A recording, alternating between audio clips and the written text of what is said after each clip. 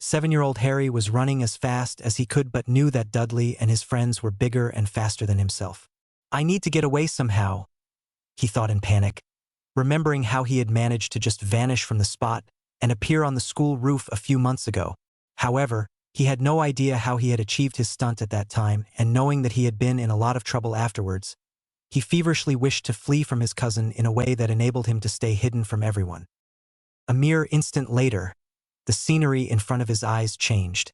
Taking a look at his surroundings, he realized that he found himself on top of a high tree. To his utter surprise, his vision had expanded greatly, and he noticed that his arms were full of feathers. Green feathers, he thought in disbelief. Is that my body? In bewilderment, he looked down at himself, only to confirm that his skin had been replaced by feathers and that he was standing on 2 orange birds' feet. I'm a bird now. How's that possible? He wondered in absolute confusion.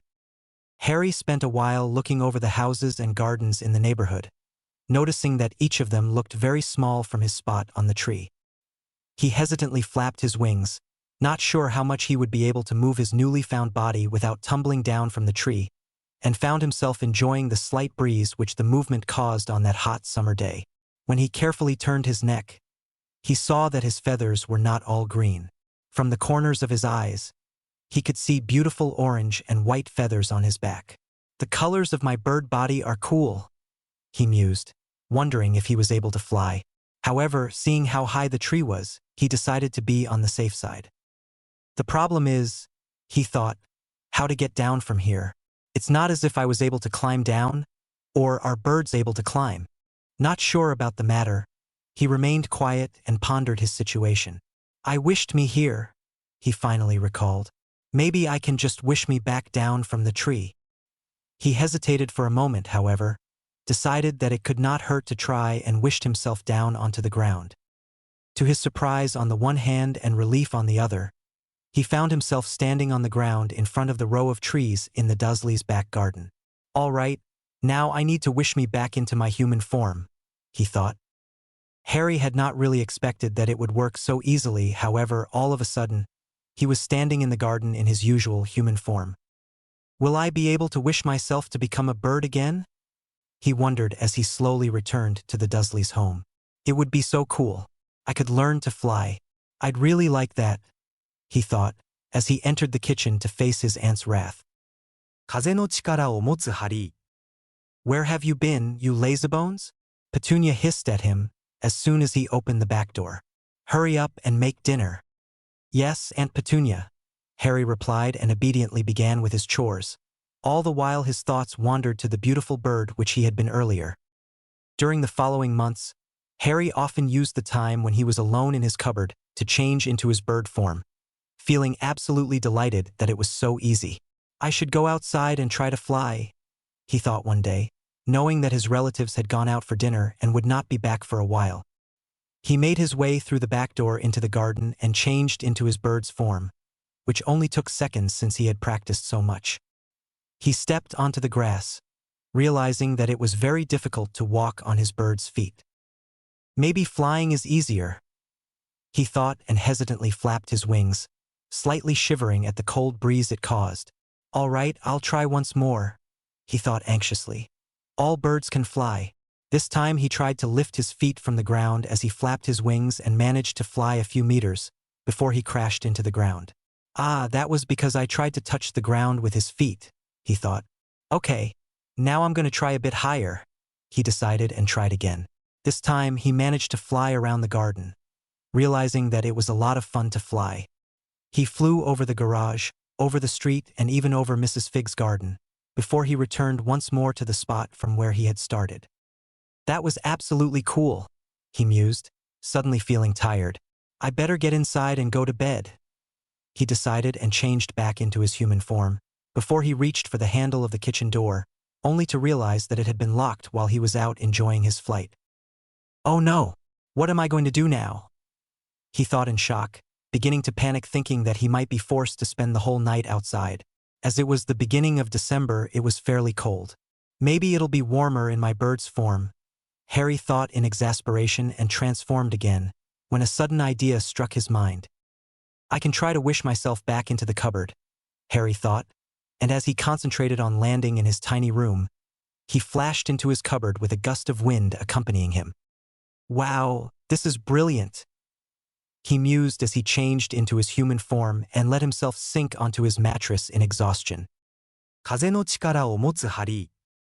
During the following weeks, Harry often used his newfound power and flashed himself out in the garden at night when his relatives had gone to bed or even during the day, when he knew that the Dursleys were away for a few hours. He became more and more used to transforming and flashing, although he noticed soon that it was very tiring to wish himself from one place to another.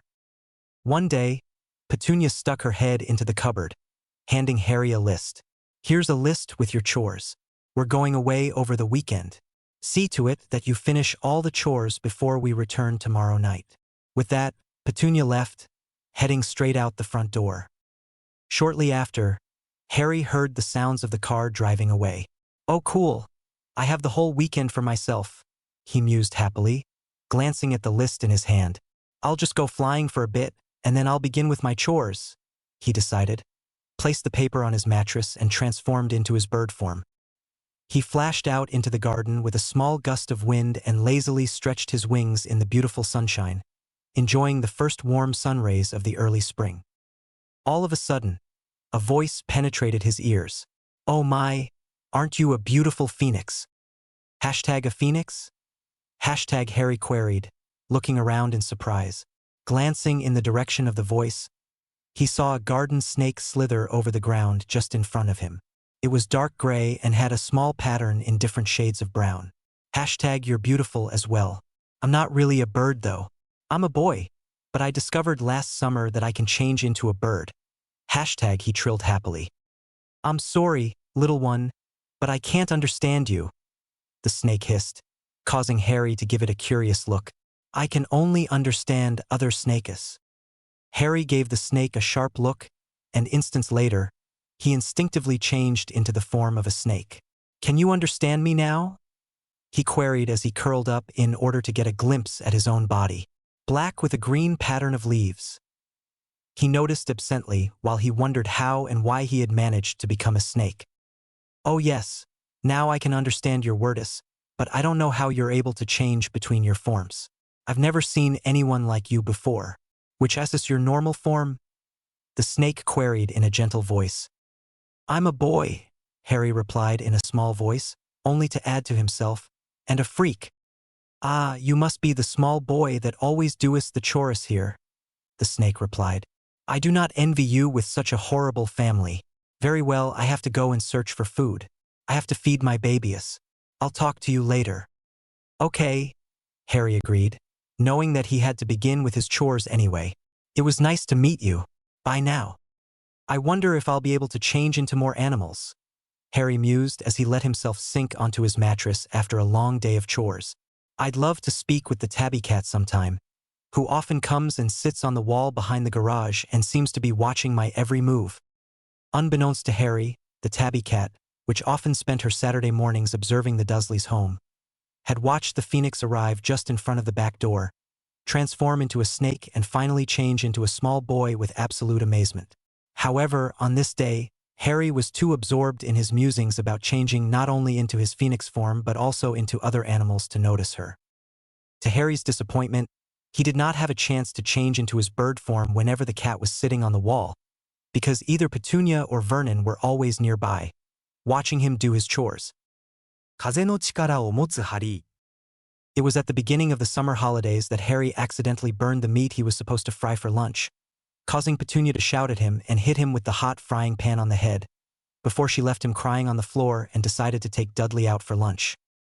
Harry remained sitting on the kitchen floor, gripping his achy head with both hands, barely noticing that the tabby cat had left its position on the wall and was standing in front of the back door, sternly looking into the kitchen. Maybe I'll feel better in my bird form, he mused and transformed. That was stupid. My headache is better now, but I should have gone outside before changing. He soon realized as he struggled to walk on his bird feet, stumbling and landing on his stomach after every second step. I just can't get used to these feet, he groaned inwardly as he finally reached the open back door and jumped outside. Still feeling a little dazed, he remained next to the door for a while, turning his head until it came to rest on his back feathers. After a few minutes of resting and recalling the earlier events, he felt better and at the same time became very annoyed at his aunt's behavior. It was bad of me to not take better care and burn the meat, but did Aunt Petunia have to hit me with the frying pan? He thought, suddenly feeling his stomach grumble. Realizing that Petunia had forgotten to give him any chores to do during her absence, he allowed his phoenix instincts to take over. He took off into the air and flew a few rounds around the garden, just barely above his aunt's beautiful flower beds, not realizing that the flowers obviously didn't like the swirling blasts of wind every time he beat his wings. Suddenly, Harry's attention was drawn to the wall as he heard a soft voice. The tabby cat was sitting on the wall once again. Just a few meters separated it from Harry, and it was craning its neck to watch him with interest. You better stop doing that. The cat admonished him gently, pointing to the flower beds, which Harry had just left behind. Otherwise you'll be in a lot of trouble. HP. Harry made a soft landing right in front of the wall and looked back at the flower beds, realizing in horror that they looked as if a storm had just passed over them. Oops. I'm sorry. Would you mind not telling my aunt, please? He asked hesitantly. I'm sorry, but I can't understand you. The cat informed him, and Harry had the impression as if her stern expression slowly stretched to a small smile. Instinctively knowing that he would be able to change into a cat like he used to transform into his snake form from time to time when he wanted to communicate with the garden snake, Harry concentrated on changing his phoenix body into the form of a cat, sighing in relief as he noticed that he managed to transform smoothly. A fine coat of black fur had replaced his green wings, and Harry tentatively took a step on his cat's feet before he tried to jump up onto the wall. Unfortunately, his body, which was not used to the unknown form yet, failed to reach the wall, causing the small cat to fall back onto the ground, where he came to lie on his back. The tabby cat shook its head in exasperation as it jumped from the wall and gently nudged the smaller cat back on his feet. If this is the first time you changed into your cat form, you have to practice a bit before you try to jump onto walls. The gray cat scolded Harry lightly. I guess you're right. He replied in a small voice. Thank you so much for rescuing me. Is my assumption correct that you're Harry? The cat queried, throwing him a questioning look from her eyes that had strange quadratic markings around them. Yes, Harry replied in surprise. Why? He slowly trailed off and looked anxiously at the tabby cat, feeling grateful that it apparently decided to remain on the ground with him. I am an Animagus just like you, although I'm only able to transform into my cat form, while you seem to be a multiple Animagus and a natural Animagus on top of it. My name is Minerva McGonagall, and I'm a teacher at Hogwarts, which is the magical school that you're supposed to attend in 3 years' time. Your parents were my students, and I knew them very well. I've even knew you as well when you were a baby, Harry. That's why I've been coming here to check on you sometimes on the weekends. Harry was too stunned to say anything and merely looked at the other cat in amazement, trying to completely understand her explanation. However, the thought of she's only coming here because of me penetrated his mind, causing him to feel more cared for than he had ever experienced before. Well, I better clean up your aunt's flower beds. The cat said gently, and Harry observed in disbelief as his new friend changed into an older woman. In spite of the summer heat, she was dressed in what seemed to be a long green coat, and she wore her brown hair tightened into a tight bun. The woman waved a stick, and the flowers straightened, looking even fresher than they had appeared before.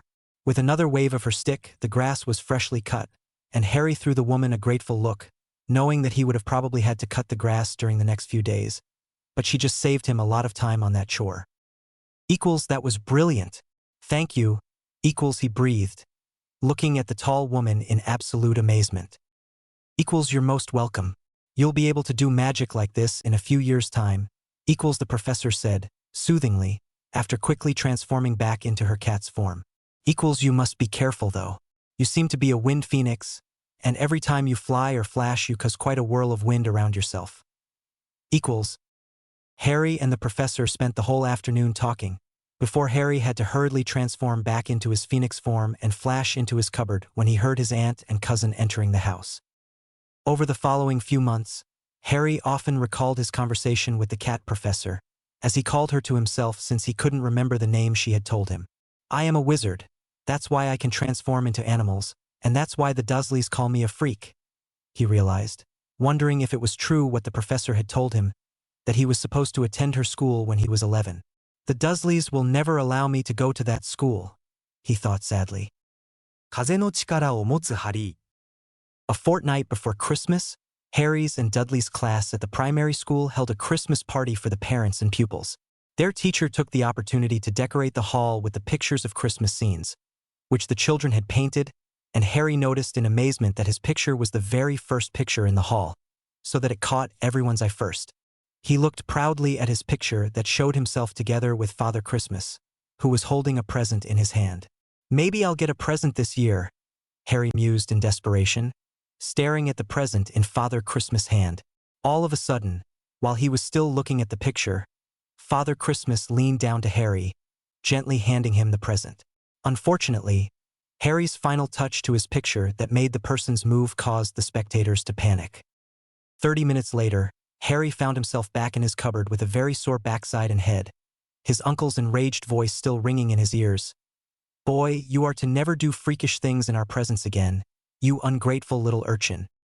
I'll just flash away, Harry thought and transformed into his phoenix form, wishing himself to flash to some place in the magical world, of which the cat professor had told him, where he would find people who would not hate him because of being a wizard.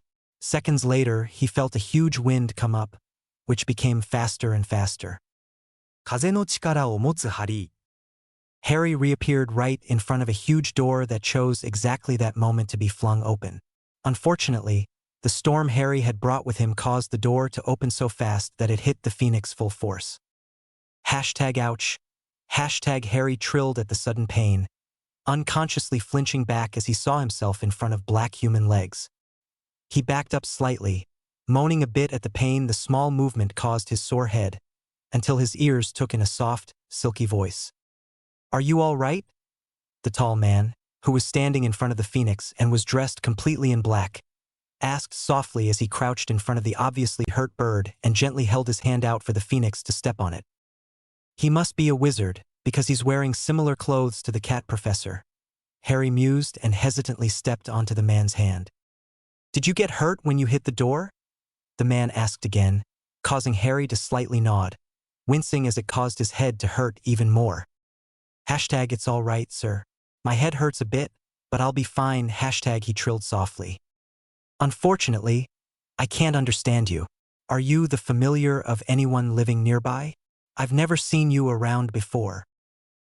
No. Harry carefully shook his head, just a little bit, and thought, I want the man to understand me.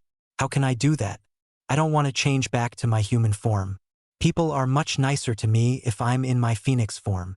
He threw the kind man a helpless look. How can I make you understand? Sir? I don't know. The man remained pensive for a moment before he decided, I'll take you to the headmaster's office. Professor Dumbledore has a phoenix and he might be able to translate. Do you agree? Harry once more nodded slightly, and the man raised his hand towards his shoulder, motioning the bird to step onto his shoulder. Harry looked around at the moving paintings to both sides of the corridor in fascination.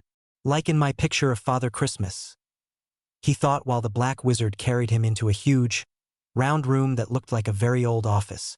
This is a fantastic room, Harry thought, startled when he suddenly saw himself face to face with a very old wizard, who looked like Father Christmas in his picture that he had painted earlier that day. HP. Suddenly, a voice penetrated Harry's ears. Hello, little nestling. Come on to my perch and introduce yourself. Only now, Harry noticed the phoenix that was sitting on a perch next to the Father Christmas person's desk. Won't I hurt the man if I flap my wings? Harry thought anxiously and threw the tall man a grateful look when he gently placed him onto the perch, before he began to explain to the headmaster and his phoenix how he had found Harry. You can only speak to the human one if you bond to him like I'm bonded to the headmaster. The other phoenix, who introduced himself as Fox, advised him. The snarky one is not too nice, but he has a good heart, and it'll be good for both of you to have each other. I'm sure, because I've already known him for many egg turns. Hogwarts is a good old place to put your nest in. We always get as much in our beaks as we want, and I'd love to have a friend to play with even if you're still a nestling. Hashtag. Hashtag all right then, what do I have to do? Hashtag Harry queried, feeling very excited at the prospect of having a friend, even if only in his phoenix form. I hope he'll stay my friend. I shouldn't tell anyone that I'm human, he decided, turning his eyes to the two wizards, who were talking animatedly. Hashtag you only have to think. I want to bond with the black and grumpy one. Hashtag Fox instructed Harry, who closely followed the human's conversation. Albus, I don't need a familiar, and I definitely do not want a feathered rag like yours. The tall man sneered, sounding very annoyed at the thought. Hashtag just ignore him. He's always like that, but he'll get used to you. Hashtag Fox said firmly, motioning Harry to bond with the tall wizard. I want to bond with the uniced man, who was still very nice to me, Harry thought, and all of a sudden he felt very happy, although he couldn't really place what had happened. Hashtag you look much happier. I guess you're bonded now, hashtag Fox stated, smirking. Severus, I believe that you don't have a choice. Your familiar seems to have chosen you and already bonded with you, the headmaster said, and Harry noticed that the old man's eyes began to twinkle happily. Hashtag tell him that you're a wind phoenix and your name is Gawith. Hashtag Fox instructed the younger phoenix. Hashtag don't forget to address him as professor unless he tells you otherwise. Hashtag. Hashtag Gwiha? Hashtag Harry asked in disbelief, trying to pronounce the difficult name. Hashtag of course, you need a proper name if you're bonded to a Hogwarts professor. Gawith is Gaelic and means wind. Yes, the pronunciation is Gwiha, hashtag Fox confirmed. Hashtag hello professor. My name is Gawith, and I'm a wind phoenix, hashtag Harry said obediently, causing the professor to step in front of the perch. Very well, Gawith. I am Severus Snape, he said in the soft, silky voice he had used with Harry earlier. Severus, I suggest that you take Gawith to your quarters then. The headmaster spoke up before he called, Twinkle Cicero. With a small pop, two funny creatures appeared in front of the professors, bowing so deep that their ears flapped over the floor. What can Cicero and Twinkle do for Master Professor Dumbledore, sir? One of them queried. Harry stared at the two creatures in amazement. Never before had he seen such beings. Hashtag the left one is Twinkle, the headmaster's house elf, and the other one is Cicero, the elf of your familiar, hashtag Fox informed him quietly, causing Harry to throw his new friend a grateful smile. Twinkle, this is Gawith, Professor Snape's new familiar. Please help Cicero to install a perch for him and instruct him how to care for a phoenix. The headmaster ordered his elf, who bowed and nodded enthusiastically, before the two elves left with a small pop. They seem to be very funny, Harry mused. I already love being here. Very well then, Gawith, I suggest that we retreat to my quarters then. By the way, you were hit by the entrance doors quite fiercely. Are you hurt in any way? Severus queried, looking piercingly at his familiar. Harry squirmed under the professor's sharp look. Hashtag my head still hurts a bit, but it's not bad. Other than that I'm fine. Hashtag he admitted in a small voice, not wanting the man to think of him as a nuisance if he admitted how much his head hurt.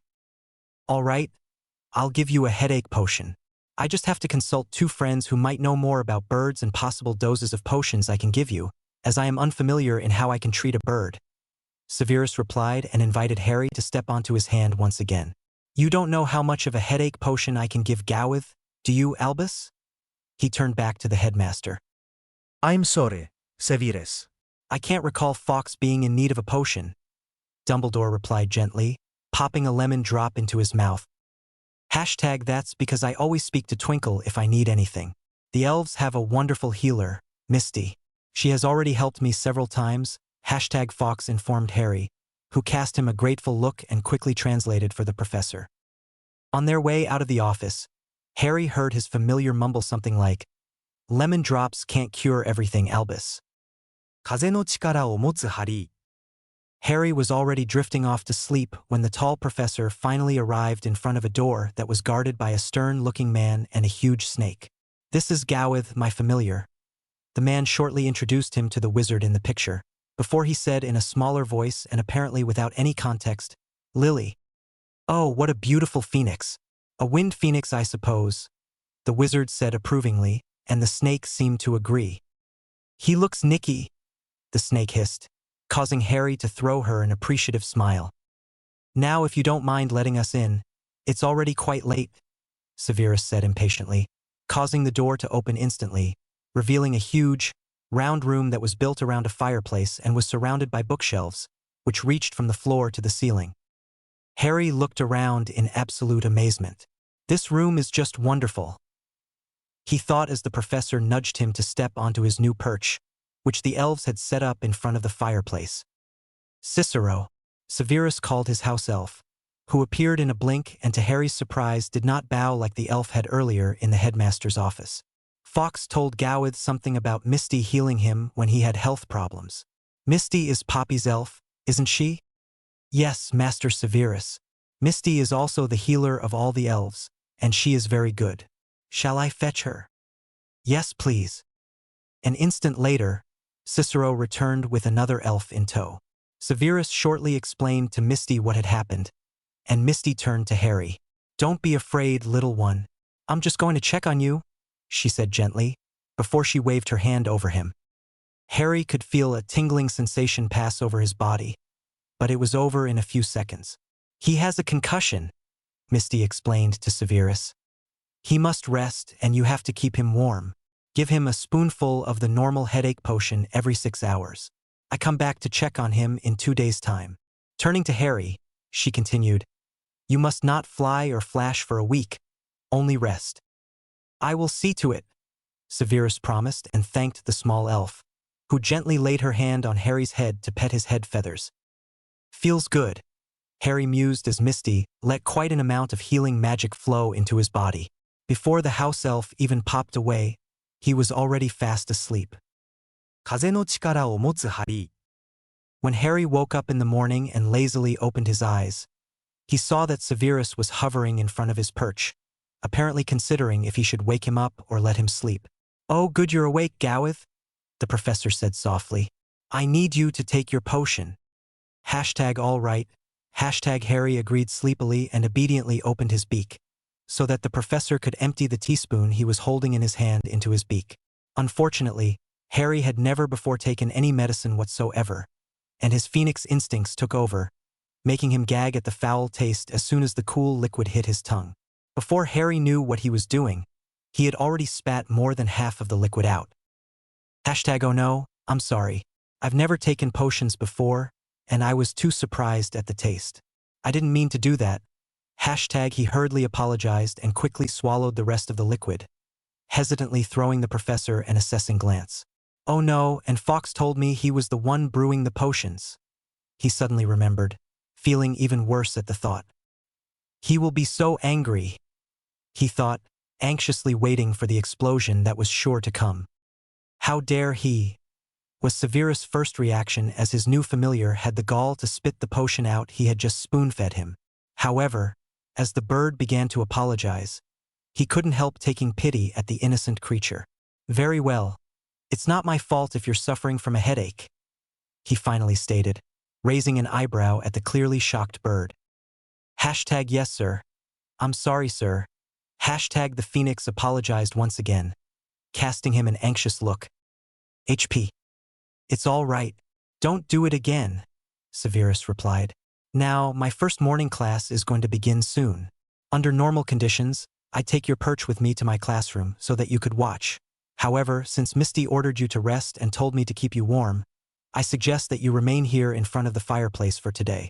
These rooms as well as the classroom are in the dungeons, and your place here in front of the fireplace is the only warm spot around, he said thoughtfully. That's all right, sir. The phoenix replied, still sounding sleepy.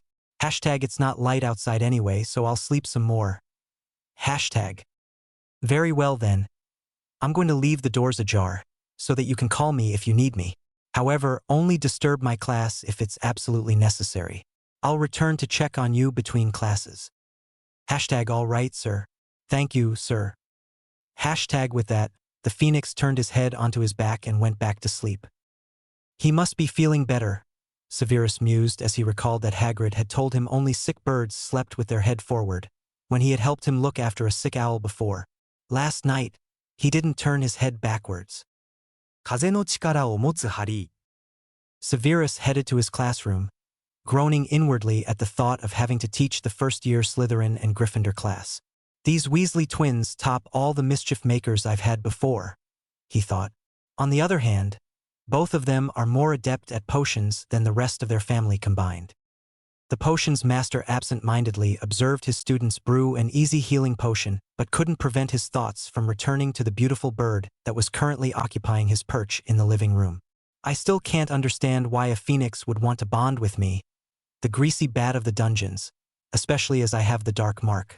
I thought phoenixes were pure birds, only able to bond with good people. A small voice at the back of his head spoke up. You are good, Severus. You made a mistake, due to the circumstances, but that doesn't make you a bad person. Otherwise, the phoenix wouldn't have bonded with you. Severus let out a long sigh before he told the annoying voice, Oh, shut up. What do you know? If I had been good, maybe I'd have managed to keep Lily at that time. Apart from that, it's not as if I needed such a good-for-nothing familiar like the headmasters anyway. Oh, I'm sure having a familiar will do you a lot of good. The annoying little voice still had the gall to counter. It sounds like the headmaster, Severus mused, suddenly looking up as he was pulled out of his thoughts when a small explosion shook the classroom. 風の力を持つハリー。Harry abruptly jerked out of his dreams when the professor began to shout, Weasley and Weasley, detention with me tonight. He lazily stretched his legs and his wings and began to trill a soothing melody, instinctively knowing that it would help to calm his familiar. By the time the professor came to check on him between classes, his mood had lightened considerably. Is everything all right, sir? Harry asked softly. Oh well, there are always dunderheads, especially among the Gryffindors, who don't understand that you can't play pranks on your classmates while brewing potions, Severus replied, shaking his head. Thanks to them, I have to supervise their detention tonight instead of spending the evening here with you. With that, the potions master headed back to his next class. I'd love to learn how to brew potions, Harry mused. It's probably a bit similar to cooking. Too bad I can't tell my familiar that I'm human and can cook meals. I won't be able to cook or brew in my phoenix form. 風の力を持つハリー。I'd love to see your classroom, sir. He told the professor when the man returned from dinner. I don't feel cold anymore. Please, may I come with you? All right, Severus replied, sighing. We'll take your perch with us then, he resolved, inviting Harry to step onto his right hand, from where he led him towards his left shoulder. I like this spot, Harry mused. It's warm, and his hair has the smell of herbs. No, we don't need the perch. I'm sure I'll find something to sit on. He trilled quickly, knowing that it had to be inconvenient for the man to carry his perch through the rooms all the time. Very well then, if you're sure, Severus replied. Don't pick at my ear, Gowith. He scolded him lightly, gently moving the phoenix's orange peak away from his ear. Now, where do you want to sit? Is the back of that chair agreeable with you? On top of that shelf, please. Harry decided, turning his beak towards a shelf that was full with extremely interesting-looking ingredients. That's too dangerous, Severus decided and placed the bird on a higher shelf, which was half empty and only held books instead of glasses with frog eggs and other potions ingredients. Harry happily made himself comfortable on the shelf, watching in amazement as two identical-looking boys entered the classroom and immediately pulled his familiar into a discussion. Professor, we're sorry. We only wanted to give a small payback to one of the Slytherins. Who?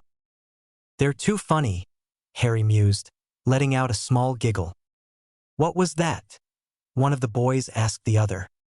Anyway, Weasley and Weasley.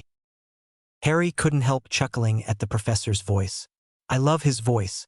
It sounds so soothing, he mused. But it's funny if he seems annoyed, as long as he isn't annoyed at me. There is something strange in this classroom tonight, Professor, the twins said simultaneously, glancing around in surprise. Nothing is strange, Severus snarled. Anyway, you're going to prepare the ingredients for this potion for me. He pointed to a recipe that was laid out on a table. Now get to work. Harry watched in amusement as the twins began to gather the requested ingredients. However, it soon became boring and he turned his head onto his back to take a short nap. Unfortunately, his nap was interrupted soon afterwards, when one of the twins accidentally dropped a glass that hit the floor with a loud bang. "Sorry, Professor, but there's a green ball of wool or something on your shelf," one of the twins said. "And it's moving," the other completed the sentence, causing Harry to look down from his shelf and chuckle again. Severus smirked as realization set in and sneered. "The green ball of wool, as you so eloquently call it, is my phoenix familiar Gowith, and now continue with your work. You can deem yourself extremely lucky that I cast an unbreakable charm on the glass with the shark's fangs you just tried to break. Otherwise, I would use your fingers as potions ingredients instead." Hashtag they're too funny. Hashtag Harry trilled in a small voice and proceeded to closely examine the books nearby. A beginner's introduction to the fine art of brewing. He read with excitement, realizing that his eyesight was much better than it was in his human form. "That sounds very interesting. Would Severus mind if I read a bit?" He carefully used his beak and his right foot to open the book and was soon completely engrossed in his reading. Only when the twins were finished with their work and looked up, beginning to laugh aloud at his sight, the professor noticed what he was doing. "What do you think you're doing, Gowith? I do not wish to see any dog ears in my books. Are you able to read at all?" Hashtag yes, sir. I love to read, and I promise to be very careful. Hashtag Harry trilled anxiously. Hashtag please, sir, let me continue. This book is so interesting. Hashtag. What did he say, sir? The twins asked simultaneously, causing the potion's master to throw them an irritated look. "He is doing something that you should remember to do from time to time, reading a book. Now clean the dirty cauldrons over there, and you'll be dismissed." The twins obediently set to work, glancing up to the shelf, on which the phoenix was completely engrossed in his reading, from time to time. "He seems to be very alert. We should try to coax him into playing pranks with us?" George whispered to Fred, causing the twins to chuckle in anticipation. Severus followed their looks with amazement. "I didn't know that birds could read," he thought in surprise. "Oh well, a phoenix is not a normal bird, of course. I thought parrots were the most intelligent birds with an intelligence of 5-year-old children, but 5-year-olds wouldn't be able to read a potions book. Maybe phoenixes do have a higher intellect than parrots. I have to ask Albus if Fox does as much as read books," he decided, noticing that the bird was very careful when he turned the page with his right foot. "Well, as long as he treats my books well, I don't mind him reading. The more he knows about potions, the more possibilities we have to lead halfway interesting conversations." Severus was pulled out of his thoughts when the twins appeared in front of him. "Finished, sir," they informed him in their most annoying way of talking simultaneously. "Very well. Get out of my sight then," he said, dismissing the dunderheads in anticipation of a peaceful, quiet evening with his new familiar. "I'll quiz him to see if he understood anything he read," he thought, smirking as he called the phoenix. "Gowith, the detention is over. Shall we go home?" Harry looked up in confusion, only to notice Severus hovering in front of the shelf, ready to take him back onto his shoulder. Hashtag oh sorry sir. After a quick glance on the page number, he closed the book and accepted the invitation onto the potions master's shoulder. "Shall we take the book with us to the living room? You might be more comfortable on the table than on the shelf," Severus queried. Hashtag oh yes please, thank you sir.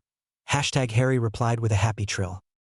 Severus let himself sink onto his favorite armchair in front of the fireplace, placing the book on the table in front of him, before he brought his right hand in front of the bird's feet to move the phoenix, so that he came to sit on his knee and they could better see each other. "Very well. Let's see if you have understood what you read," he sneered, causing Harry to squirm anxiously and finally quickly flash back to his perch, causing Severus to throw him a confused look. Hashtag I'm sorry sir. Hashtag Harry trilled and quickly released himself, before he returned to the professor's knee. Hashtag all right sir. Hashtag. Severus sighed in relief at the bird's thoughtfulness and in exasperation at the same time. "Gowith, you must remember that you're not supposed to flash or fly for the time being. Tell me if you need to return to your perch, and I'll take you there." Hashtag yes sir, sorry sir. Hashtag. Very well then, the professor began thoughtfully. How do you know if an herb is magical or non-magical? Hashtag you either know or you won't be able to tell the difference before you cook. Sorry, brew it. Hashtag. Correct, Severus said approvingly. When is the only time in the month moon fern takes on its magical qualities? Hashtag early in the morning after the full moon, sir. Hashtag Harry replied eagerly. And why is it essential that it has its magical qualities? Hashtag because only then it works in healing potions, hashtag Harry replied, letting out a huge yawn. Oh, I believe someone is ready for bed. Let's see if you properly manage to take your potion this time. I mustn't spit it out. I mustn't spit it out, Harry repeated to himself as he obediently licked the liquid from the spoon the professor offered, noticing with amazement that his headache that had been lingering the whole evening vanished in the blink of an eye. I love potions, he mused as his eyes drooped and he drifted off to sleep within seconds. 風の力を持つハリー。 Severus fetched the potions journal and retreated to his favorite armchair, fully intending to spend a quiet evening, when the fireplace flared and the headmaster stepped through. Hello, Severus. I just wanted to see how you get along with your new familiar. Oh, he is already asleep, Dumbledore stated in surprise. Yes, he is not completely well. He has a concussion, and he probably tired himself out because he spent the whole evening reading a potions book, Severus replied, smirking at the headmaster's surprised expression. Your Phoenix reads books?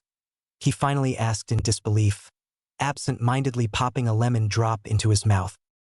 Gowith told me he loves to read, and when I did a quick pop quiz with him, he managed to flawlessly answer all questions, Severus replied, feeling strangely proud at his intelligent familiar. Fawkes would never do as much as look at a book, Dumbledore said in a regretting tone. He asked me if he could come and play with Gowith, by the way. Do you think? Severus sighed. Gowith is not allowed to flash or fly for the rest of the week. Apart from that, I'm sure he'd love to play with Fawkes.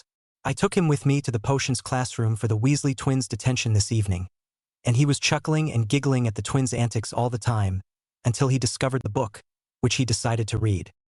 Oh well, I'll send Fawkes over in the morning then. Maybe he can teach Fawkes to read instead of doing nonsense all day. Today, he managed to hide my lemon drops behind the bookshelf, and I was about to take the Floo to Hogsmeade to buy more, when the Sorting Hat told me where to find them. Fawkes will do better not to put ideas into Gowith's head, Severus replied sternly, shaking his head in annoyance. However, Fawkes couldn't think of anything better than to plant ideas into the smaller Phoenix's head. Hashtag I have a fantastic idea, Gowith, hashtag Fawkes told him when Severus was teaching his last morning class.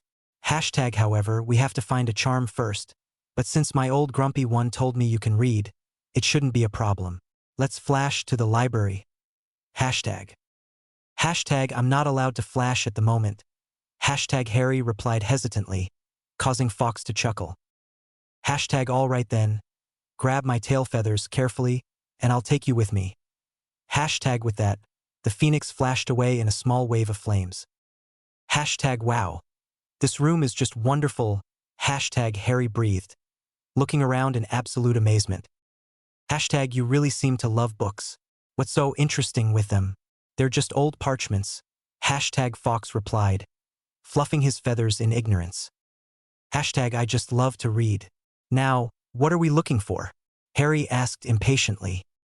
Hashtag we need to know a duplicating charm in order to make many chocolate frogs out of just one, hashtag Fawkes explained.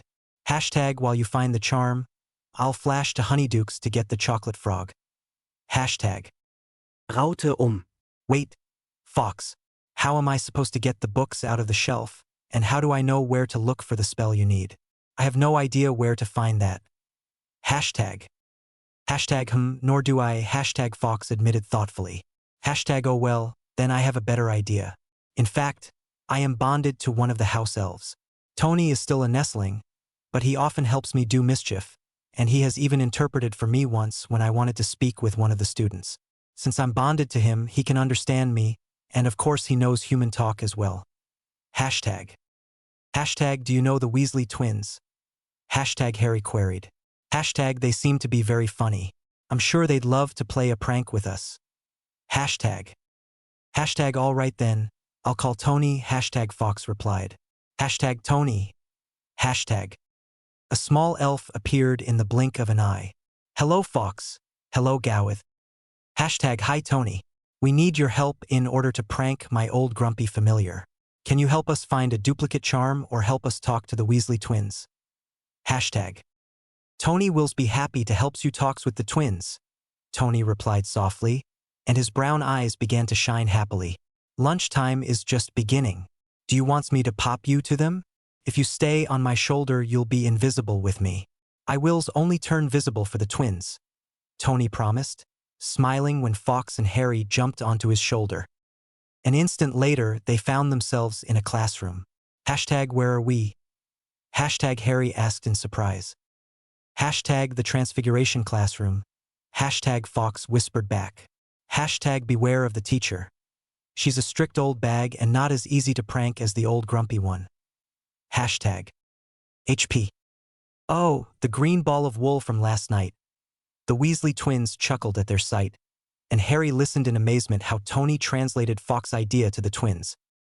Meet us in the small alcove next to the entrance hall right before dinner, the twins instructed them. We'll try to find the charm until then. 風の力を持つハリー。The two phoenixes, the elf and the two first years met shortly before dinner, and the twins confirmed that they had found the charm and had already tried to practice it on their homework. We hope that's the charm you meant, they finished together. Hashtag I think so.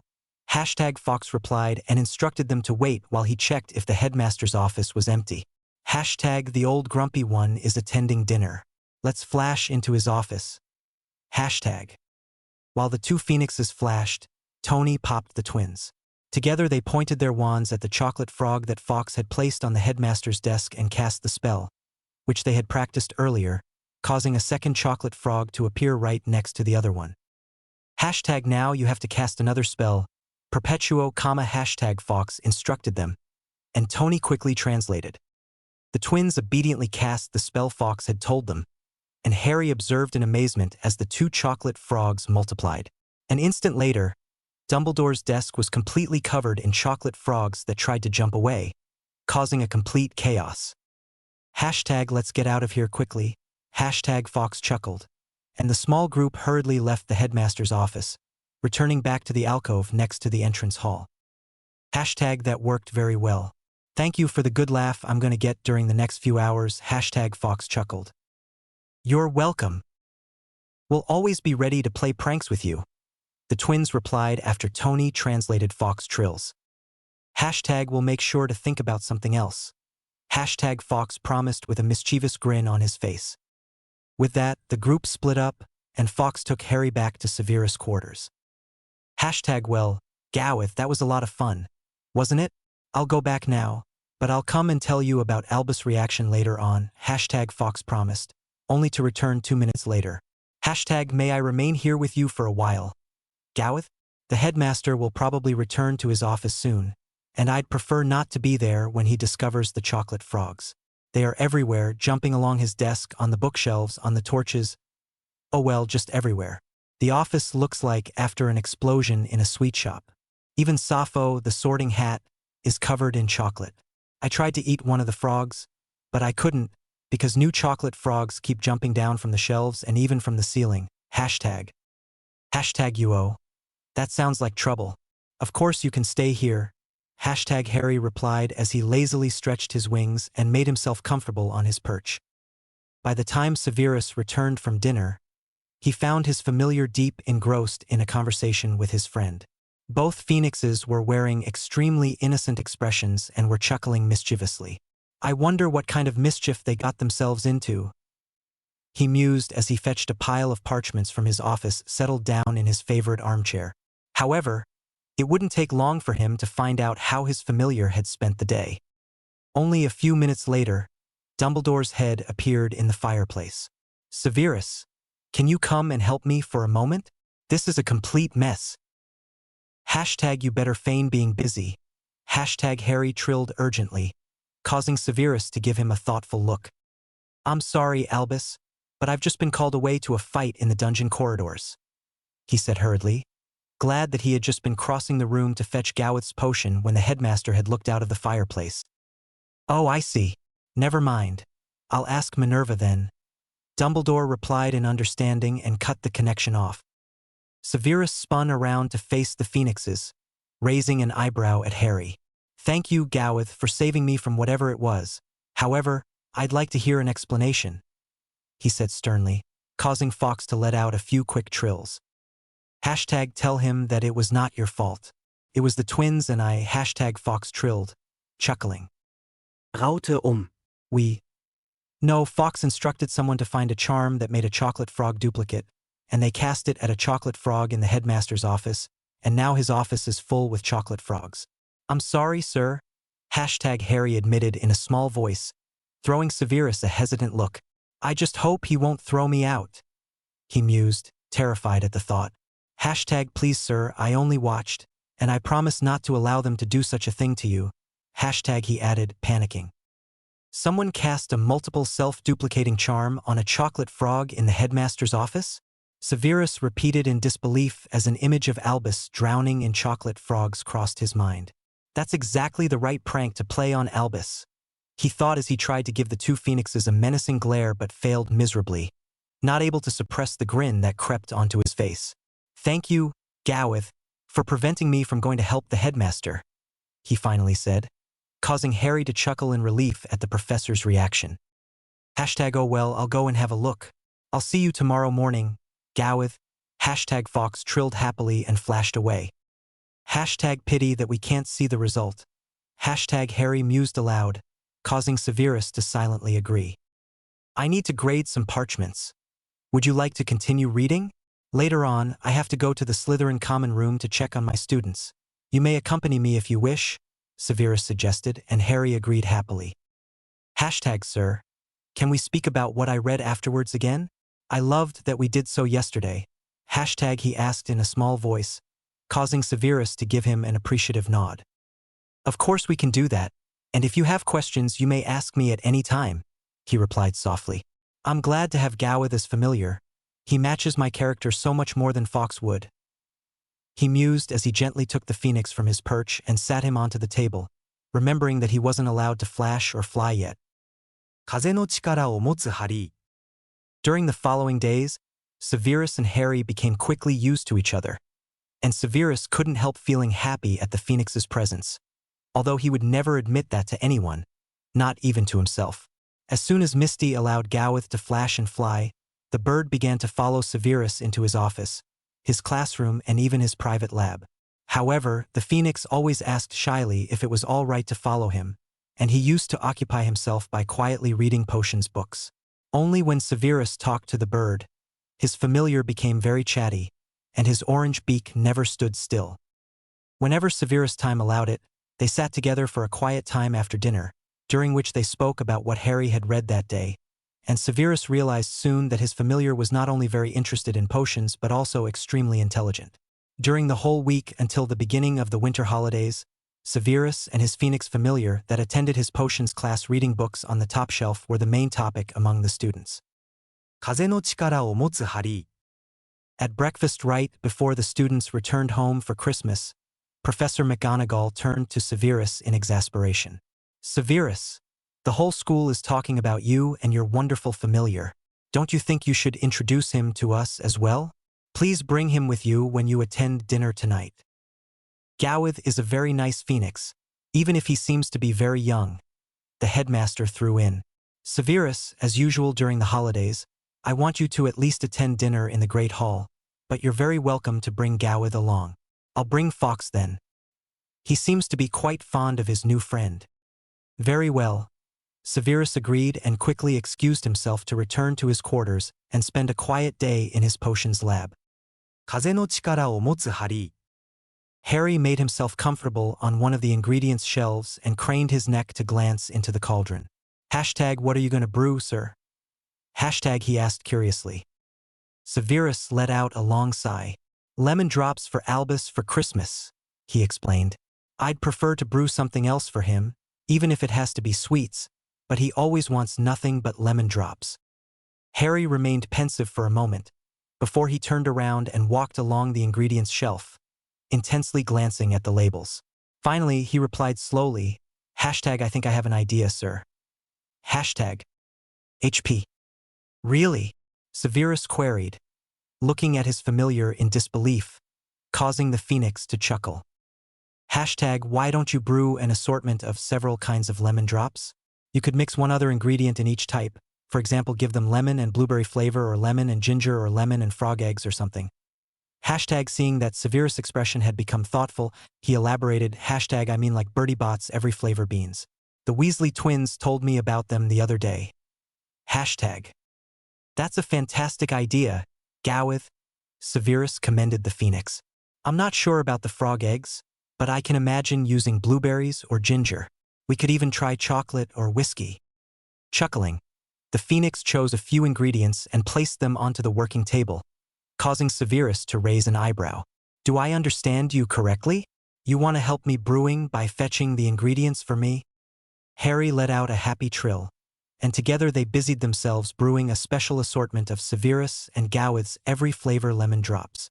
Apart from several kinds of berries, ginger, chocolate, and some kinds of liqueurs, they used pepperoni, licorice, mint leaves, and cinchona, which gave the drops a slightly bitter taste. Gowith, what would you like for Christmas? Severus suddenly inquired as he slowly stirred the yellow liquid, causing Harry to throw him an anxious look. Oh no, I can't tell him that I never received anything from Father Christmas because I'm not a good boy, he mused, terrified. He can't even know that I'm a boy at all. What am I going to do? Hashtag I don't need anything, sir. I am very happy to be here and to be able to brew together with you, sir. Hashtag he finally replied hesitantly. Hashtag I love reading your potions books. I don't need anything else. Hashtag. Very well, the potions master said, smirking as he already had an idea. Harry watched in amazement as the professor slowly poured the 10th type of the yellow liquid into the drop's form, chuckling as Severus said with a disgusted expression, "That should suffice." Severus and his phoenix-turned potions apprentice spent the rest of the day brewing ginger nuts and numerous kinds of essence that could be used in tea for Severus' colleagues. "Thank you for your help with the ingredients," Severus said to his phoenix as he cleaned the workspace, causing Harry to let out a delighted trill. "Now I believe it's time to head to the Great Hall for dinner. Would you like to come with me and have dinner together with my colleagues?" Albus promised to bring Fawkes along as well. Hashtag yes sir, all right. Hashtag Harry agreed happily and jumped from the ingredients shelf, landing right on the professor's left shoulder. "Oh Gowith, don't give me such a fright," Severus complained, smirking as he gently ruffled the phoenix's head feathers. "Feels good," Harry mused, gratefully nibbling the ear that was next to his beak, until the professor gently pried the beak away from his ear. Hashtag when are we going to give the presents to your colleagues? Hashtag he asked as they made their way towards the Great Hall.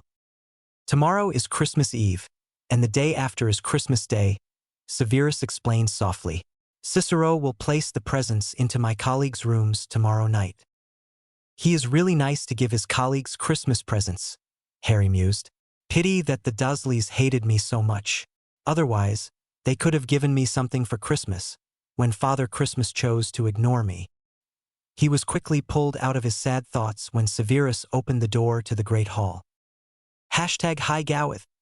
Hashtag Fawkes greeted him happily, causing Harry to take off from Severus' shoulder and fly over to his friend's perch, making himself comfortable next to the fire phoenix.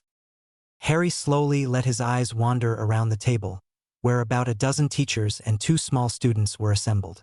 "Come here, Gowith, so that I can introduce you to my colleagues," Severus called him in his soft, silky voice that made Harry obey automatically. He once more settled on his familiar's shoulder, looking friendly at the teachers Severus introduced to him. "This is Minerva McGonagall, the Transfiguration Professor and head of Gryffindor," Severus continued, causing Harry to throw the older with a terrified look. "Oh no, that's the cat professor. She knows who I am," he realized, seeing that the woman was observing him with interest. "I just hope she won't tell Severus the truth." Unable to speak with anyone but the man he thought of as his familiar, Harry looked pleadingly at the Transfiguration Professor. Apparently sensing that he didn't want to be discovered, McGonagall said gently, "Nice to meet you, Gowith. Severus, you're having a wonderful familiar. You should deem yourself very happy." Harry threw the female professor a grateful look, noticing that she returned a comforting smile, while Severus' cheeks turned just a little bit pink and he mumbled something that sounded like feathered duster. As the professor continued to introduce his colleagues, he noticed that his phoenix had a very hurt expression on his face. "Gowith, I'm sorry I said that. I can assure you that it was only because the situation was so embarrassing. I do not think of you as what I said. Please forgive me." The professor's voice suddenly penetrated Harry's head, causing the phoenix to make a small jump in surprise. Hashtag what was that? Mind thinking? Hashtag he queried in disbelief. "Yes, Gowith," Severus silently communicated.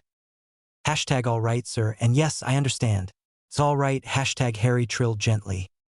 Suddenly, small sparkling flames engulfed his body, and he realized that Fawkes had flashed away. Hashtag sorry nestling.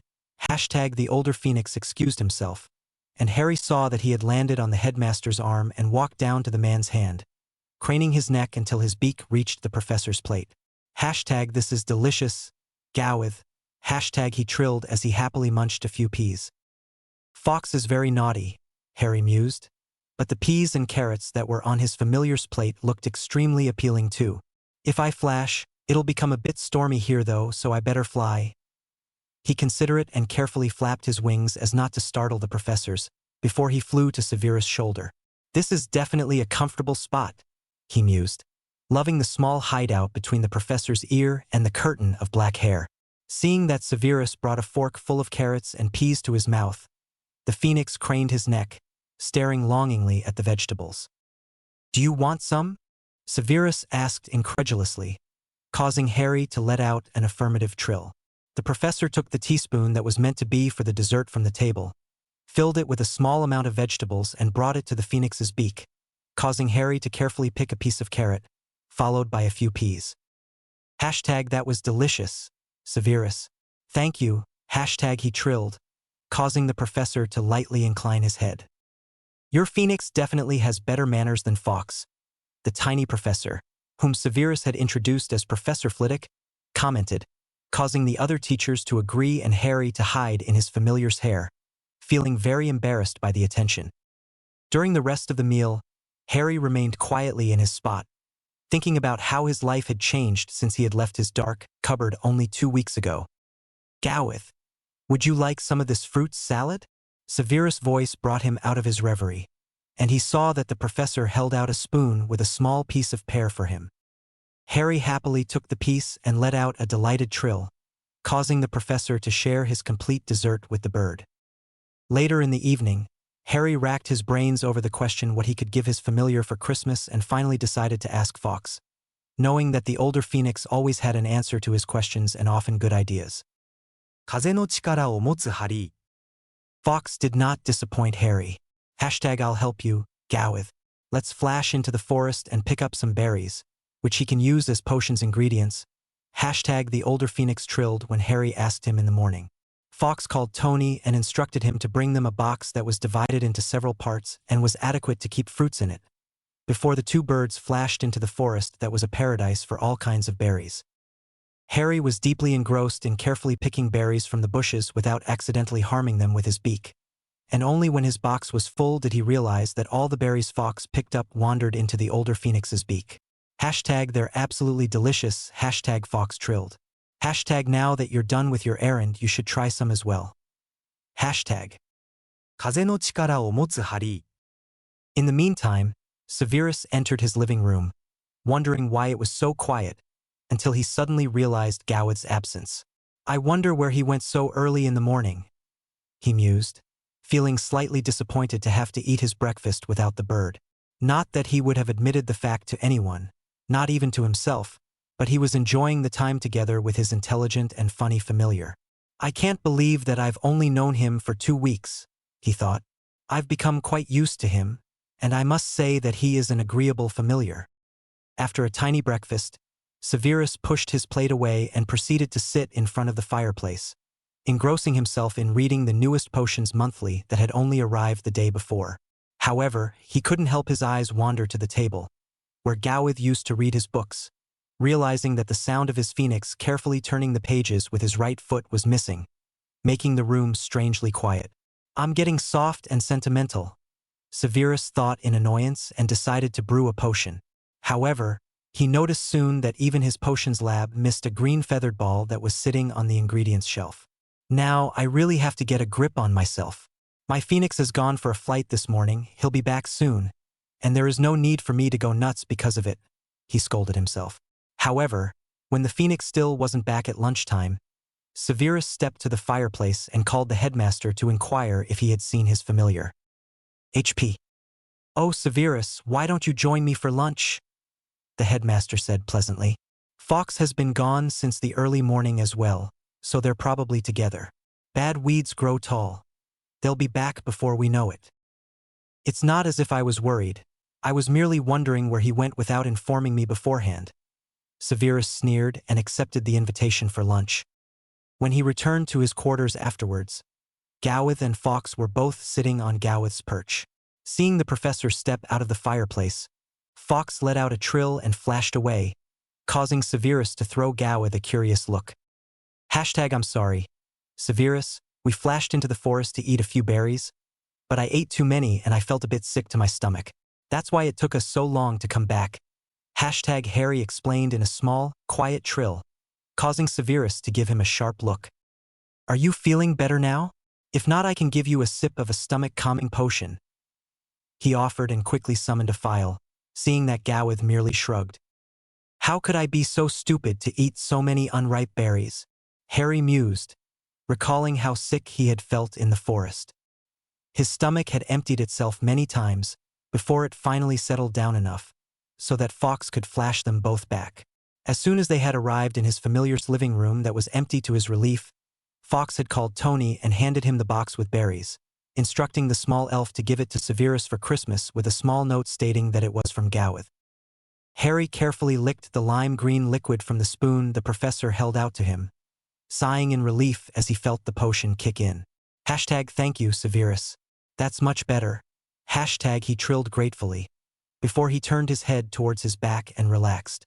I wonder if he'll like the berries and if I'll get something for Christmas, although Father Christmas never gave me anything before. Maybe as a phoenix I'm better than I was as a boy. 風の力を持つハリー。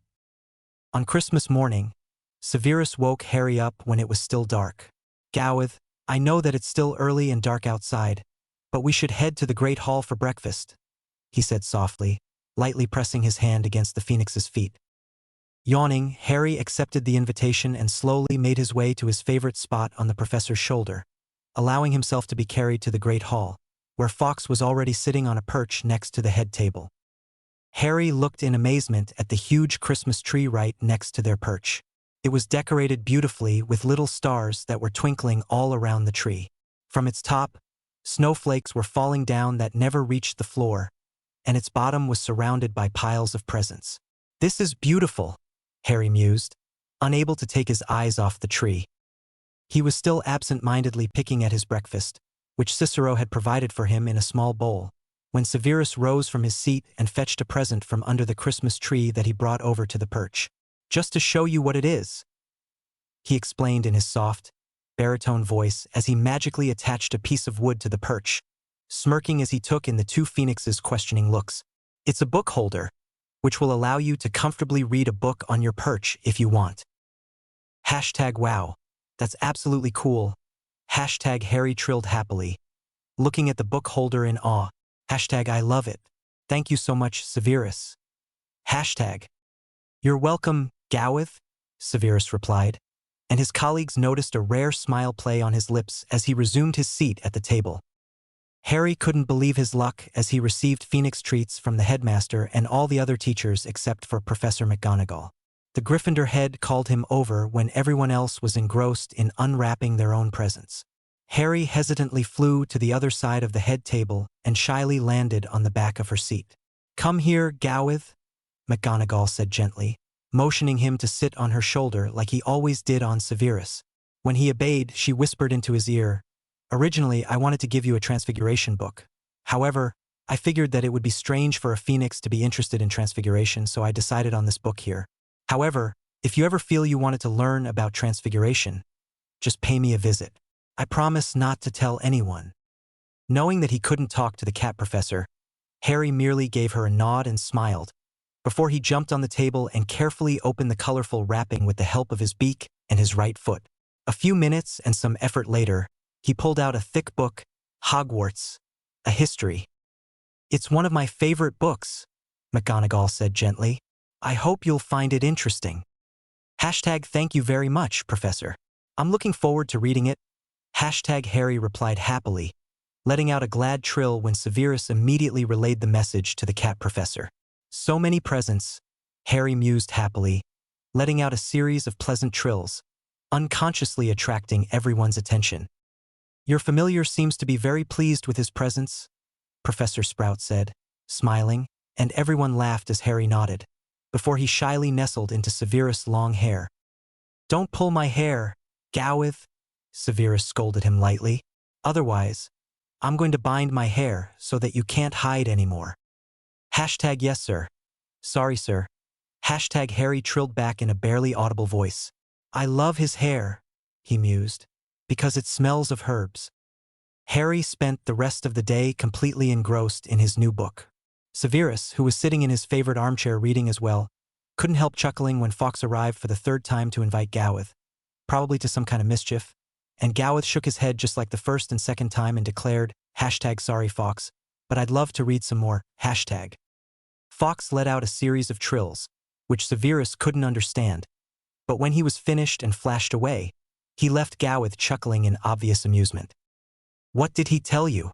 Severus asked curiously. He said he'd come back tomorrow morning, because he wants me to prank Mrs. Norris, the caretaker's cat. I haven't met her, but she seems to be very annoying. He said she angered the students remaining over the holidays when they came back from building a snowman today. You don't mind me help Fawkes prank her, do you, sir?" Harry added hesitantly. "No, Gowith, I don't mind you help Fawkes play harmless pranks, but you may not harm anyone, and I do not wish to hear complaints about you," Severus replied in a stern voice. "Don't tell anyone I said so, but for once I have to agree with Fawkes. That cat is an annoyance." "I promise not to harm anyone," Harry replied firmly.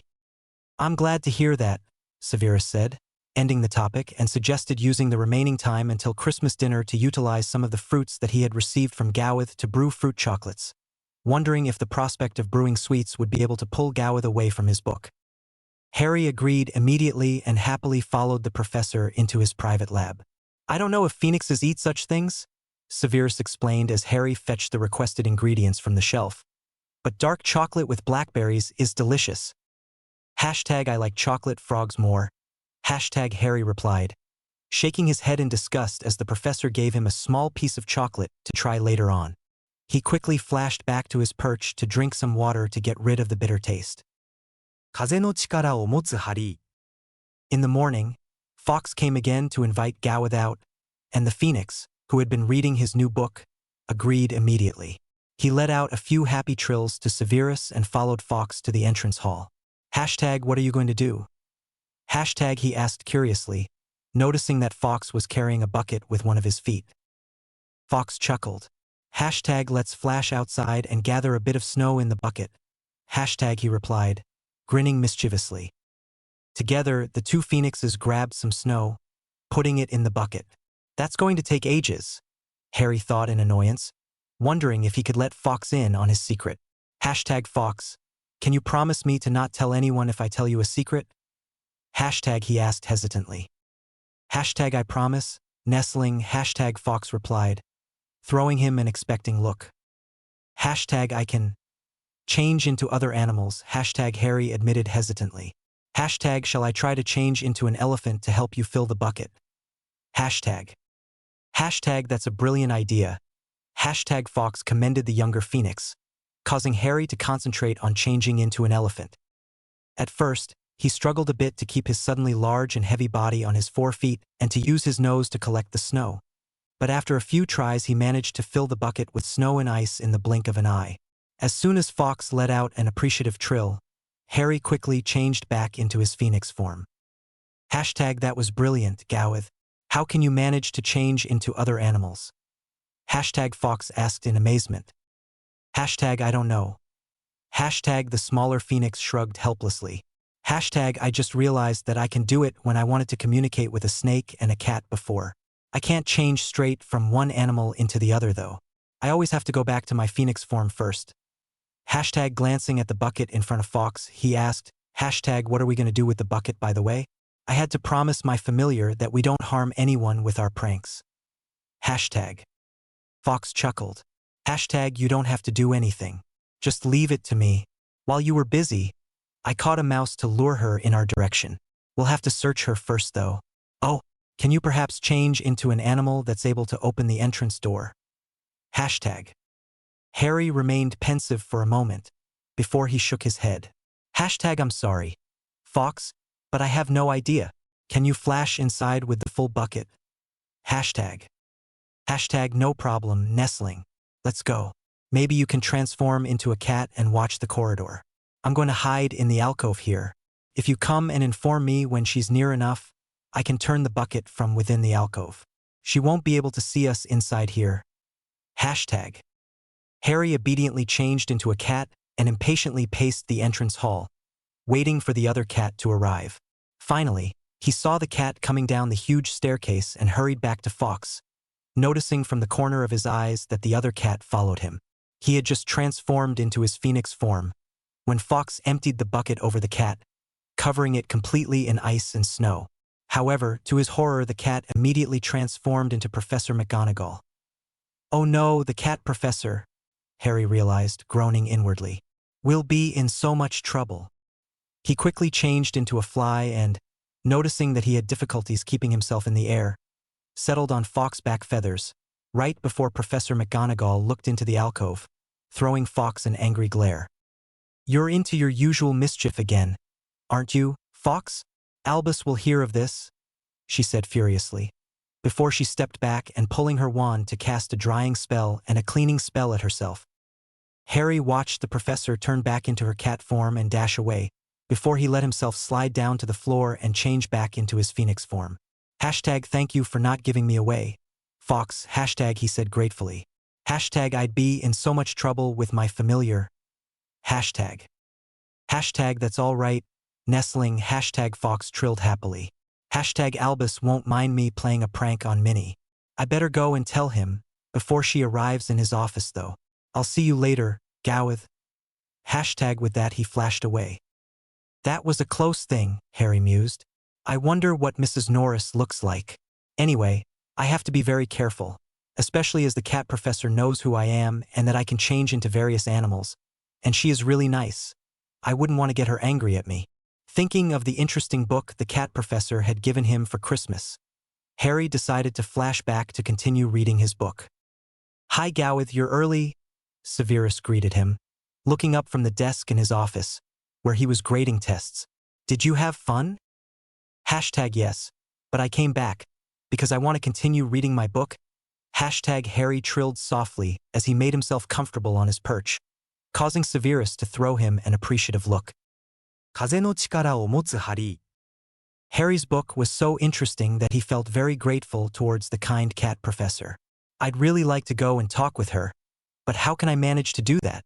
I can't speak with her at dinner because she doesn't understand me, and I can't give myself away by changing into a cat or worse yet a human. But I don't know where her office is, so that I can't simply just stop by to visit her. He pondered the thought for a few days before he finally had an idea. I can either roam the castle in my cat form or ask Mrs. Norris. According to Fox, she knows everything in the castle. Hashtag would you mind if I went flying? Hashtag he asked Severus one morning as he was sitting on his perch, lazily stretching his feet and wings. Of course not, Severus replied in surprise. In the afternoon, I'm planning to go to Hogsmeade, because I need to buy a few ingredients at the apothecary. Would you care to join me for the walk into town? Hashtag yes, I'd love that. Hashtag Harry replied enthusiastically, recalling that Fox had told him Hogsmeade was very interesting. Hashtag can you mind think to me even if I'm not with you? I mean, in case I lose track of time. Could you alert me when you want to leave? Hashtag. Yes. I'll be able to use telepathy to you wherever you are, Severus replied, smiling. Hashtag that's good. Hashtag Harry replied, sighing in relief as he concentrated on flashing to the entrance hall. He changed into his cat form and hesitantly walked up the grand staircase, remembering that the cat professor had come down the same stairs the other day. It would be nice to explore the castle some more anyway. He mused as he absent-mindedly climbed up the stairs and suddenly found himself trapped as one of the charmed steps gave away, causing him to stumble and get stuck with one of his back legs. Ouch, that hurt, he realized, finding that he couldn't get his leg out anymore. He was just about to panic, when he remembered that he could easily change into something else. I need to be smaller, he thought, once more transforming into a fly. Harry had just made his way away from the trap step in his fly form, when he saw the cat professor dash down the stairs in her cat form. He quickly changed back into his cat form and called out after the professor, Professor McGonagall, please wait a moment. However, the other cat turned around and upon noticing him growled, what do you think you're doing here? Harry was too much in shock to reply immediately and his legs still hurt a bit. However, the other cat came back up the stairs and sat in front of him in a threatening position. I'm sorry for intruding your space. Harry said timidly, trying hard not to panic. I wanted to visit the cat professor, but I don't know where her office is. Who are you, by the way? I am Mrs. Norris. The older cat replied, and Harry had the impression as if she was very stuck-up. She looks a bit older than the cat professor, although she has the same gray fur, he thought. No, the cat professor is a tabby cat. Only the color is similar, he corrected himself. And the cat professor has squares around her eyes like her spectacles, and this cat here hasn't. All right. I should be able to keep them apart the next time. Excuse me, but could you perhaps show me where the professor lives? Then I promise I'll try to stay out of your way. Harry said hesitantly, wondering why the older cat seemed to be so hateful. She is not a real cat. Mrs. Norris growled. But I'll show you, little one. You seem nicer than her. With that, the older cat dashed away. Harry did his best to follow her, until Mrs. Norris stopped in front of a portrait. That's McGonagall's office. She said in a slightly friendlier voice, causing Harry to thank her profusely. You're welcome, little one. She replied and hurried away. Harry hesitantly looked up to the portrait, noticing that it consisted of a sternly looking man, who had a phoenix sitting on his shoulder. Maybe I'll be able to speak with him, he thought, quickly transfiguring back into his phoenix form in expectation. Hashtag good morning. Hashtag he trilled hesitantly. Hashtag can you understand me? Hashtag. Of course we can understand you. Do you think we're stupid? The man growled, causing Harry to anxiously fluff his feathers. Hashtag don't be afraid, my boy. Hashtag the phoenix on the man's shoulder trilled. Hashtag Godric is just a bit moody lately. Who are you and what do you want? Hashtag. Hashtag I'm Gowith. Hashtag Harry replied, relaxing somewhat at the phoenix's friendly tone of voice. Hashtag I'd like to visit the cat professor. Hashtag. Minnie, a cat that turned into a phoenix wants to speak with you, Godric shouted towards the other side of the door, and Harry heard the cat professor's voice order him to open. The door opened, and Harry hesitantly flew into the office, landing on the back of a chair. Hello, Gowith. How nice of you to visit me. The cat professor greeted him gently, causing Harry to let out a few soft trills. Unfortunately, I'm not able to understand you in your phoenix form. Could you please transform into your cat form or your human form? Hashtag of course, sorry. Hashtag Harry trilled and remembered to jump down to the floor before he changed back into his cat form, frowning as he noticed that his legs still hurt a bit. Good morning, Professor. I'm sorry for intruding your office without invitation. He said politely, causing the tabby cat to shake her head. No, Harry. I'm very glad you came to visit me. Ever since I saw you here at Hogwarts the first time, I wanted to tell you to visit me, but it wasn't easy without giving you away. Thank you so much for keeping my secret, Professor. Harry said gratefully. And for the wonderful book you gave me for Christmas. I absolutely love it. Equals. The other cat chuckled. Equals, I'm glad you like the book, Harry. Let's sit in front of the fireplace. There it is warm and more comfortable. Equals. Harry hesitantly followed the other cat into her living room, realizing that his legs still felt strange. Equals, what happened to your leg, Harry? Equals, McGonagall inquired. Equals, you're limping. Equals. Harry chuckled a bit. Equals, it's nothing. I was stupid and got trapped in one of the strange steps on the huge staircase, that's all. Equals. Equals, oh, that happened to me once. And I know it hurts. Can you change into your human form so that I can have a look at it? In your human form, it's probably only a scratch which I can mend right away. Equals. Before Harry could even think about the matter, the fireplace just behind them flared and the headmaster's head appeared in the flames. Hello, Minerva. Oh, you're having a visitor. HP. Harry watched anxiously as the cat professor changed into her human form and explained, Yes, Albus, that's Nero, one of Arabella Fig's cats. He seems to be quite intelligent and Arabella asked me to teach him some things about the magical world. Oh, very well. I'm sorry for disturbing your feline conversations. I merely wanted to inform you that I'm off to the ministry now, Dumbledore replied gently. Bye, Minerva. Bye, Nero. Harry sighed in relief as the headmaster's head vanished from the fireplace. Thank Merlin I didn't change into my human form yet, he thought as he observed the cat professor wave her wand at the fireplace. Don't worry, Harry. I just shut the fireplace off so that no one can disturb us while you're in your human form, she said soothingly, before she called out to the portrait. Godric, I want to be undisturbed for a while. Equals okay. Equals, Harry said softly and transformed back into his phoenix and from there into his human form. Feels strange, he mused, noticing that his right knee hurt. Is this the first time you changed back since you came to Hogwarts? McGonagall asked softly, taking in that Harry was still dressed in the rags that he had always worn at his relative's home. Yes, Harry replied hesitantly. All right, can you show me where it hurts? My knee, Harry replied, carefully rolling his much too large trousers up. Oh, I believe that, McGonagall said softly and waved her wand at the scratches on Harry's knee, healing them quickly, before she transfigured Harry's clothes into dark blue trousers and a red jumper with the design of a black cat with emerald eyes. Wow, Harry said amazed as he observed the scratches vanish from his knee. Can you do healing magic like Professor Hufflepuff in the book? No, Harry, McGonagall chuckled. Mending a few scratches is about the only healing magic I know. Would you like some tea? Or do you prefer to be in your cat form? I don't mind, Harry said slowly. She is as nice as she is as a cat, so I really don't mind, he thought to his own surprise. The professor motioned him to sit at a small, round table and tapped her wand against the wood twice, causing 2 cups of tea and a plate with biscuits to appear. Please help yourself, Harry, McGonagall said softly, taking one of her favorite ginger biscuits. That looks delicious, Harry thought and hesitantly helped himself to a small chocolate wafer. Now, Harry, you should know by now that I'm going to keep your secret. However, I'll always be here if you need help. McGonagall spoke up in a soft voice. Would you mind telling me how you ended up as Professor Snape's familiar?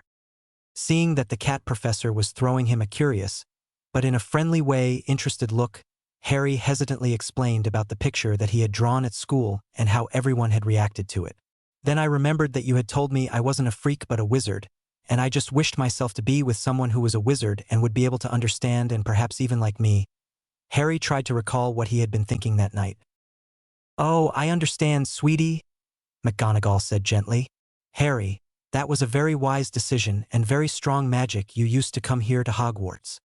A small smile stole itself onto Harry's face, and he continued, It always becomes a bit stormy when I flash, but at that time it was very bad, and somehow I crashed against the entrance doors just when Professor Snape was opening them to see why there was such a storm, and then he took me in, because I was hurt and had hit my head on the door. Then Fawkes told me to bond with him. I see. Do I understand it correctly that no one except for myself knows who you are, Harry? Before Harry could reply, they heard the portrait open, and an angry voice penetrated Harry's ears. How dare you shut the fireplace off, Minnie? Shocked, Harry immediately thought of transforming back into his phoenix form. However, McGonagall calmingly laid her hand on his arm and said, "It's all right, sweetie. That's only Madame Pomfrey. She is my best friend, and she'll definitely keep your secret." She tapped her wand against the table once more, and another cup of tea and more biscuits popped up. Harry saw a woman in white robes, whom he had seen at dinner in the Great Hall before, come over to the table. "Oh, you have a visitor," she said gently, giving Harry a curious look, before she let out a small gasp and asked incredulously, "Harry? Harry Potter?" "Yes, madam," Harry said in a small voice, anxiously averting his eyes to the floor. "Oh, I guess there is some kind of secret involved," Pomfrey guessed, chuckling. "That's why you shut the fireplace off. I had to put up a small fight with Godric, but my healer's password gets me through any door, so he had to give up." McGonagall sighed. "Poppy, I know you'll keep this to yourself. Harry is Gowith, Severus Phoenix. He is a natural multiple Animagus. Harry came to visit me in his cat form this morning and only turned human to have tea with me." She quietly told her friend how she had spoken with Harry in the Dursleys' garden and had told him about the magical world and Hogwarts and how Harry had ended up in the castle. Madame Pomfrey turned to Harry, who hadn't yet dared to look up. "Harry, don't worry. I am used to keeping secrets, and I'll keep yours as well. Professor McGonagall was very concerned about you all these years, and she has often told me how your relatives treated you. I am really glad that you could escape and come to Hogwarts. Professor Snape is a very good person, and he was your mother's best friend." Harry slowly moved his head up and shyly looked at the kind witch. "Thank you, madam," he said gratefully. "I really appreciate being here. It's always warm. I'm allowed to eat whenever I'm hungry. I received Christmas presents for the first time in my life. I have a friend for the first time, and Professor McGonagall mended my knee earlier. No one ever did such a thing for me before. I am very happy here." "I'm glad to hear that, sweetie, and if you ever have problems, you can come to me at any time," Madame Pomfrey said softly, before she turned to McGonagall and asked in a much sterner voice, "How dare you miss your checkup, Minnie?" McGonagall raised an eyebrow at her friend. "I'm sorry, Poppy, but it completely slipped my mind. I'll come to see you after my conversation with Harry." "Very well," her friend growled and sipped her tea. "Harry, you said you had a friend at Hogwarts. Might that be Fawkes?" McGonagall queried, her voice slightly laced with suspicion and disapproval. "Yes, madam," Harry replied softly. "He's a good friend, and he is always very funny. I really like him." McGonagall sighed. "Well, the headmaster apparently approves of your friendship. He told me he was going to offer you a self-refilling box of Phoenix treats if you managed to teach Fawkes how to read." "Really?" Harry asked in surprise, chuckling at the thought. "I don't think Fawkes is interested, though. I offered to teach him the letters before, but he said he didn't want to learn how to read." "I'm afraid that Fawkes is not interested in anything but causing some sort of mischief," McGonagall said, shaking her head in annoyance. "The other day, he threw a whole bucket of ice and snow over me when I was roaming the corridor in the first floor in my Animagus form." "Oops," Harry thought, and before he realized what he was doing, he explained, "I don't think Fawkes wanted to hit you with the snow, Professor. I think he wanted to play a prank on Mrs. Norris, because she had somehow angered some students." "Did Fawkes tell you that?" McGonagall asked incredulously. "He should know my Animagus form by now."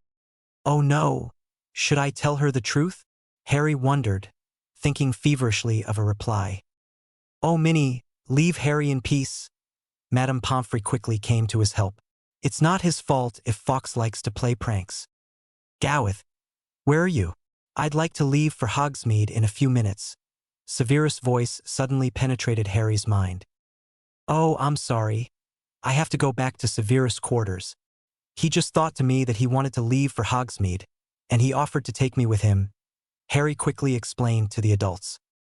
"That's fine, Harry. Don't worry. Thank you for your visit. I really appreciate it. Come back and visit me whenever you can," McGonagall replied in a soft voice, smiling at Harry's clear excitement.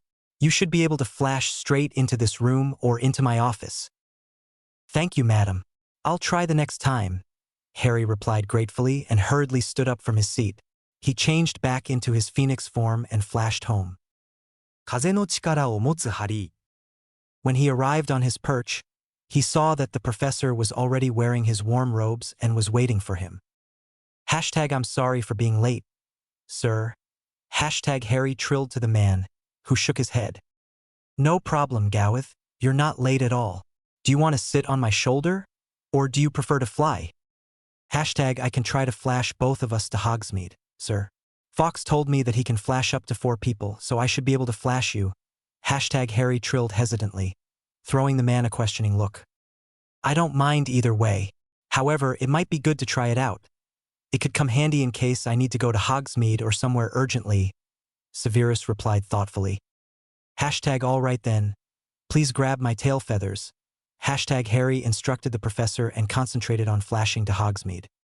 Instants later, they found themselves on the main street in Hogsmeade, and Harry looked around with interest, until the professor's voice pulled him out of his reverie. You did that very well, Gowith. Now, are you going to travel on my shoulder? He asked softly. Hashtag yes, sir. Hashtag Harry trilled and did a huge jump, failing miserably to land on the tall man's shoulder. That was not high enough, Severus chuckled, quickly extending his arm for his familiar to step on. Hashtag you're too high. Hashtag Harry giggled as he resumed his favorite place on the potion's master's shoulder. Please remain on my shoulder while we're in the apothecary, Severus instructed the phoenix. The shop is full of dangerous potions and ingredients, and you could hurt yourself badly. Do you understand me? Hashtag yes, sir. Hashtag Harry trilled back obediently, snuggling deep into the curtain of silky black hair. As much as he loved watching the professor brew, being at the apothecary was extraordinarily boring, and Harry soon began to clean his feathers, finally ending up with his head turned into his back feathers, drifting off to sleep. He nearly fell off the man's shoulder startled when Severus suddenly turned around and strode out of the shop. Let's pay the bookshop a visit, Severus suggested, causing Harry to agree immediately. Please once more remain on my shoulder. You may not jump onto the bookshelves or open books with your beak and your foot as you do it at home. If you see a book that interests you, you can tell me. Is that clear? Hashtag yes, sir. Hashtag Harry replied softly, looking at the shelves they passed with interest. Severus finally stopped walking in front of a shelf with children's books. Would you like to read a children's book? Or do you prefer something the students at Hogwarts would have to read? I don't think we need any more potions books, though, he said dryly, causing Harry to chuckle. I'd love to read something about transfiguration or charms, he mused. But how can I explain that to my familiar? Hashtag perhaps I could read something about magical herbs so I would know how and where to search for something in case you need an ingredient. Hashtag he suggested thoughtfully. That's a good idea, Gowith, but you'll find many books about potions ingredients at home, Severus replied, turning his head in surprise when the phoenix suddenly left his favorite place to walk down his arm until his beak nearly touched the shelf in front of them. Hashtag Animagi through the ages. Hashtag Harry read with interest. Hashtag that sounds very intriguing. Hashtag why would an animal want to read about animagi? Severus asked in disbelief. Do you know what animagi are at all? Hashtag yes, sir. Fox told me about it. I know that Professor McGonagall is a cat animagus. Hashtag Harry replied carefully. Hashtag but well, you're right. There should be more interesting books. Hashtag he corrected himself in a light tone, not wanting to risk giving himself away. Finally, they settled on a book about magical animals and walked back to Hogwarts, Harry contentedly sitting on the potions master's shoulder with his new book in his beak. This seems very interesting, and perhaps I can even learn something about phoenixes that I didn't know yet, he mused as he made himself comfortable on his perch. Gowith, would you like to assist me in the lab for a while? Severus' voice interrupted his thoughts. The students are going to come back tomorrow, and I still need to brew a few portions for the hospital wing. Hashtag yes, of course. Hashtag Harry trilled happily and flashed into the lab to lay out the ingredients for his familiar. I'm glad the students are going to come back. They're a lot fun, especially the funny twins.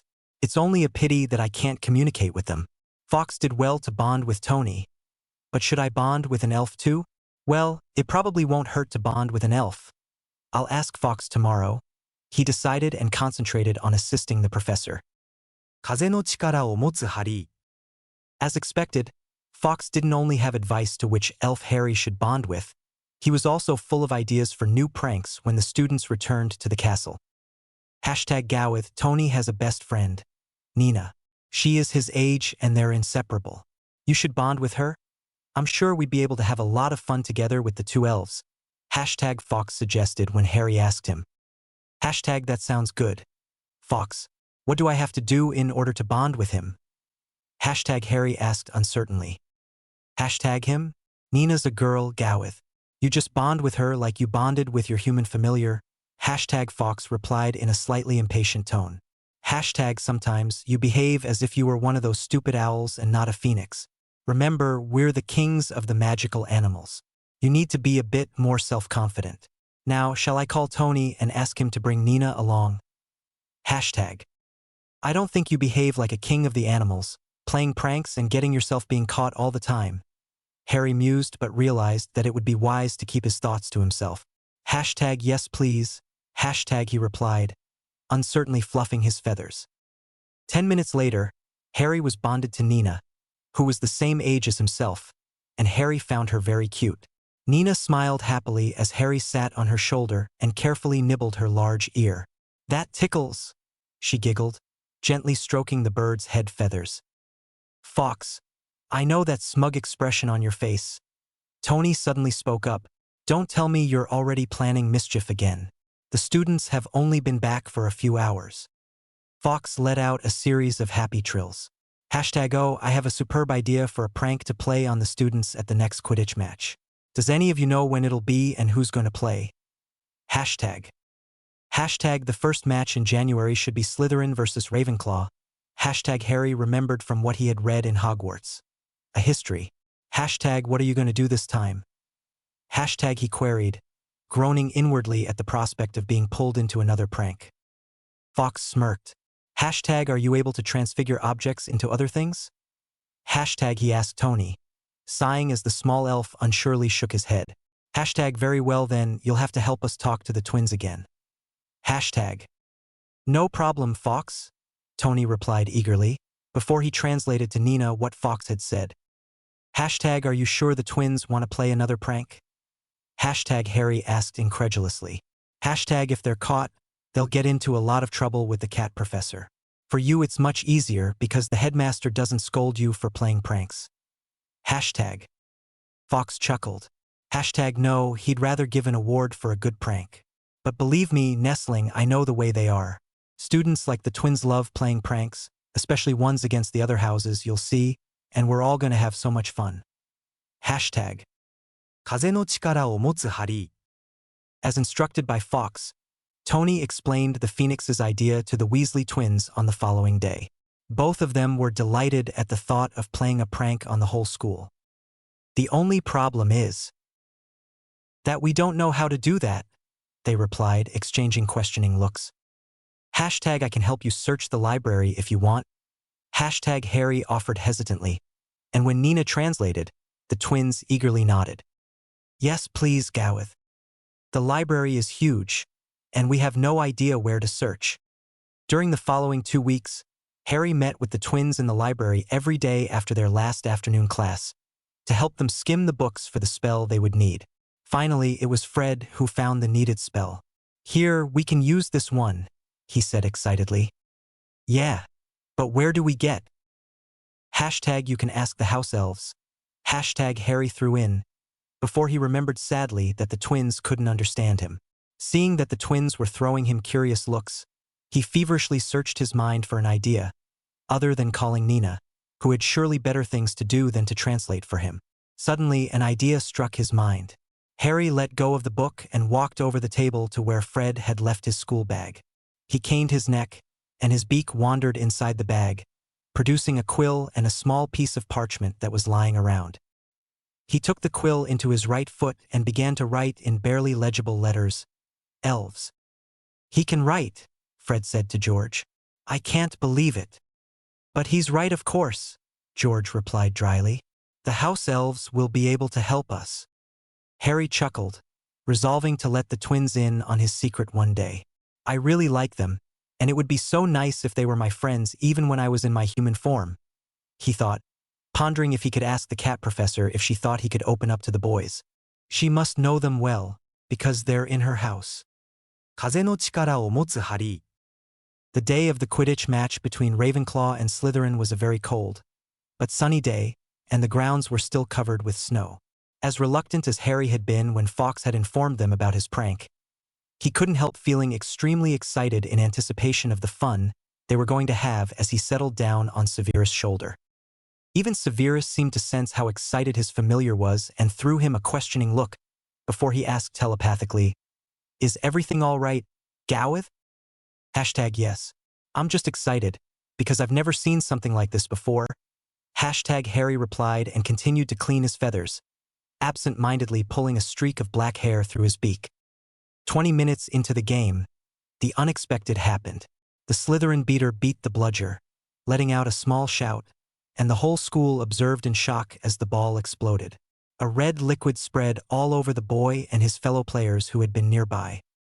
While Madame Hooch blew her whistle, some of the students apparently began to panic and the teachers hurried onto the grounds. Dumbledore announced in a huge voice, "Don't panic, students. Please remain seated."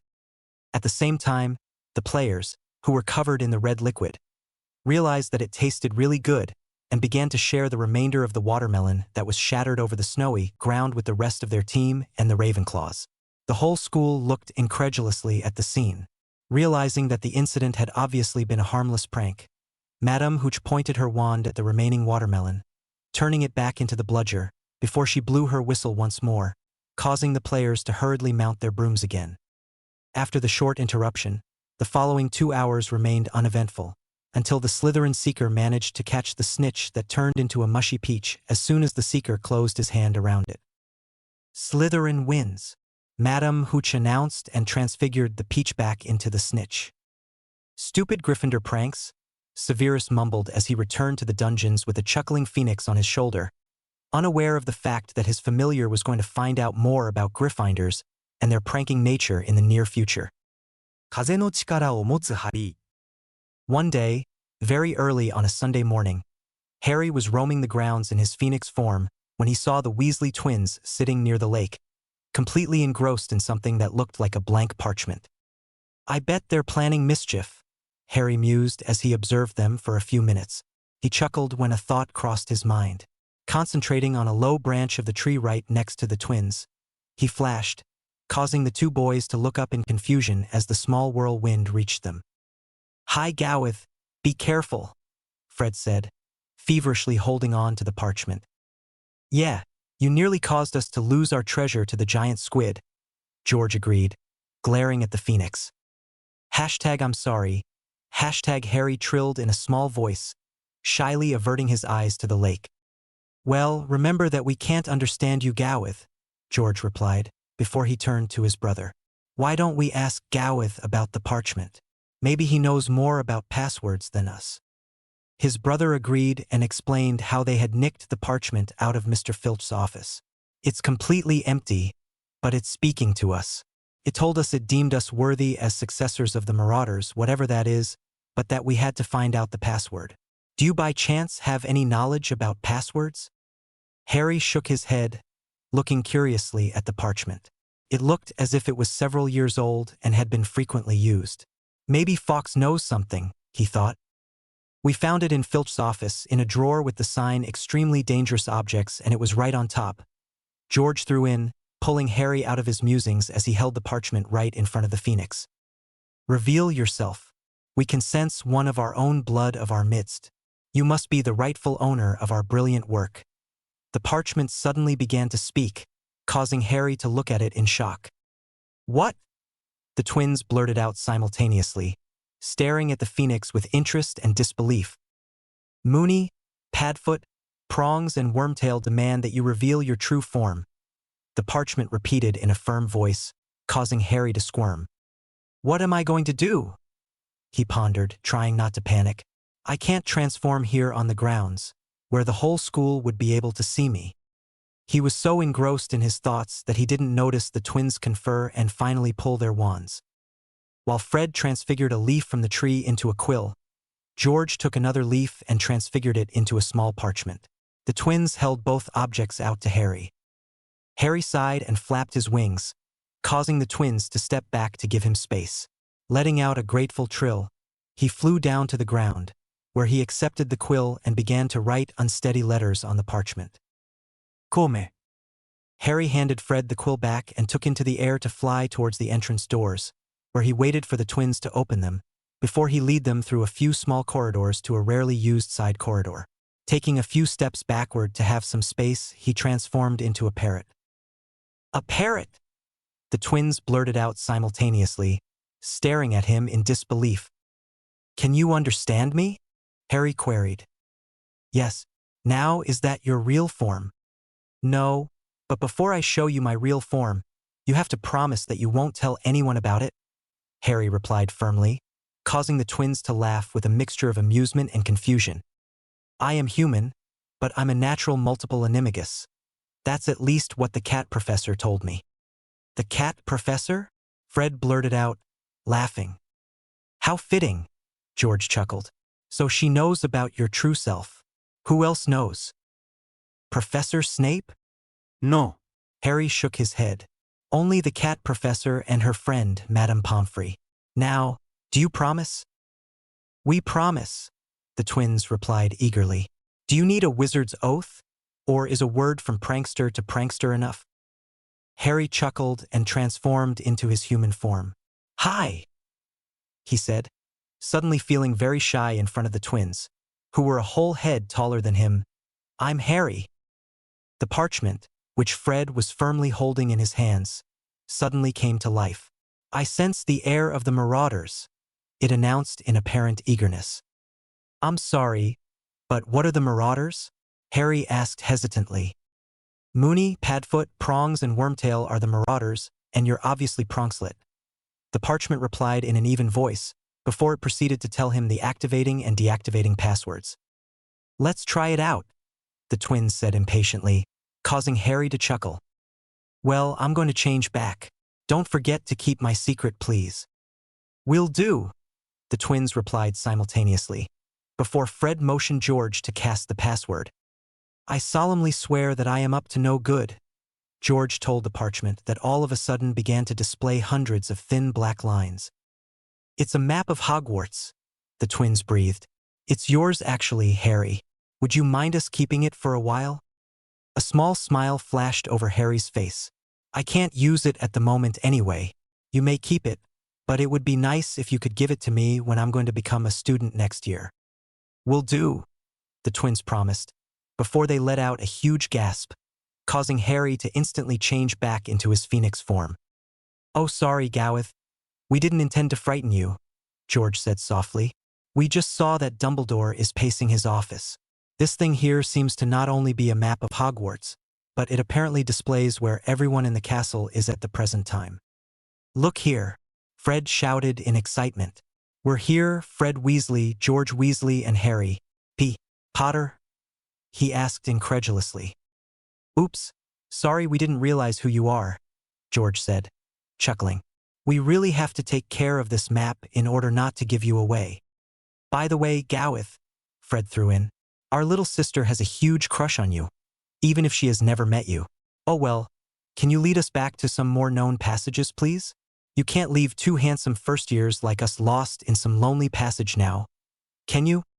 Harry chuckled and slowly made his way back to the entrance hall, where he let out a happy trill and flashed back home.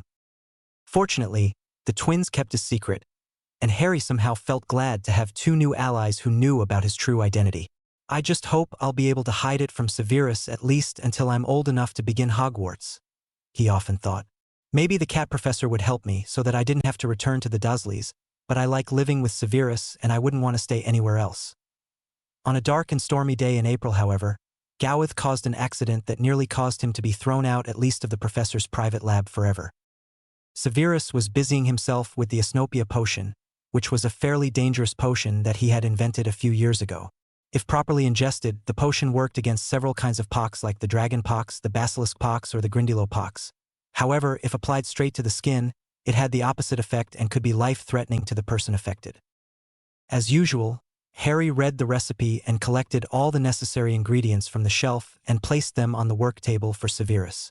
Afterwards, he settled on the shelf and observed Severus brew, craning his neck so that he could look into the cauldron. He noticed in surprise that Severus decided to wear safety gloves just to be sure that no drop of the potion hit his hands. An hour into the brewing process, the potion suddenly changed from light orange into dark green. Unaware of the contented expression on Severus' face, Harry jumped out of his skin, startled, and stepped forward in panic to get a better look at the bubbling liquid, completely forgetting about the fact that he was sitting on a shelf. From that instant onwards, everything happened very fast. Severus looked up startled when Gowith, who had been patiently watching him brewing, suddenly fell from the shelf. Of course, the bird didn't hit the floor, because his phoenix instincts kicked in right in time and he managed to flash away and reappear on the shelf. However, during the few seconds Severus was distracted and glanced over to his familiar's activities in shock. He neglected to stir his potion, which didn't take the neglect well and exploded all over the potion's master. Unfortunately, this happened so fast that Severus didn't realize what was happening until it was too late to hide under the table. Harry watched in shock how the professor was hit by the potion. "Oh no! Now he'll become very sick just because of me," he thought, horrified as he glanced at the prone form on the floor. He quickly flashed down to the floor to get a good look at the professor and ask him if he should call help. "Severus, are you all right?" He asked, beginning to panic when the professor didn't reply but remained unconscious. "Is he dead?" he wondered, terrified, noticing that the man's robes looked as if they were burning, but not with fire but with dark green bubbles. Harry forgot about all his precautions and instinctively transformed into his human form. He hurriedly pulled the robes off the professor's limbs, only to look at the man's skin in shock. "He is completely covered in pox, at least his arms," he noticed, terrified, feverishly thinking what he should do now. Phoenix tears, Harry suddenly remembered. The healing magic of Phoenix tears might be able to heal the pox. But how can I manage to cry at once? He quickly changed back into Gowith and leaned over the professor's arm. To his surprise, the tears came instinctively, and Harry carefully made one drop fall on each pox, noticing in relief that the pox vanished completely from the professor's skin. It took him quite a while and he was exhausted when he finished with the man's arms. He might have more pox under his clothes, he thought, but I don't dare undress him. I'm going to call Madame Pomfrey. She'll be able to handle this. Feeling very contented with his decision but still horrified, because Severus was still unconscious and that because he had disturbed his familiar while he was brewing something so dangerous, Harry flashed straight into Madame Pomfrey's office. "Gowith, do you have new potions for me?" the healer asked gently, looking up from her paperwork. Harry shook his head and carefully glanced around, causing the Medawitch to understand. "Oh no, not here," she said quickly. "Come with me." The phoenix jumped onto her outstretched arm and allowed himself being carried into Poppy's private quarters. "Now you may change back," the healer said softly. Harry let out a happy trill and flew down to the floor, where he quickly transformed into Harry. "Madame Pomfrey, I need your help," he blurted out quickly. "Severus is unconscious, maybe even dead. I don't know, but it's my fault. I healed the pox on his arms, but there are probably more under his clothes." "Calm down, sweetie. Nothing is your fault," Poppy said soothingly. "Where is Severus?" "In his lab. I can flash you, if you grab my tail feathers," Harry replied urgently and changed back into Gowith. Instants later, he reappeared in the potions lab with the healer in tow. Pomfrey quickly stripped Severus down to his underwear and turned to Harry. "I'm sure healing him with Phoenix tears must afford quite an amount of magic. Are you still feeling well enough to continue with the rest of his body?" Harry nodded eagerly and proceeded to cry on the professor's stomach, faintly noticing that the kind which continued talking to him and reassured him that Severus would be fine. By the time he had made all the pox vanish with his tears, he felt absolutely exhausted and was glad that the Medawitch woke the professor and explained everything to him. Fortunately, Severus was in too much a daze to question why Pomfrey knew exactly what had happened. Harry sighed in relief when the professor was in his bed with the order to stay there until the following morning. The healer had seen herself out, and he was back on his perch and able to sleep. He was just about to drift off, when an unsettling idea struck his mind. "I still have to apologize to Severus," he suddenly remembered. Will he be very angry? Will he allow me into his lab ever again? What if he throws me out completely because of putting him into so much danger? Harry suddenly realized that he couldn't sleep without speaking to his familiar beforehand. Will he mind if I flash into his bedroom? He wondered, but deciding that things probably couldn't get any worse, he flashed into Severus' bedroom. To Harry's surprise, Severus was still awake and was reading a book. Gowith! He greeted him astonished. I'm sorry for intruding in your bedroom, Severus. I only wanted to apologize for putting you in so much danger. Harry trilled quietly. It was not your fault, Severus replied astonished. It was. I was so shocked when your potion suddenly changed from orange to green that I fell from the shelf and managed to distract you. Severus threw the bird a surprised look. Madame Pomfrey said you stumbled and fell off the shelf. But well, she couldn't have known exactly since you can't communicate with her. Yes, sir. It was my fault and… He hesitated for a moment before he continued. I can understand if you won't allow me into the lab again. Although I love to assist you very much. Severus let out a long sigh. It's still my own fault. I shouldn't have allowed myself to become distracted. On the contrary, I have to thank you for saving me from a dangerous illness. Madame Pomfrey told me that you healed me with your phoenix tears. Thank you, Gowith. No problem, sir. Harry replied softly. Good night, sir. Good night, Gowith, Severus replied softly. Harry flashed back to his perch, feeling much better. Thank Merlin I went to apologize. I'm so glad that he isn't angry at me. With this happy thought, he drifted off into an exhausted sleep. 風の力を持つハリー。The remaining weeks of the school year passed relatively uneventfully, although it was far from being boring for Harry. Fawkes, with his infinite ideas of playing pranks on everyone involved Harry in his mischief every now and then, and even if they were not just planning something naughty, the two phoenixes spent much time together flying over the grounds or through Hogsmeade. One day, Harry and Fawkes were sitting on a tree near the lake, watching the Gryffindor Quidditch team practice, when Harry suddenly blurted out, Is he stupid or what? The one over there is supposed to catch the snitch, isn't he? Fawkes chuckled. Yes, that's the one, but he's looking for it. It's not so easy to catch the whingy one that's on the run. Harry groaned in annoyance. There, right next to the teacher's stands. Shall I go and catch it for him? Fawkes chuckled again. You can try nestling. Have fun. I'll be watching.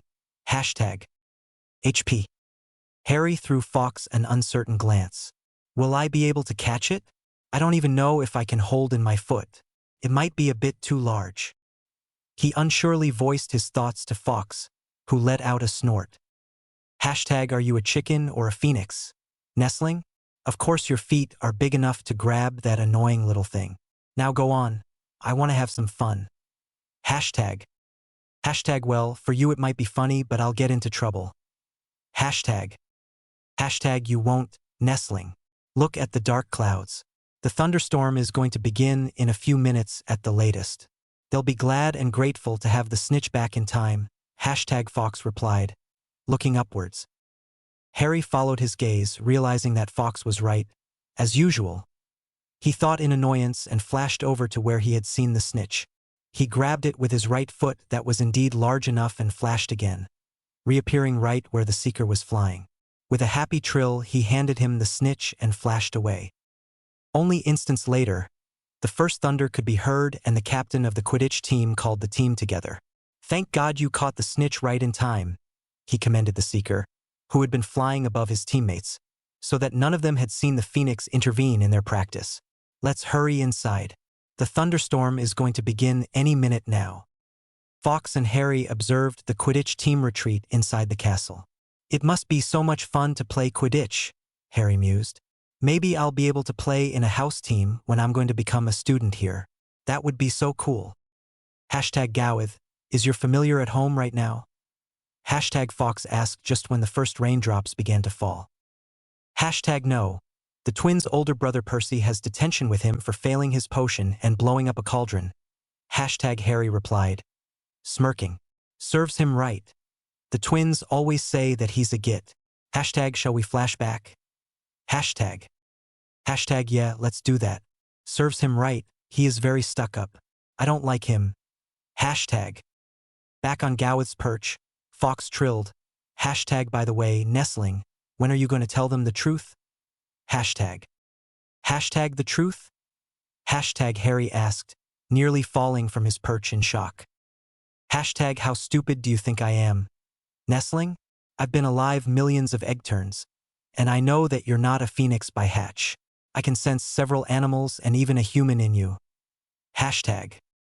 Harry sighed and hesitantly told Fox the whole story of how he ended up at Hogwarts, before he begged him to not give him away. Fox rolled his eyes. Hashtag if I wanted to give you away, I'd have done so back in the old grumpy one's office. Why would I? It's good to have a nestling nearby, especially considering the cats here in the castle. Oh, sorry, Gowith. The old grumpy one is calling me. Bye. Hashtag. Harry remained on his perch like in a trance. Fox is full of surprises, he thought, shaking his head in disbelief. 風の力を持つハリー。 Even during the school time, Fox and Harry had made it a habit to attend at least dinner, sometimes even other meals, in the great hall together with the teachers, and the students had much fun with this arrangement since it gave them the opportunity of watching the snarky head of Slytherin feed his familiar with a spoon every now and then. On a Friday evening shortly before the beginning of the summer holidays, the Weasley twins hesitantly approached Harry just when dinner was over. Gowith, can you meet us here tomorrow morning after breakfast? They asked, causing a mischievous smile to appear on the Phoenix's face. Harry nodded eagerly and let out a series of happy trills. Hashtag I'll be here and I'm looking forward to it. Hashtag. Can they understand you? The cat professor asked in surprise after the 2 first years had returned to the Gryffindor table. Harry shook his head. Hashtag no, only Severus can understand me. Hashtag. No, Minerva. Since he is bonded with me, I'm the only one who can understand his babbling, Severus replied, smirking as Harry feigned a pout, which he expressed well enough in a trill for everyone to sense. Oh, I think someone needs a few extra Phoenix treats, McGonagall chuckled, causing Harry to fly around the table and land on her shoulder. Hello, sweetie. Well, I meant Severus had to give you a treat, but if you're here... She quickly pulled her wand, pointing it at her spoon that was seconds later replaced by a piece of chocolate in form of a cauldron. Here, Gowith. If I remember correctly, you like chocolate. Harry nodded eagerly, carefully taking the chocolate cauldron into his beak. Be careful, Cat Professor, which is what Gowith calls you, or I will make him eat chocolate in form of cats, Severus threatened, observing his familiar munch his cauldron with gusto. 風の力を持つハリー。 After breakfast on Saturday morning, Harry flew over to the Gryffindor table and landed on Fred's shoulder. Can you flash us to the 3rd floor, so that no one will be able to follow us? Fred whispered into his ear, causing Harry to agree immediately. The Phoenix jumped down onto the back of Fred's chair and flashed away as soon as the twins had grabbed his back feathers. Hashtag do you have the map? Hashtag Harry queried, curiously glancing around. Apparently knowing out of the situation what Harry wanted, George pulled the parchment out of his robe pocket and activated the map. It's all right, Gowith. No one is around, he announced. After a glance on the map just to be sure, Harry transformed into his human form. Hi, he said shyly. Hello, Gowith, the twins replied, deciding to keep that name even if Harry was in his human form to prevent themselves from accidentally calling him Harry in front of others. They excitedly explained that they had discovered a secret passage that, according to the map, led to Hogsmeade. Making sure once again that no one was nearby, the 3 boys climbed down behind the one-eyed witch into the secret corridor and walked towards Hogsmeade, where they carefully left the passage through the cellar of Honeydukes and stepped onto the main street, looking around in awe. Only when Harry saw Severus and Minerva stand a few meters up the street, he remembered that Severus was chaperoning a Hogsmeade visit on that day. Quickly, let's flash away, Harry hissed to the twins, before he transformed into Gowith and flashed back to Hogwarts as soon as he noticed the twins were holding on to his back feathers. Thank you, Gowith. You saved us from an excruciating death at the hands of our head of house, the The twins thanked Harry profusely when they arrived back on the third-floor corridor. After a glance at the map to confirm that they were alone, Harry once more transformed into his human form. "They didn't notice us now, did they?" he asked anxiously. No. "At least we hope not," the twins replied, exchanging a quick look. "By the way, Gowith, would you mind teaching us how to become Animagi?" Harry frowned. "I'm sorry, but I have no idea how to do that. I just think of my phoenix form and then I change. But I saw an interesting book in the bookshop which I wanted. Sadly, I couldn't explain to the professor why I would need such a book." The twins laughed. "Of course not. Why would a phoenix need a book about Animagi?" Fred chuckled, glancing at his twin brother. "But we have a huge library here," George agreed with his brother's unspoken suggestion. "I can skim the professor's bookshelves when he is in class next week, and if I find a book on Animagi, I'll read and tell you about it," Harry promised. "Since probably no one knows this hidden corridor, we could meet there and practice if you want." "That's a good idea. I wonder if we can choose into which animal we want to change," Fred said thoughtfully. "I have no idea, but I'll look it up. What animal would you try if you could choose?" Harry asked curiously, quickly turning into his phoenix form when he saw on the map that Mrs. Norris appeared at the end of the corridor. 風の力を持つハリー。 During the following weeks, Harry feverishly searched Severus' bookshelves for a book about Animagi, but he couldn't find anything. However, when he met the twins on a Saturday shortly before the beginning of the holidays, he told them excitedly, "I found something in one of my familiar potions books. It's an old potion that makes it easier and faster for someone to change into an animal. It makes you change once, so you exactly know how your body is supposed to look." "So you can't choose your animal?" the twins asked simultaneously. "The book didn't say that. Maybe it's only a suggestion for the most likely Animagus form," Harry replied thoughtfully. "The potion doesn't seem too difficult, and it should only take an hour and 7 minutes until it's finished. So I could help you brew it, for example when the professor is in a staff meeting." "That would be cool," the twins agreed immediately. Since there was no staff meeting, of which Harry knew early enough to alert the twins, before the end of the school year, the twins decided to skip the leaving feast and instead head to the potions classroom to brew the potion together with Harry. After a glance on the map, Harry changed back and instructed Fred to help him prepare the ingredients and George to look at the map all the time. When he finally began to brew, George watched him closely to assure that he did everything correctly, while Fred closely observed the map. "It's easy to watch the map. If anyone wanted to come here, he or she would have to descend all the way from the entrance hall," Fred said, slowly beginning to relax. No, Harry replied firmly. "Severus could also come through the flue, so you have to make sure that he doesn't walk towards the fireplace in the Great Hall." However, the 3 children were lucky and managed to brew their potion undisturbed.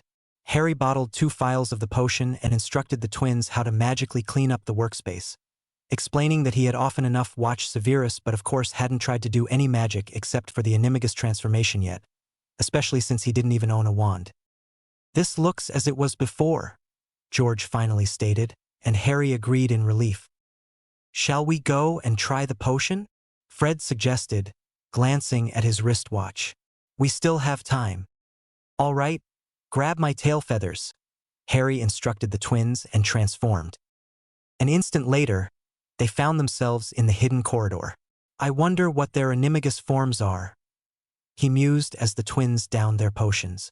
When they began to transform, he couldn't help laughing. Gray parrots with red tails that resemble their hair. He inwardly chuckled and changed into his phoenix form again. Hashtag, "Can you understand me?" Hashtag, he asked hopefully. Hashtag, "Yes." Hashtag. Hashtag, "Wow. How cool is this?" Hashtag. Hashtag, "Well, then you have to practice changing during the holidays." Hashtag, Harry trilled. Hashtag, "You're lucky, because you can watch each other to see your exact form. Very convenient." Hashtag. The twins enjoyed being parrots and were disappointed when they automatically changed back after a certain time that seemed much too short. "Oh, the leaving feast seems to be over," George spoke up after a glance on the map. "We need to go back." Harry nodded and turned his back to them as an invitation to flash them to Gryffindor, and he was back in the potions master's quarters right in time, before the professor returned home, looking forward to a quiet evening with his familiar. Thank Merlin no one saw me, although I changed into Harry several times today. The Phoenix thought as he jumped onto Severus' shoulder, knowing that Severus had become very good at stroking his head feathers. However, his luck was not going to last through the summer holidays. 風の力を持つハリー。One day during the holidays, Professor McGonagall flew-called Severus after breakfast, asking if she could borrow Gowith for a few hours. Of course, if Gowith doesn't mind, Severus replied in surprise. Hashtag I'd love to visit the cat professor. Hashtag Harry trilled happily, causing Severus to smirk and translate to his older colleague. Well then, can you flash into my office, Gowith? Minerva queried, causing Harry to nod and flash straight away. Unfortunately, he managed to land in the middle of the professor's desk, causing a few piles of parchment to get mixed up in the small whirl of wind that accompanied him. Hashtag oh, I'm sorry, he trilled, horrified. It's all right, Gowith. No one is here, and you can transform into Harry, Minerva said gently, while she rearranged her parchments with a flick of her wand. Harry flew down to the floor and changed into his human form. I'm so sorry, Professor, for making a mess on your desk, he apologized profusely. No problem, Harry. Tell me, have your relatives ever taken you to the zoo? Harry threw the teacher a surprised look, before he slowly shook his head. No, Professor, they've never taken me anywhere. I always had to stay with Mrs. Fig, when they took Dudley to places. Noticing that he was rambling, he slowly trailed off. Very well, sweetie. I thought we could make a trip to the London Zoo together. What do you think? I'd love to go to the zoo, Harry replied enthusiastically, throwing the cat professor a happy smile. All right then, can you flash us to the apparition point in Hogsmeade? Do you know where that is? Harry nodded. Yes, Professor. I've flashed Severus there before. He quickly changed back into Gowith and flashed to Hogsmeade, from where Minerva brought them straight into the London Zoo. Wow, this is so cool, Harry thought happily as he glanced around in amazement, seeing himself face to face with a penguin. We'll have so much fun here. However, Minerva was going to realize soon that it wasn't the best of all ideas to take a multiple Animagus to the zoo. 風の力を持つハリー。Minerva and Harry stood in front of the penguins, watching them being fed for a while. Well, shall we go and see what other animals there are? Minerva asked gently, but suddenly noticed that Harry wasn't standing next to her anymore. Harry? She asked in confusion, glancing around in shock. Harry observed the penguins and noticed that there was a smaller penguin standing behind the others that couldn't manage to catch even one fish. How unfair the bigger ones are, he thought, and without properly thinking about the matter transformed into his phoenix form, flashed behind the penguins and changed into a penguin, feeling very happy when he succeeded in catching a fish. He carefully held the delicacy in his mouth and laid it in front of the smaller penguin's feet, telling him that he caught it for him. Only when he saw that the other penguin was happily devouring his meal, Harry transformed back into his phoenix form and returned to Minerva's side. Oh, thank Merlin, there you are, Harry. I was so worried when I couldn't find you, Minerva said, sounding very relieved. Harry quickly told her about the small penguin, and Minerva couldn't help smiling at Harry's kindness. That was very kind of you, although I'd appreciate it if you told me in advance.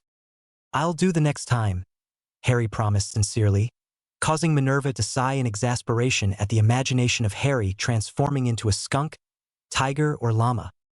Apparently sensing that the cat professor didn't approve of him changing into animals and visiting the animals in the enclosures, Harry refrained from transforming again. Only when they came to the chimpanzees, he asked hesitantly if he could transform and play for a few minutes, because the chimpanzees had such a nice playground with swings and slides. Yes, you may. Minerva reluctantly allowed him to go, knowing that the child deserved to have some fun after his horrible childhood. It took nearly an hour until Harry returned, but he was very excited and happy, and Minerva chuckled inwardly at the boy's sweetness. All right, Harry. There are only the snakes left. However, we're only going there if you promise not to transform into a snake. I promise, Harry replied, giggling, and after a first shock when Minerva gently took his hand, he slowly relaxed when she continued to hold it while they walked over to the snakes. They stood in front of the snake's enclosure for a few minutes, and Harry began to talk with one of them, until he suddenly heard a well-known voice shout, "Dad! Look what the snake is doing!" He felt himself being pushed onto the ground and watched, terrified, as his cousin pressed his hands against the glass in an attempt to communicate with the snake as well. "Come, Harry, let's go," Minerva said and kindly helped him up from the ground. "Yeah," Harry replied absent-mindedly while he concentrated on Dudley and the glass that separated the snakes from the visitors. When Minerva quickly pulled him away and around the next corner, the snake slithered along and hissed, "Thank you." "You're welcome," Harry replied softly, just before Minerva brought them back to Hogsmeade. "Professor, I'm sorry. I didn't mean to put my cousin behind the glass," Harry quickly apologized, feeling very bad towards the kind professor, who had taken him for such a nice excursion. "Are you very angry, Professor?" Minerva shot him a quick smile. "No, Harry, I'm not angry. You did accidental magic, which was not your fault. If it had been anyone else, I'd have helped them escape, of course. But since it was your cousin, who always bullied you, I just decided to get away with you as fast as possible. It was your cousin who started everything anyway." Harry sighed in relief. "Thank Merlin. I wouldn't want her to be angry at me. I really like her. Thank you so much for taking me to the zoo. I absolutely loved it," he said gratefully, absent-mindedly observing the giant squid play in the lake. "You're welcome, Harry. We can go to other places over the holidays, for example to a playground if you want," Minerva replied softly, suddenly getting aware of the fact that Harry was still in his human form, although they were slowly walking up to the castle. "Harry, you need to transform back into Gowith quickly," she said urgently, causing Harry to change forms in the blink of an eye. Thank Merlin the cat professor noticed it. "I completely forgot," Harry realized in shock at his own carelessness. A few minutes later, he flashed back into Severus' quarters, thinking that it was a bit sad he couldn't tell the man every detail of his adventure. "I'll still tell him that we were in the zoo," he mused as he searched the living room, the potions lab, and even the office for Severus, who was nowhere to be seen. Sadly, Harry sat on his perch and waited for his familiar to come home. Where can he have gone? He thought impatiently as the hours passed and there was still no sign of the professor. 風の力を持つハリー。 Suddenly, Harry heard a series of harsh coughs coming from the professor's bedroom. "Oh no, is he sick?" He mused and quickly flashed into the bedroom. The professor was curled up under his covers. His face was even paler than normal, while his cheeks were deeply flushed and dark rings were surrounding his eyes. Strands of his normally straight long hair were stuck to his sweaty forehead. Not sure how he could help the professor, Harry tried to assess if he was awake, although his eyes were closed. Severus? He asked tentatively. Severus slowly opened his eyes halfway and mumbled hoarsely, "Gowith, thank Merlin it's you and not all the other birds again." Other birds? Harry asked in surprise, wondering if the twins had somehow been able to transform and make their way into the professor's quarters. There were owls and a dove and a parrot and, look, there is still an eagle. Over there, at the window, Severus croaked. I think you're delirious, sir. Did you take a potion? Or do you at least know what's ailing you? Harry asked, slightly beginning to panic. Why does he have to fall ill just when Madame Pomfrey is away for a week? What can I do to help him? He thought feverishly. Should I ask the cat professor for help? Need the flu potion, Severus mumbled, throwing his covers away, only to reach for them again an instant later. Of course, I'll fetch it, Harry replied and flashed away. He needs one of the strong fever reducers as well. He mused as he skimmed the shelf with the potions files and finally flashed back with 2 files. He held the flu potion out for Severus, but the professor merely pointed to the charmed window and mumbled something like giving it to the eagle, so he might finally go away, before he once more began to fight with his covers. Harry helplessly listened to the professor's rambling, before he finally made a decision after getting a glimpse into Severus' eyes that looked glassy and sick. I need to change into my human form and nurse him back to health. He is too ill to help himself, he realized. And I can't call the cat Professor because it's already midnight. Harry carefully placed the files on the night table and transformed. Picking up the file with the flu potion, he pressed it against the professor's lips and said in a soft voice, "This is the flu potion. Please swallow, sir." To his immense relief, Severus obediently swallowed the potion as well as the fever reducer, and finally drifted off to sleep as the potions kicked in. If Harry had been afraid that the professor would realize who he was, his fears faded into concern when he noticed the heat the man was radiating even after taking the potions. He carefully laid his small, cool hand on the professor's forehead. "I need to cool him down," he thought, and hurriedly fetched a bucket of water and a small towel from the bathroom. Harry spent the next few hours trying to cool the professor's hot face. From time to time, he glanced at the time that was displayed at the ceiling with a permanent charm, knowing from the book about healing potions and their effects, which he had read a few weeks ago, that Severus would need his next dose of potions after 4 hours. Maybe the potions would be more efficient if I added a few phoenix tears. He mused and changed back into Gowith, before he flashed into the lab, carefully uncorked a phial with the potion for the wizard's flu and let 2 tears drop into the phial. Then he repeated the process with the fever reducer and flashed back into the bedroom. Back in his human form, he gently shook the professor's shoulder, noticing that the man slightly flinched back at his touch. "Severus, you need to take your next dose of the potions," he whispered and carefully pressed the first phial against the man's lips. Severus obediently swallowed both potions, before he sighed in relief. "That's much better," he mumbled. "Thank you." Glancing at Harry, he corrected himself, uttering incredulously, "Potter? No, I must still be delirious. It's even getting worse." Seeing birds was still better. To Harry's relief, the professor drifted back to sleep right afterwards. That was dangerous, Harry mused as he continued to bathe the professor's face with a cold, wet towel. Before sleep claimed him as well in the early morning hours, Severus woke up, feeling much better. How strange, he mused as he listened to his body to assess his condition, before he even opened his eyes. I remember that Gowith gave me 2 doses of the flu potion, but I should need at least another 2 to recover. Or could it be? He is a phoenix and he healed me before. Maybe he added phoenix tears to the potion. That would explain why I feel so well already. He tentatively opened his eyes to see if the eagle had finally vanished from the window. However, while the eagle was gone, a small boy was sitting on the chair next to his bed, fast asleep with his head resting on the edge of Severus' bed. What the? Severus' thoughts went haywire. There was a boy during the night. Apparently, it was not because I was delirious, but Gowith was there as well.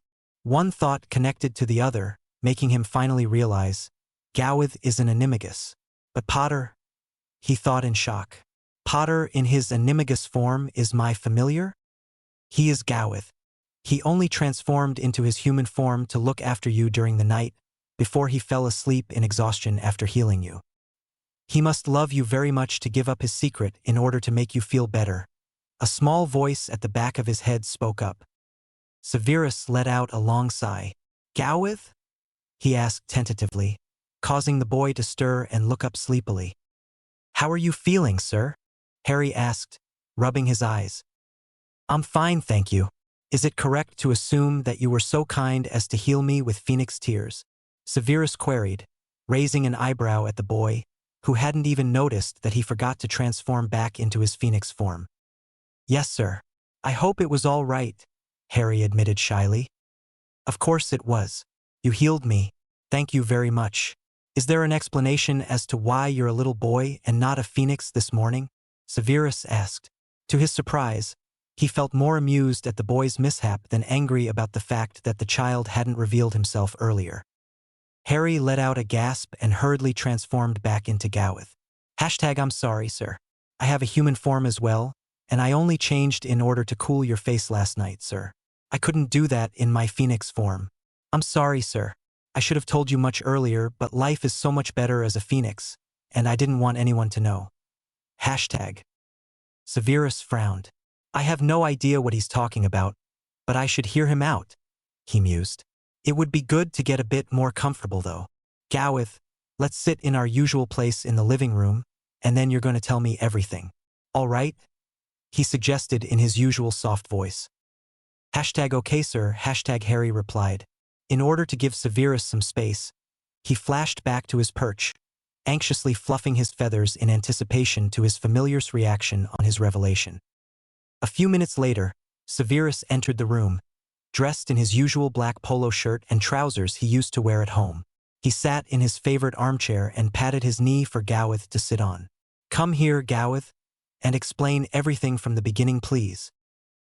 All right, Harry trilled and jumped on the professor's knee. He hesitantly told the professor the whole story from the beginning, before he anxiously waited for the man's reaction. So Professor McGonagall has known about it the whole time? Severus queried, quirking an eyebrow. Yes, sir, but I begged her not to tell anyone. Please don't be angry at her, sir. And Madame Pomfrey knows as well, but she only found out because she came into the cat professor's quarters, when I was in my human form, because the cat professor had just mended a scratch on my knee. Seeing that the professor was eyeing him deep in thought, Harry couldn't fight his tears back anymore.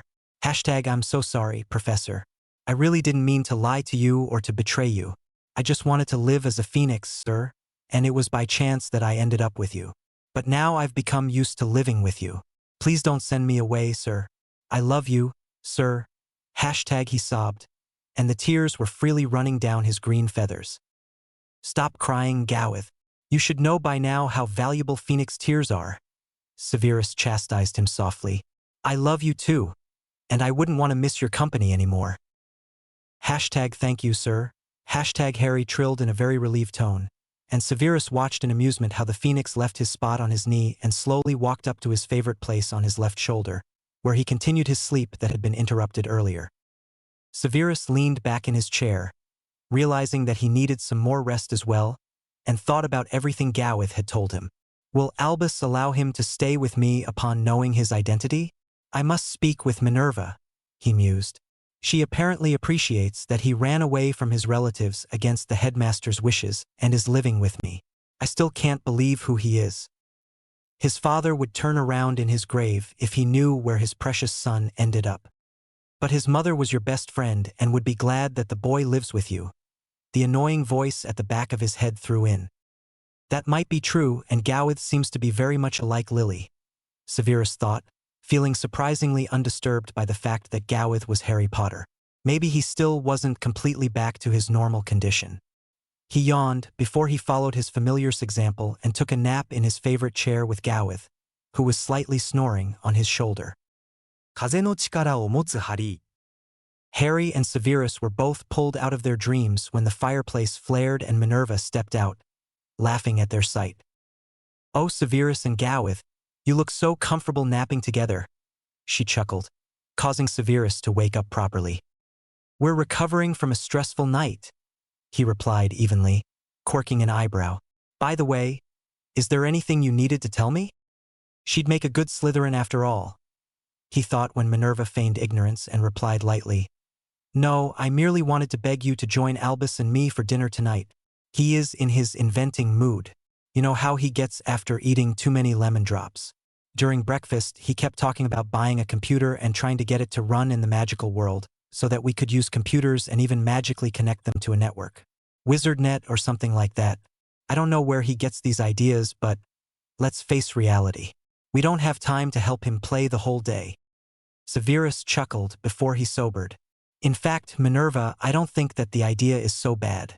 Somewhere in a Muggle magazine, I read something about databases, and I'd love to have something like that for my potions ingredients. And I believe I have someone who might be interested in assisting the headmaster with his research. He glanced to his left shoulder and carefully ran his slender fingers through the fluffy feathers of his familiar's stomach, causing the phoenix to wake up and turn his head. I'm sorry, he trilled sleepily.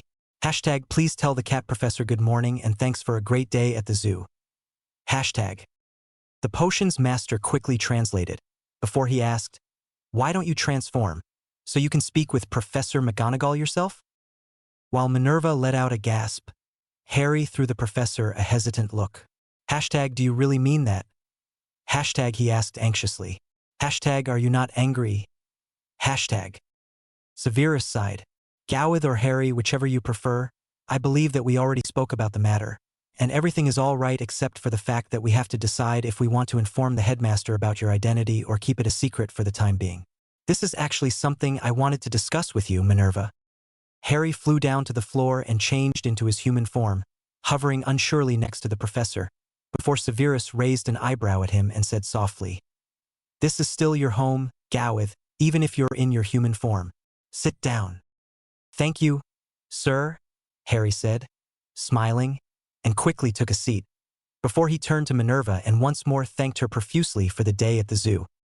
"You're welcome, sweetie," Minerva replied gently, turning to Severus. "By the way, how did you find out about Harry?" "Later, Minerva," Severus said impatiently.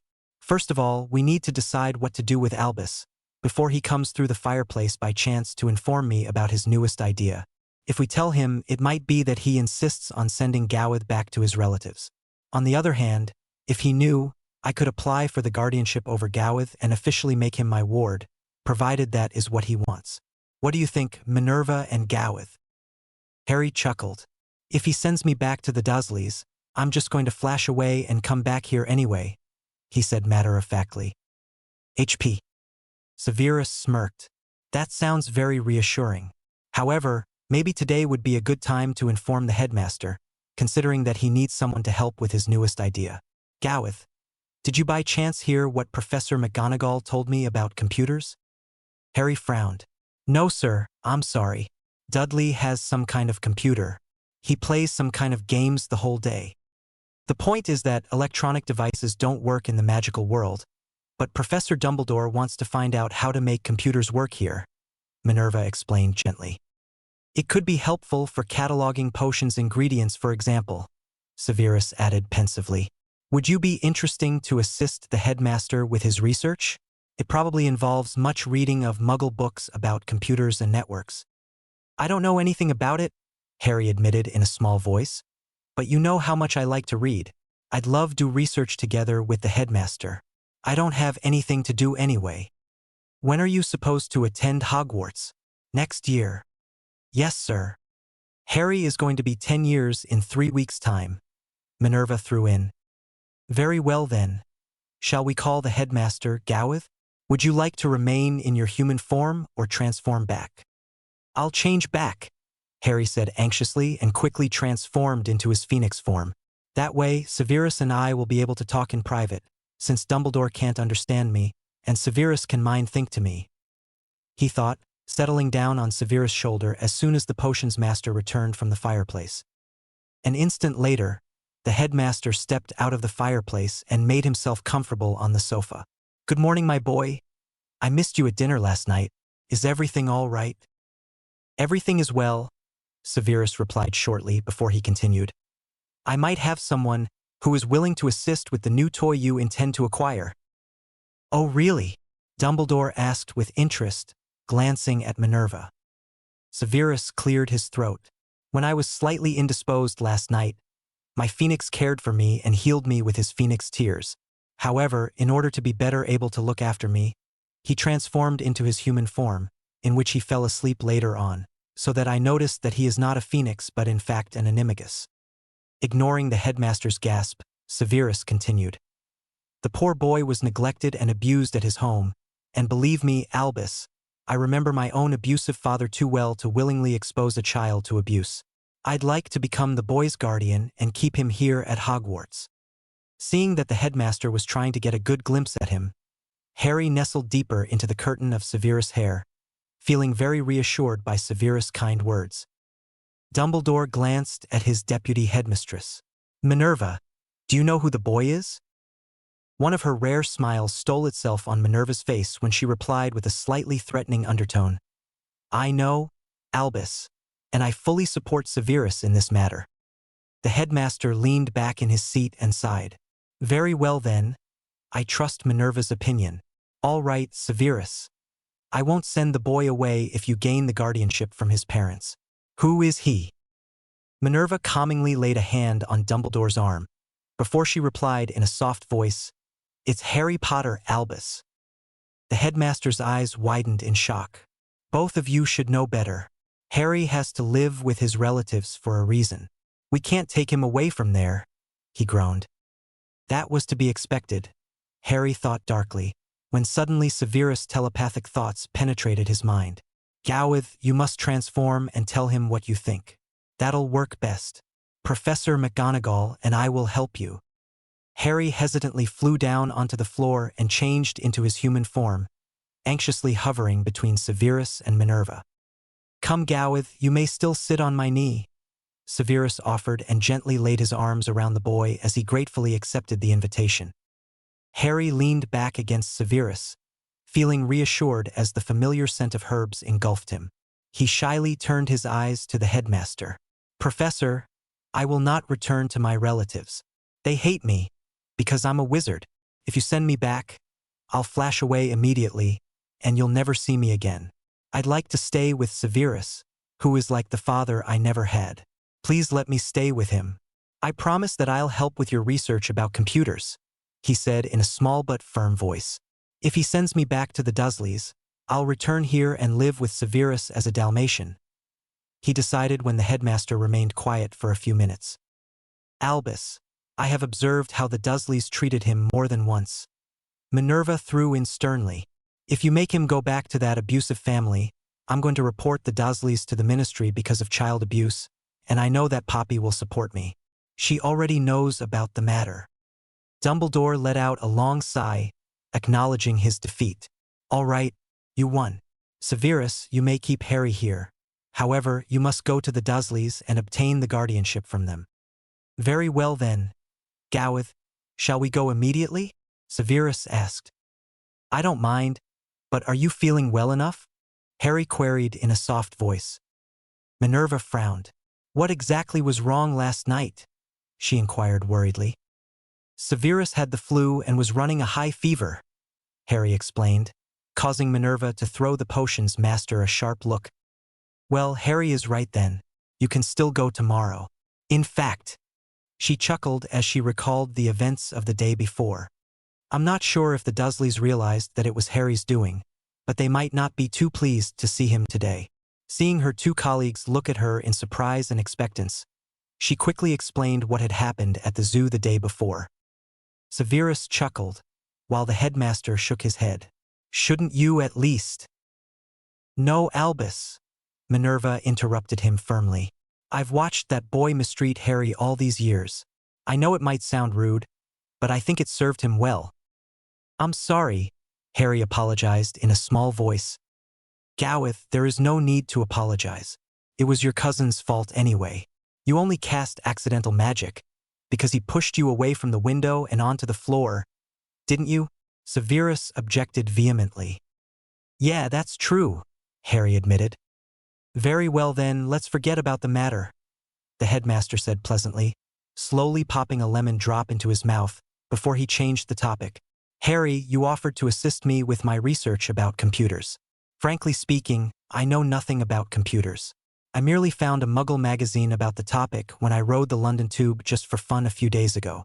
I'll make Fawkes bring you the magazine. It's very interesting.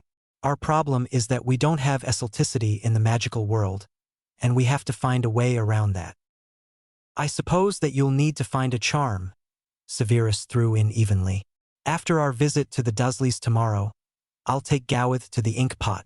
Maybe we'll find some interesting books in the Muggle division.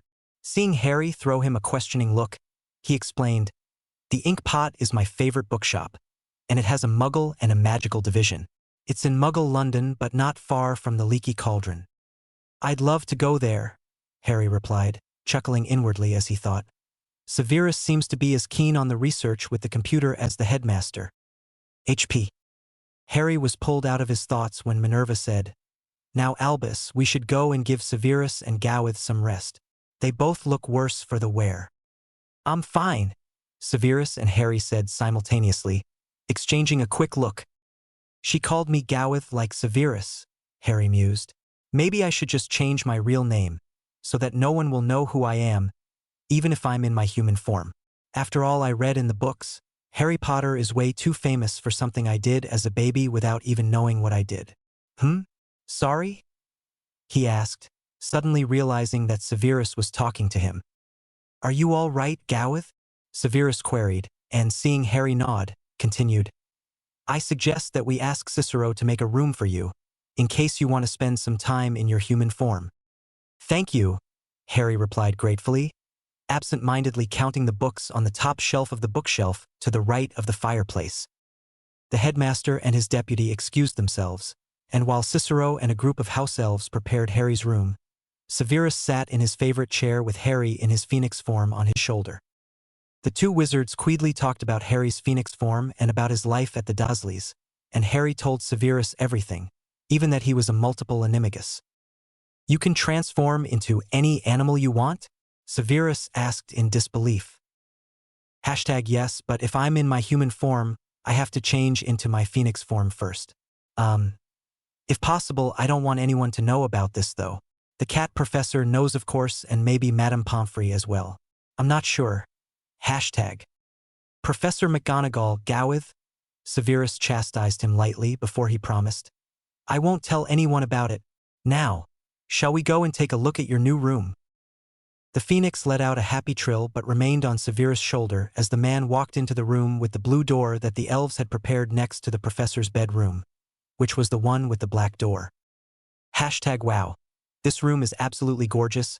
Harry blurted out, taking in the small bedroom that was equipped with a comfortable-looking bed, a desk, 2 chairs, a wardrobe, a bookshelf, and a huge magical window that covered the smaller side of the room opposite the door. Is this really my room? He asked in disbelief. Of course, Gowith. It's just a normal room, and if you're going to remain here as my ward, you need your own room in case you want to spend some time or even want to sleep in your human form. We can change the colors, and you can put up pictures on the walls if you want. #air. Severus, #Harry trilled in a very small voice. For me, this is not a normal room. Until I came to stay with you, I lived in the cupboard under the stairs. This room is absolutely fantastic, and I love the different shades of blue in which it's decorated. Thank you so much. You're welcome, Severus replied, gently ruffling the phoenix's head feathers, before he let out a sigh. It's probably already dinner time, and as you heard this morning, I had to promise Professor McGonagall to attend dinner in the Great Hall. Will you accompany me, either in your human or your phoenix form? Of course, Harry trilled happily. I'd prefer my phoenix form though, if you don't mind. Let me flash you to the entrance hall.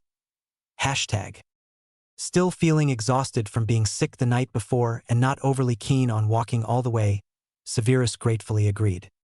Gowith. I'm glad you still came to join me, nestling.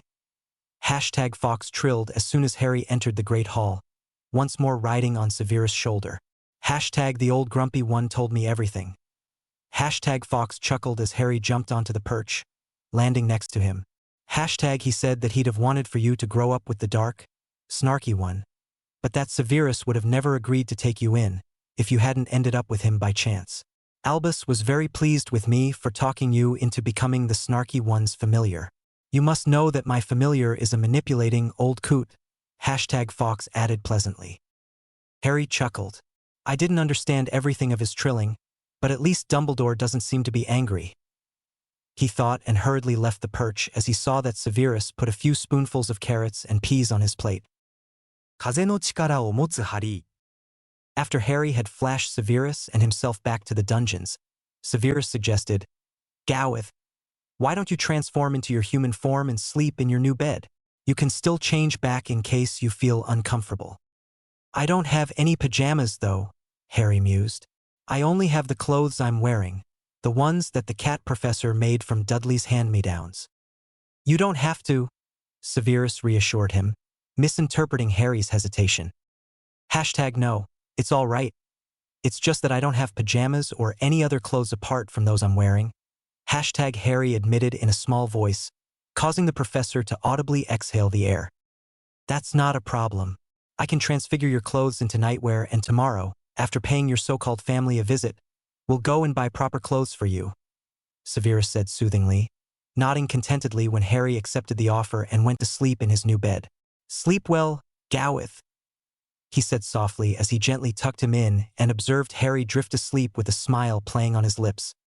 However, a few hours later, Severus woke up by distressed sounds coming from the boys' room. Glancing at the charmed display on the ceiling, Severus realized that it was 2 o'clock in the morning. He hurried into Harry's room, seeing that the child was thrashing around, completely entangled in his bed covers and apparently caught in a nightmare as he was begging his uncle not to hurt him. Severus sat on the edge of Harry's bed and carefully laid a hand on the child's shoulder, noticing sadly that the boy flinched back. Only when he said in his soft, silky voice, "Gowith, calm down. It's me, Severus. No one is going to hurt you." Harry finally quietened and lazily opened his eyes. "Severus," he mumbled sleepily. "I'm sorry that I woke you up." "That's all right, Gowith," Severus replied soothingly and gently arranged the child's bed covers, before he asked softly, "Shall we drink a cup of hot cocoa together, and you tell me what your dream was about?" Harry looked up at him in disbelief, causing Severus' features to automatically soften to a comforting smile, before he stood up from the bed to give the child some space.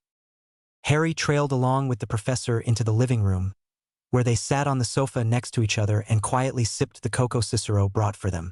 "It was my uncle," Harry finally spoke up in a barely audible voice. "We went to see them because of the guardianship, and he didn't take it well. He beat you until you were on the floor, unconscious, and then he grabbed me, and—" Harry slowly trailed off as tears threatened to escape from the corners of his eyes. HP.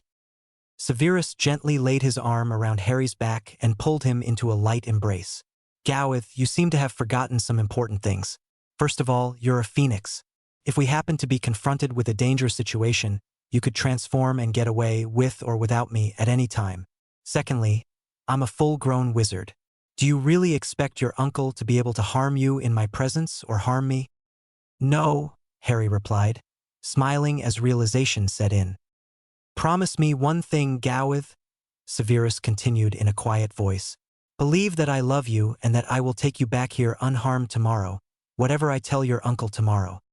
"Okay," Harry replied, feeling slightly confused. When Severus suggested going back to bed, Harry decided to spend the rest of the night in his phoenix form, knowing that he didn't have nightmares when he was a bird. 風の力を持つハリー。 In the morning, Harry flashed Severus and himself to a spot behind the garage in the Dursleys' garden, before he changed back into his human form. They slowly walked around the garage and rang the doorbell. Harry hesitantly tried to hide behind Severus, when Petunia opened the door, staring at Severus in disbelief. "You?" she said with apparent loathing in her voice. "What do you want?" "I suggest that we hold this conversation inside," Severus replied coldly, motioning for Harry to follow his aunt into the living room, where his uncle was sitting in front of the TV. "Dumbledore, the old coot, has ordered me to become this good-for-nothing boy's guardian." Severus began to explain, pulling a few parchments out of his robe pocket. "Therefore, I need your signature here on the guardianship papers." "And why would we allow you to take our nephew in?" Vernon asked in a falsely friendly voice that nearly caused Harry to gag. "Easy, Gowith. Take deep breaths and don't believe anything I say," Severus quickly thought to Harry before he replied. "Because the boy is dangerous. His magic is very powerful and turned out to be evil. You'd be in danger if you kept him." "I don't believe a word," Petunia hissed. "It's your fault that Lily died. You were the one who told her that she was a witch and now you want to have her son. You're jealous, because she ran away from you with the other boy." "Ah well, why don't we ask him?" Vernon suggested in his false, friendly voice. "Boy, do you want to live with the man?" "Gowith, think Slytherin," Severus quickly thought to Harry. Harry remained quiet for a moment, while his mind tried to process Severus' words, before he simply said, "No." "Well, you heard him. He doesn't want to stay with you," Petunia hissed, throwing Severus a loathing glare. "Oh well, Petunia, if I think about it, leaving him with the man seems to be a good way to get rid of the freak," Vernon said with an evil smirk on his face, causing Harry to inwardly sigh in relief. "Show me these papers. I'll sign them." Harry held on his breath as he observed his uncle put his signature under the guardianship parchment. "Thank Merlin," he thought as the parchment rolled up by itself and vanished into thin air. "It sends itself to the Ministry of Magic," Severus informed him telepathically, before he instructed him, "Show me your cupboard." "Aunt Petunia, may I fetch my blanket from my cupboard?" Harry asked politely and led his new guardian to his small cupboard. While he fetched his baby blanket, Severus waved his wand around the cupboard in a complicated movement, before he slid the wand back into his robe pocket, smirking mischievously. "Thank Merlin, no one mentioned the incident at the zoo," Harry mused as he followed Severus out of the house, feeling extremely relieved at the thought that he'd probably never have to see his relatives again. "Are you feeling up to flashing us to Hogsmeade? Or shall I apparate us?" Severus asked in a small voice as they returned to the garden. "I can flash us, of course," Harry, who had just transformed back, replied in surprise. "Hogsmeade, not Hogwarts." He queried, just to be sure. "Yes, we need to buy clothes for you, Gowith," Severus said firmly and carefully gripped a few of the phoenix's back feathers. An instant later, the wizard and the phoenix found themselves in front of the bookshop in Hogsmeade. Severus took the bird on his hand, raising an eyebrow. "Where do you think we're going, Gowith? We need to buy clothes, not books." Harry chuckled and asked in a small voice, "Should I change into my human form now?" "I think that would be for the best," Severus replied, smirking as he observed the boy transform. Suddenly, he put a hand on his forehead and groaned. "Oh no, I'm sorry, Gowith. I completely forgot that I promised to take you to the Inkpot to look for books about computers. Flourish and Blots is a pure magical bookshop. We won't find Muggle books here. We'll do that either later today or tomorrow morning. For now, clothes are more important." "All right," Harry replied, laughing. "I still have to read the magazine Fawkes gave me anyway. I only read the first few pages before I fell asleep last night." Severus sighed. "Gowith, I appreciate your efforts and your readiness to help the headmaster with his research. However, I believe that neither you nor Professor Dumbledore will succeed in making computers work in the magical world in the near future. A possible solution would probably be based on charms. However, you're not even a first year, and even if I assume that you've read most of the first-year school books by now, you don't have any practical experience, and, frankly speaking, the headmaster is not very adept at technical matters. You might be able to solve the problem, but not now. It'll take you a few years at the least, so please don't get your hopes up too much. It might even be easier for the two of us to find a cure for lycanthropy." Harry chuckled. He had read enough of Severus' books and potions journals to know that such a cure was the dream of every potions master. "I'd love to help with that as well, and of course I know much more about potions than about charms yet." Their conversation was interrupted when they entered a shop, in which Severus bought every kind of clothes he could imagine Gowith to need during the following months, gently reassuring the child that it was all right to buy so many clothes and that it was normal for every child to possess appropriate clothes. When they finally left the shop with several bags of clothes that were shrunk in Severus' robe pockets, the professor insisted to visit another shop and buy parchments and a quill for Harry. "When you're in your human form, you might want to take notes of what you read or write a letter to someone," he explained gently, causing Harry to become excited. "May I perhaps write a letter to the Weasley twins? They found out about me by chance, and I became good friends with them," Harry explained hesitantly, when he suddenly remembered something. "Oh, by the way, what did you do at the Dursleys? I mean when you waved your wand in my cupboard." "Ah, that was a harmless spell that conjured a ghost from the magic that was still residing in your cupboard. Your ghost will forever live with the Dursleys, even if they choose to move, and whenever they say anything about you or the magical world, the ghost will tell them what they deserve to be told." "Wow, that's cool," Harry blurted out, chuckling. "Your aunt always hated the magical world. I'm sure she'll appreciate my little prank." As to the Weasley twins, Severus picked up the earlier topic. "Why don't you invite them to come over to Hogwarts for your birthday?" Harry threw the professor an excited look. "May I really do that?" "Of course, Gowith. Did you never have a birthday party?" Harry slowly shook his head. "No, sir." He remained quiet for a few minutes, while they walked along the main street, before he hesitantly asked, "Is it true what my aunt said about you and my mother, that you were the one who told her that she was a witch?" Severus let out a long sigh. "Yes, Gowith, your mother and I were very good friends. We lived nearby, and we played on the playground together ever since I can remember." When we were very small, Petunia used to play with us. However, she was always jealous, because there was something that seemed to connect Lily and me, although we didn't know what it was. Ever since my mother explained to me that I was a wizard when I was 5 or 6, I knew that Lily was a witch. I still didn't tell her. I observed her for another year or two just to be really sure, but then I told her, and Petunia didn't take it well, especially when I said that she wasn't a witch but just a normal girl. My father was a muggle as well, and we lived in a complete muggle environment. Of course, I was very happy to have another witch except for my mother living nearby. By now they had reached the castle, and right before Severus opened the entrance doors, Harry blurted out, "Severus, is it all right to change back into my phoenix form?" Severus threw the boy a surprised look but nodded. "Of course, Gowith. If you feel more comfortable as a phoenix, you may of course do so. Only the teachers are in the castle though, since it's still the middle of the holidays." Harry quickly changed back and flew upwards until he reached Severus' shoulder, where he happily nestled into the black curtain of silky hair. Severus smiled and ruffled his familiar's head feathers, before he finally opened the door and stepped into the entrance hall. To both Severus and Harry's surprise, the entrance hall was not as quiet as usual. Right in front of the stairs to the dungeons, 2 cats were putting up a huge fight. One of them was a marmalade cat, and the other was gray. Hashtag Mrs. Norris, hashtag Harry trilled to Severus. Mrs. Norris was clearly winning the fight. "I have no idea who the other cat is, but we should help her anyway," Severus replied. Hashtag okay, hashtag Harry trilled. He flew towards the ground and transformed into a cat, before he ran over to the fighting cats, shouting, "Equals let go of her, Mrs. Norris. What do you think you're doing?" Equals.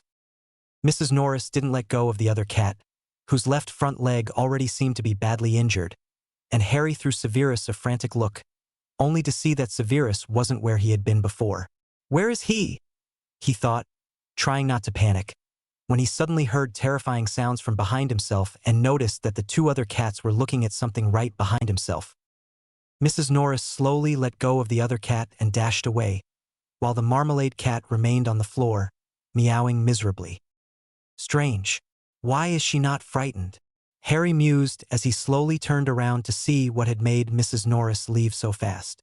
In spite of knowing that it had to be Severus, he instinctively transformed into his phoenix form at the sight of the huge black cat that was standing behind him. "Equals it's all right, Gowith. You know that it's only me. I'm a lynx Animagus," equals Severus told him in a soft voice, before he stepped over to the injured cat that was obviously not afraid of him. "Equals hello there," equals he said softly. "Equals show me your injuries. My son and I are both humans and will be able to heal you." Equals. "Equals I know who you are, Severus," equals the other cat replied, causing Severus and Harry to look at her in surprise. "Equals I didn't know that you had a son though." Equals. Harry quickly transformed back into his cat form. "Equals hello, I am Gowith," equals he said softly, before he turned to Severus. "Equals shall I try to heal her leg with phoenix tears?" Equals. Severus, still in his lynx form, leaned over the smaller cat and closely examined her leg. Equals yes, Gowith, you could try to heal her leg with phoenix tears, but wait a moment. Does anything else hurt beside your leg? Equals. Equals my head, equals the marmalade cat replied softly. Equals I hit my head on the ground when Mrs. Norris was chasing me. I'm Aurora, by the way, Aurora Sinistra. I only became an Animagus recently. Minerva offered to teach me, and a few weeks ago I finally succeeded, but I'm not so used to being a cat yet. I only returned from my holidays a few hours ago and thought I could try it out in peace, while the students are away, but then Mrs. Norris caught me. Equals she slowly trailed off. Equals very well, equals Severus replied thoughtfully. Equals would you mind me taking you with me into my lab, so that I can properly examine your wounds? It's too dark here and you seem to be cold, equals he stated, seeing that the smaller cat was slightly shivering. Equals thank you Severus. I'm sorry to bother you, equals Sinistra replied softly. Equals you're not bothering me. Equals he transformed back into his human form and gently scooped the cat in his arms.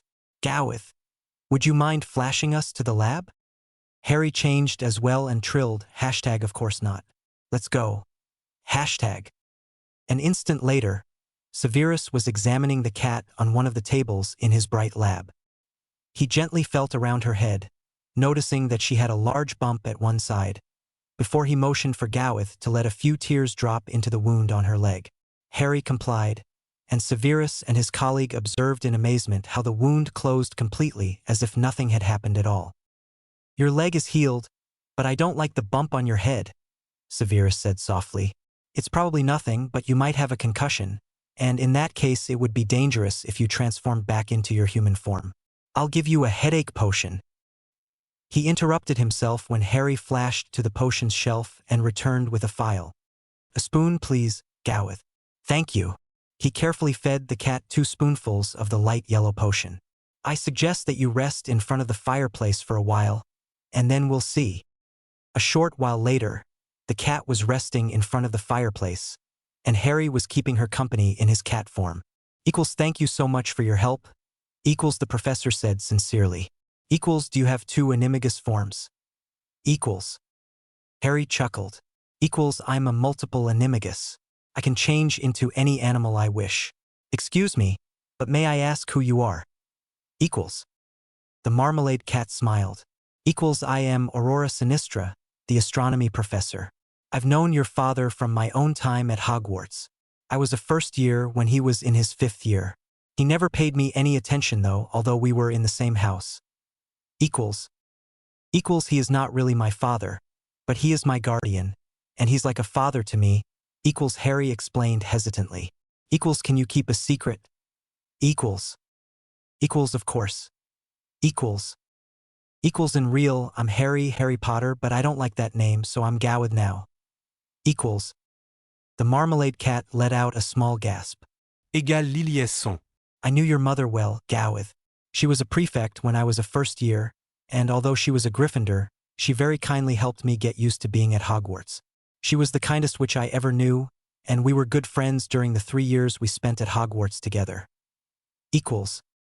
Their conversation was interrupted when Severus entered the living room and transformed into his lynx form.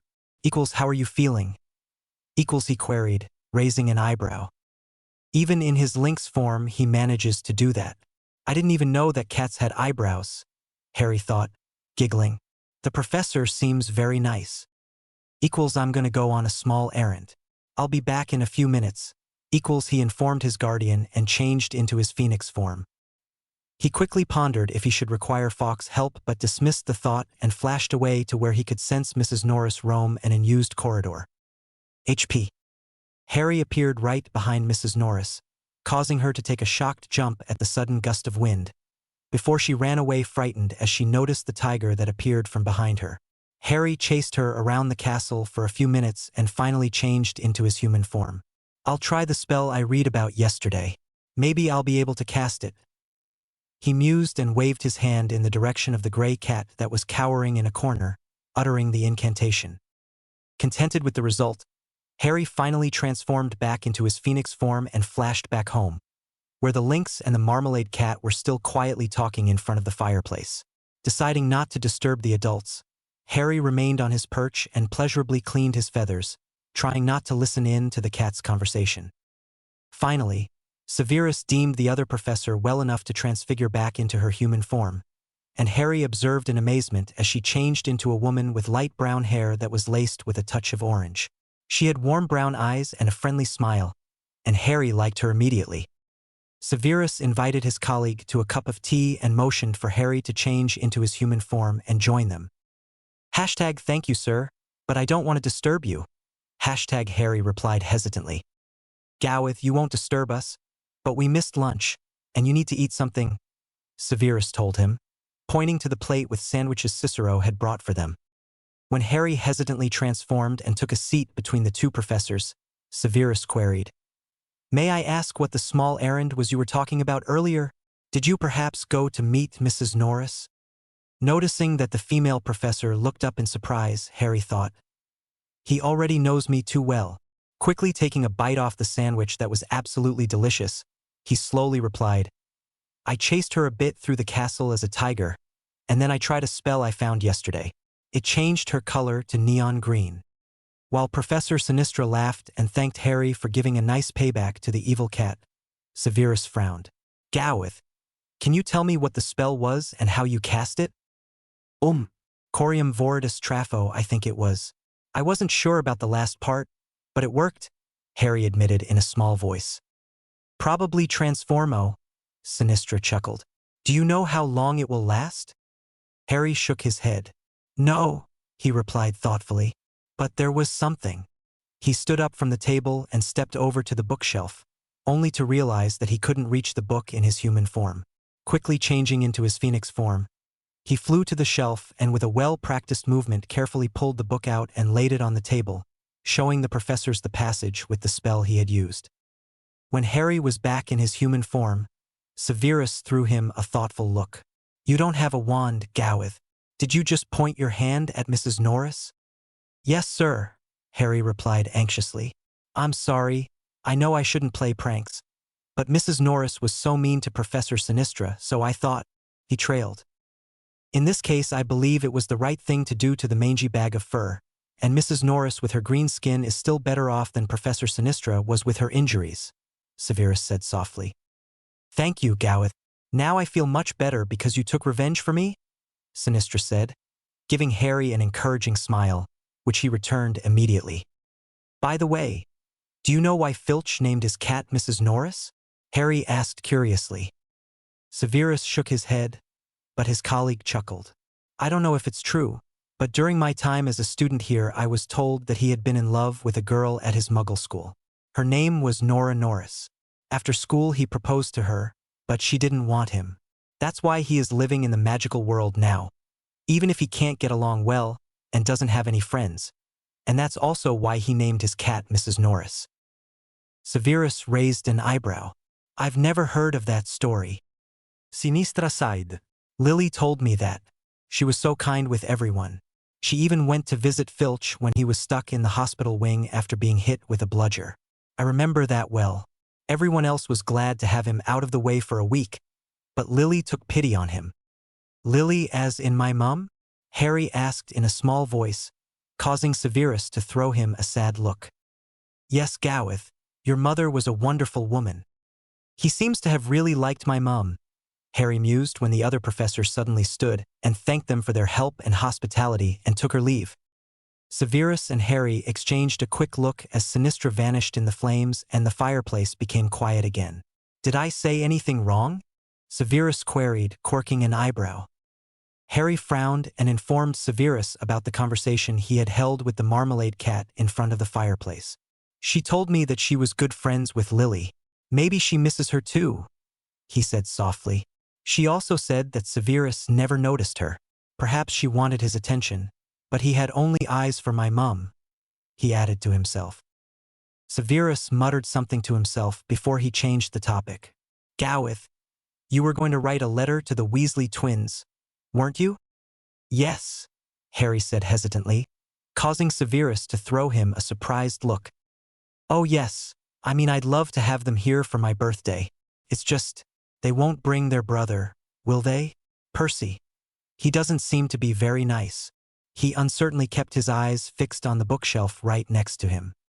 Severus sighed. He is a very eager and responsible student, but frankly speaking I don't like him either. The twins have 2 younger siblings though, but I suppose you want just the twins come to see you. Is that correct? Yes, Harry said, feeling extremely relieved that Severus was able to understand him so well. The twins said something that their little sister liked me just by knowing my name, and I don't want that. Severus looked at him pensively, absent-mindedly playing with the stopper of a file in his robe pocket.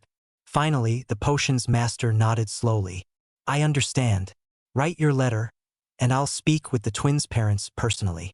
A thought crossed his mind and he added, if you don't want them to know your real identity, we should pretend that your birthday is on a different day, the 1st of August, for example. Oh right, that's good. Thank you, sir. Harry replied in apparent relief and retired to his new room to sit at his desk and compose his letter. I hope the Weasleys will accept that he doesn't want to meet their whole brood, Severus thought. I better not tell them his real name but just stick with Gowith. I could invite Draco as well, but it doesn't have to be on his birthday, considering that it's his first birthday party and he's not used to have many children around him. Maybe Draco could stay with us for a day or two at the end of the holidays. If I... Severus? A timid voice interrupted his musings. I'm sorry to disturb you, sir, but I can't write with that thing. It's getting all messy. Severus looked up at the parchment Harry was holding out for him, an anxious expression on the small face. Very well, Gowith. Let me show you how to properly use that quill, Severus said softly, forcing himself to remain patient, and gently helped his ward. Finally, Harry was able to write his invitation, and when he showed Severus the result, the professor sighed inwardly. Gowith, before you become a student here, we'll need to do something about your atrocious handwriting. You need to practice a bit every day. He raised an eyebrow at the child. Yes, sir. Harry eyed his hands that were spotting ink blots here and there. Go and wash your hands, Gowith. We need to attend dinner in the Great Hall. Severus instructed him and rose from his seat to get ready as well. As usual, Harry attended dinner in his phoenix form. I wonder when he'll feel comfortable enough to join us in his human form, Severus mused as he took his seat next to the headmaster, looking up startled when Aurora sat next to him. As soon as everyone was seated and dinner appeared on the table, Dumbledore looked around and began to speak. Mr. Filch told me that someone turned his cat green. I'm a little surprised, because there aren't any students in the castle. Does anyone have an explanation on how Mrs. Norris could have taken on a bright neon green? Harry, who was comfortably sitting on Severus' shoulder, looked up startled but relaxed when he noticed that the headmaster's eyes were twinkling pleasantly. HP. Severus quickly explained what the cat had done to Aurora, causing everyone to stare at him in surprise and amazement. Yes, Severus and his son Gowith were wonderful. Aurora threw in, smiling. Thank you very much, both of you. Severus slightly inclined his head towards his neighbor, while Harry let out a few happy trills. Hashtag you're welcome. Hashtag. Why, Severus, I wouldn't have believed you to play pranks on anyone, Minerva spoke up, smirking. However, Severus' expression remained completely blank as he replied, Minerva, I'd like to speak with you about the matter later on. Not wanting to give Harry's abilities of performing wandless magic away in front of everyone. Maybe she can help me. I somehow have to speak with Gowith about wandless magic and find out if he is capable of performing it in general or if that was a single case, even if it wasn't accidental but planned magic. Unaware of the amused look Aurora shot him, he telepathically communicated with Harry. Gowith, I'll go and take your letter to the Weasleys right after dinner. Would you like to visit one of my colleagues in the meantime or stay at home on your own? Harry remained thoughtful for a moment before he trilled, Hashtag I'd love to visit one of the cat professors. I don't mind which one, but I don't want to disturb them. Hashtag. Severus smirked, noticing that everyone was eyeing him in expectance. I have a small errand to run after dinner, and my ward told me he'd like to visit one of the two cat professors if he didn't disturb you, he explained, causing Minerva and Aurora to laugh. Aurora and Gowith, why don't you both join me for tea after dinner? Minerva suggested, smiling when her younger colleague agreed and Harry eagerly nodded his head. After dinner, Minerva motioned for Harry to sit on her shoulder, before she left the Great Hall together with Aurora. Only when they were out of sight, Harry flew down to the floor and changed into his cat form, causing the two witches to exchange an amused look and transform as well. 風の力を持つハリー。 While the three cats playfully roamed the castle, Severus returned to his quarters and took the flue to the burrow, the least place I'd like to go at this time, as he admitted to himself. Severus, Molly Weasley blurted out, astonished. What a nice surprise. What brings you here in the middle of the summer holidays? Severus cleared his throat. I'm sorry for intruding. He apologized and began to tell Harry's story without mentioning the boy's real name. The boy managed to fool you for more than 6 months? Mrs. Weasley queried in disbelief. Yes, Severus replied evenly. However, your twins apparently know more about the matter. According to my ward, they're friends, and Gowith would like to invite them for his birthday. He was a bit reluctant to send his invitation, though, because he is not used to having many children around and only wants the twins to visit. Oh, of course, Severus, I understand that. although Ron is 10 as well and Ginny is going to become 9 next month, but I'm sure the twins will appreciate visiting Gowith at Hogwarts. In fact, they're talking about him often enough. They seem to be quite close. If I understood them correctly, he is the one who helped them brew the Animagus potion. The Animagus potion? Severus queried in shock, raising an eyebrow. Oh no, Severus, don't get angry at your son. I'm sure he is a wonderful young man. At least that's what the twins told me. The potion helped them to easily become Animagi. They're both parrots. Severus scoffed. What a fitting Animagus form, he thought, while Mrs. Weasley called Fred and George. I'll have to exchange a few words with Gowith about the matter. How dare he brew anything without my permission and supervision? Hello, Professor. The twins suddenly caught his attention as they stood in front of him wearing expressions of a mixture of mischief and anxious expectance. Messrs. Weasley, Severus greeted them and handed over the letter. Gowith would like to invite the two of you for a small birthday party on the 1st of August. Fred and George quickly read the letter and exchanged a quick look. Professor, we'd love to attend his party, they replied simultaneously. Hesitantly, George continued, Sir, there is something we'd like to discuss with you in private. Could you please follow us into our room for a moment? They finished their annoying way of speaking together. The professor hesitantly followed the twins into their room, suddenly finding himself face to face with a bubbling cauldron. What the? Oh, Professor, that's just a little prank potion we've been inventing. George quickly interrupted the teacher, while Fred fetched a handwritten recipe and held it out to the potion's master. Severus looked at the recipe in disbelief, and Fred hurried to explain, This isn't our first try. We tried to invent something that would kind of numb the taste sense and make someone believe everything tasted the same. We've already run a few tests and it worked well so far. This one is for our younger brother. He absolutely detests peas, but unfortunately, from tonight onwards everything will have the taste of peas, George added. The effects last about a day. The potion is slightly bitter, but if you mix it into pumpkin juice, no one will notice, Fred explained to the stunned professor.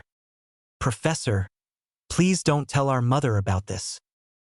She'd fret and take our cauldrons away. But we have other potions to try out, the twins finished together. Seeing that Severus opened his mouth, giving them a stern teacher's look, Fred added quickly, We promise to be very careful.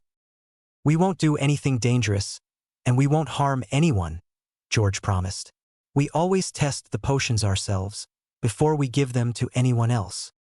Severus couldn't hide a smirk as he remembered his own childhood. Nothing was more interesting than inventing little prank potions, he thought, sighing. You must be careful, he said sternly. The brewing of potions is extremely dangerous. If you have any questions, please come to me instead of trying something out that you aren't sure about. We will. Thank you, sir. The twins promised sincerely and motioned for the professor to take a seat at their desk. There is something we need to show you, Professor, George said hesitantly. He pulled a blank parchment out of his pocket, opened it and quietly spoke the incantation. Professor, we trust you to keep this secret as well. We're merely showing you this for Gowith's safety, because we don't know if this is the only map that exists or if there are others. Severus looked sharply at the parchment, realizing with amazement what it displayed. Where did you get this? He queried in surprise as he let his eyes wander around the map in search of his ward. We'd like to keep that tiny bit of information for ourselves, Fred said quietly. However, we found out that Gowith's parents or someone must have made it, because the map accepted him as the rightful owner and taught him the activation password. He merely left it to us because he couldn't use it in his Phoenix form anyway. However, that's not what we wanted to talk about, George threw in. Where is Gowith? He is supposed to be together with Professors McGonagall and Sinistra, Severus said thoughtfully, searching the map. I can't see either of them, Fred said, shaking his head. Strange, Severus mused. Where can they have gone? HP. Anyway, what we wanted to tell you is that the map displays people with their real names, George told the professor. Therefore, Gowith is always shown as Harry Potter. If he doesn't want everyone to know who he is, maybe you should consider officially changing his name. Of course, we won't show this map to anyone. Only you and Gawith know about it, but as I said earlier, we don't know if this is the only copy. Severus nodded his understanding. I'll speak to Gawith about the matter. Thank you for alerting me to the problem. I trust the two of you that you won't use this map to harm anyone. Of course, sir, the twins replied simultaneously. Would you like to borrow the map until Gawith's birthday? The twins suggested, and Severus gratefully accepted the offer. I take it that Gawith knows how to activate and deactivate it? He queried, causing the twins to nod. With that, Severus followed the twins downstairs, where Mrs. Weasley threw him a questioning look. I hope my sons behaved themselves? Yes, we had a very interesting conversation, Severus replied and quickly took his leave, eager to return to Hogwarts and find out where Gawith and his two colleagues were. 風の力を持つハリー。 Severus took the Floo to his private quarters and sat in his favorite armchair, spreading the map out on his knees. Where is Gawith? He mused, slowly letting his eyes wander to the Gryffindor Tower, beginning at the entrance hall. There, the Transfiguration classroom. He pointed his finger to a spot on the map. And that's Minerva's office, so her quarters should be behind her office. But there was nothing. Her quarters are not on the map at all. Is that possible? He wondered. Let's have a look at the dungeons. The potions classroom was on the map as well as his office and the Slytherin common room, but neither the dormitories nor his own quarters were there, which brought him to an idea. The twins said that Potter and his friends made the map. They didn't know where the teachers' private quarters were, and they only knew the Slytherin common room for some reason, nothing more. So that's why Gawith, Minerva, and Aurora are not on the map. They're in Minerva's quarters. He let out a relieved sigh and relaxed for a moment, pondering what he had heard at the Burrow and how he should address the three topics, which he needed to discuss with Gawith. After a while, he stepped into the fireplace and made his way to Minerva's quarters, only slightly surprised to find 3 cats curled up in front of the fireplace. He transformed into his lynx form and joined the cats, noticing that Gawith seemed to be fast asleep. I'm sorry that it took me so long. He apologized, slightly inclining his head. May I ask what your errand was? Minerva asked curiously. The lynx let out a sigh and explained that he had to take Gawith's invitation to the Weasley twins, causing his 2 colleagues to throw him surprised looks. Now that's interesting, Severus. It's good to know that being a father makes you more communicative. Minerva teased him, causing the lynx to let out a small growl. Minerva is right, Aurora threw in, chuckling. You've changed very much during the last 6 months, since Gawith became your familiar. Was everything all right at the Burrow? You spent quite a time, Minerva queried, carefully cleaning her front paws. I had a very interesting conversation with the twins, Severus explained, looking at Harry. Severus, why don't you just leave Gawith sleep? We could all spend the night here if you think he'd be afraid if he wakes up all alone. That's a brilliant idea, the Marmalade Cat agreed. Look, Gawith already knows that you're here. Severus smirked. The small black cat had indeed moved closer towards him and was nestling against his fur. Very well then. I'll accept your offer, Minerva, he replied, suddenly feeling tired as well due to the warmth of the fireplace, and curled up around his ward's small figure. That was fun, Harry said, smiling, as they walked through the dormant castle in order to refresh themselves in their quarters before breakfast. I'm glad you enjoyed yourself, Gawith, Severus replied, smirking, deciding to address at least one of the topics they needed to speak about before breakfast. He made the boy sit on his knee and gave him a stern look. Mrs. Weasley told me that you brew the Animagus potion for the twins. When and where did you brew that potion? Harry cast his guardian a shocked glance, before he shyly averted his eyes to the floor. I'm sorry, sir. I brewed it together with the twins in the potions classroom, while you were in a staff meeting. I was very careful, sir, and the twins both helped. One of them prepared the ingredients, and the other was watching if I was doing everything correctly. He explained in a soft voice, taking the wind out of Severus' sails. Listen, Gawith, Severus said finally. I won't scold you, because I know that you as well as the twins know a lot about potions, and because I'm relieved that you were so careful. I'm also very proud that you managed to brew the potion flawlessly, son. However, he threw the child a stern look. The brewing of potions is very dangerous, and since I love you and don't want you to get into a dangerous situation, I don't want you to brew potions again in my absence. Tell me if you want to brew something, and I'll be nearby in order to help you if necessary. Do you understand me? Yes, sir. I'm sorry, Harry replied solemnly, before he asked in a small voice. Excuse me, sir. May I ask something? Of course you may ask whatever you wish, Severus replied, quirking an eyebrow. Is that the Marauder's map? Harry asked, pointing to the map that was still outspread on the table. Yes, it is, Severus replied quickly. I need you to teach me the deactivating spell. The twins lent me the map until your birthday party. Ah, all right. I wonder why it was here, Harry replied and taught Severus the incantations. Did the twins tell you anything interesting by the way? Severus smirked. Yes, they invented a potion that numbs the sense of taste and makes everything taste the same, like for example peas or lemon drops. Harry chuckled at the expression of disgust on his guardian's face. Are you going to try it on the headmaster, sir? He queried innocently.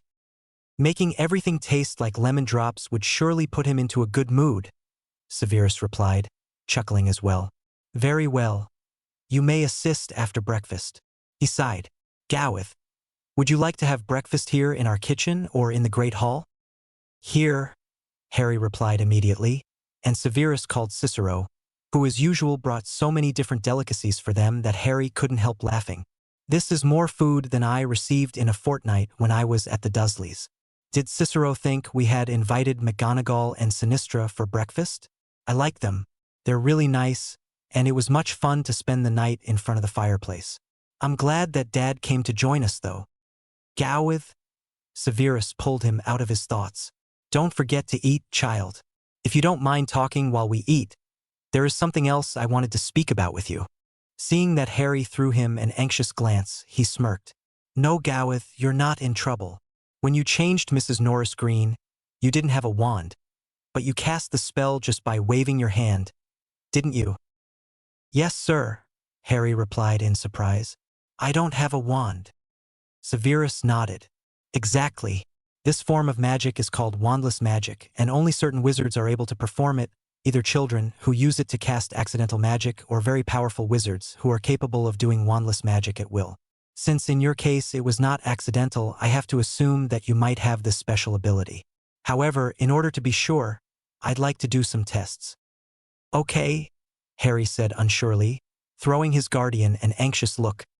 Severus sighed. Gowith, that's nothing bad. We only need to check the matter because if you want to do wandless magic, you must be properly trained. Otherwise, it can be dangerous at times, for you as well as for others. Now, on a lighter note, shall we go to the lab and brew the potion for the headmaster? In my human form? May I really assist? Harry asked excitedly. Of course, Severus smirked. If you were able to brew the Animagus potion, this one shouldn't be a problem for you. During the next 30 minutes, they busied themselves in the lab until a yellowish potion was simmering in the cauldron in front of them. Harry quickly bottled the liquid, and Severus asked Cicero to mix it into the headmaster's meal at lunchtime, letting his house elf in on the secret. Apart from a small lunch break, the two wizards spent the whole day in the lab, brewing potions for the hospital wing. As you probably know, Severus said casually, tomorrow is the 31st of July, but since we decided to make the day after tomorrow your official birthday, Minerva, Aurora and I decided to make a short trip to the seaside tomorrow if you want. Aurora said something that her niece was going to come and probably join us as well. I'd love to go, Harry replied in excitement, and Severus noticed amused that his emerald eyes were twinkling with joy. Very well then. Are you ready to go to the Great Hall? It's already dinner time. Harry quickly transformed into his phoenix form and trilled, #yes sir. Severus shook his head at his ward's antics, wondering in which form Harry was going to spend the following day. He sent Harry to bed early that evening and spent the next few hours in the potions lab. Harry blinked when his guardian's voice penetrated his sleepy mind. It's midnight. Happy birthday, Gowith. He lazily opened his eyes, noticing a huge strawberry cake, decorated with candles, probably 10, and a phial with a dark blue potion standing on his night table. A potion? But I'm not sick at all, he wondered, when Severus continued to speak. Gowith, you do not have to accept this. This is a blood adoption potion, and these are the adoption parchments. Taking this potion would make you my real son.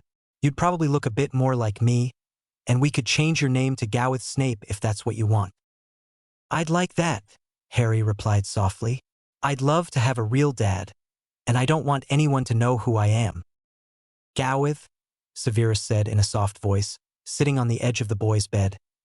Let me warn you, this potion might hurt you, because your features, your limbs, and everything might change. You don't have to do this. I'll always be your guardian and even your father if you want me to, even if you don't take the potion.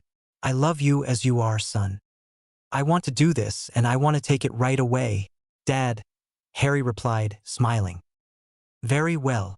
Severus uncorked the phial and held it out for Harry, who quickly gulped down the dark blue liquid, too excited to linger on the unpleasant taste. Lie down and tell me if it hurts.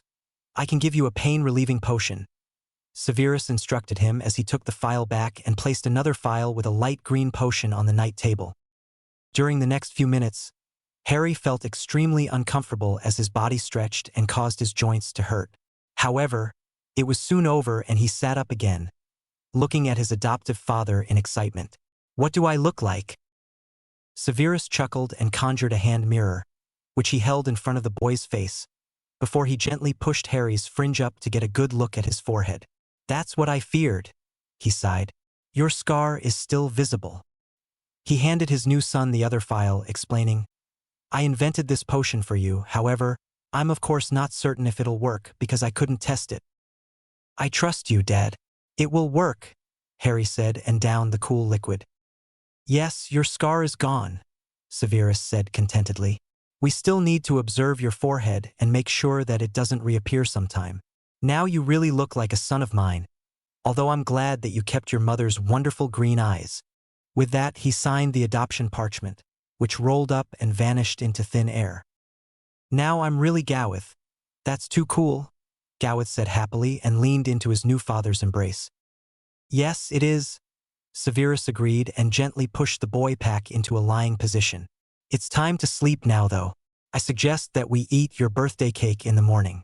Minerva, Poppy, Aurora, and her niece Luna are going to join us here for breakfast, before we leave for the seaside. All right, Dad. Good night and thank you. Gowith mumbled sleepily and closed his eyes. I hope Luna is nice. Maybe she can change into a cat as well, was his last thought before he succumbed to sleep. 風の力を持つハリー。 Gowith? Is that your real name? I've never heard of it, but I like it, and it fits you well.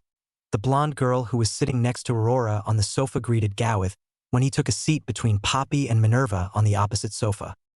Good morning, he said sleepily, eyeing the girl with interest. She seems nice, Gowith thought, inwardly sighing in relief and tuning out the adult witch's exclamations about his new appearance. Gowith, are you not going to eat anything? This cake is very nice. Luna pulled him back to reality. When everyone was finished with breakfast, Minerva produced an inflatable starfish out of her robe pocket, enlarged it to its original size and motioned for everyone to hold on. Before she spoke the activating password and the small group was whisked away.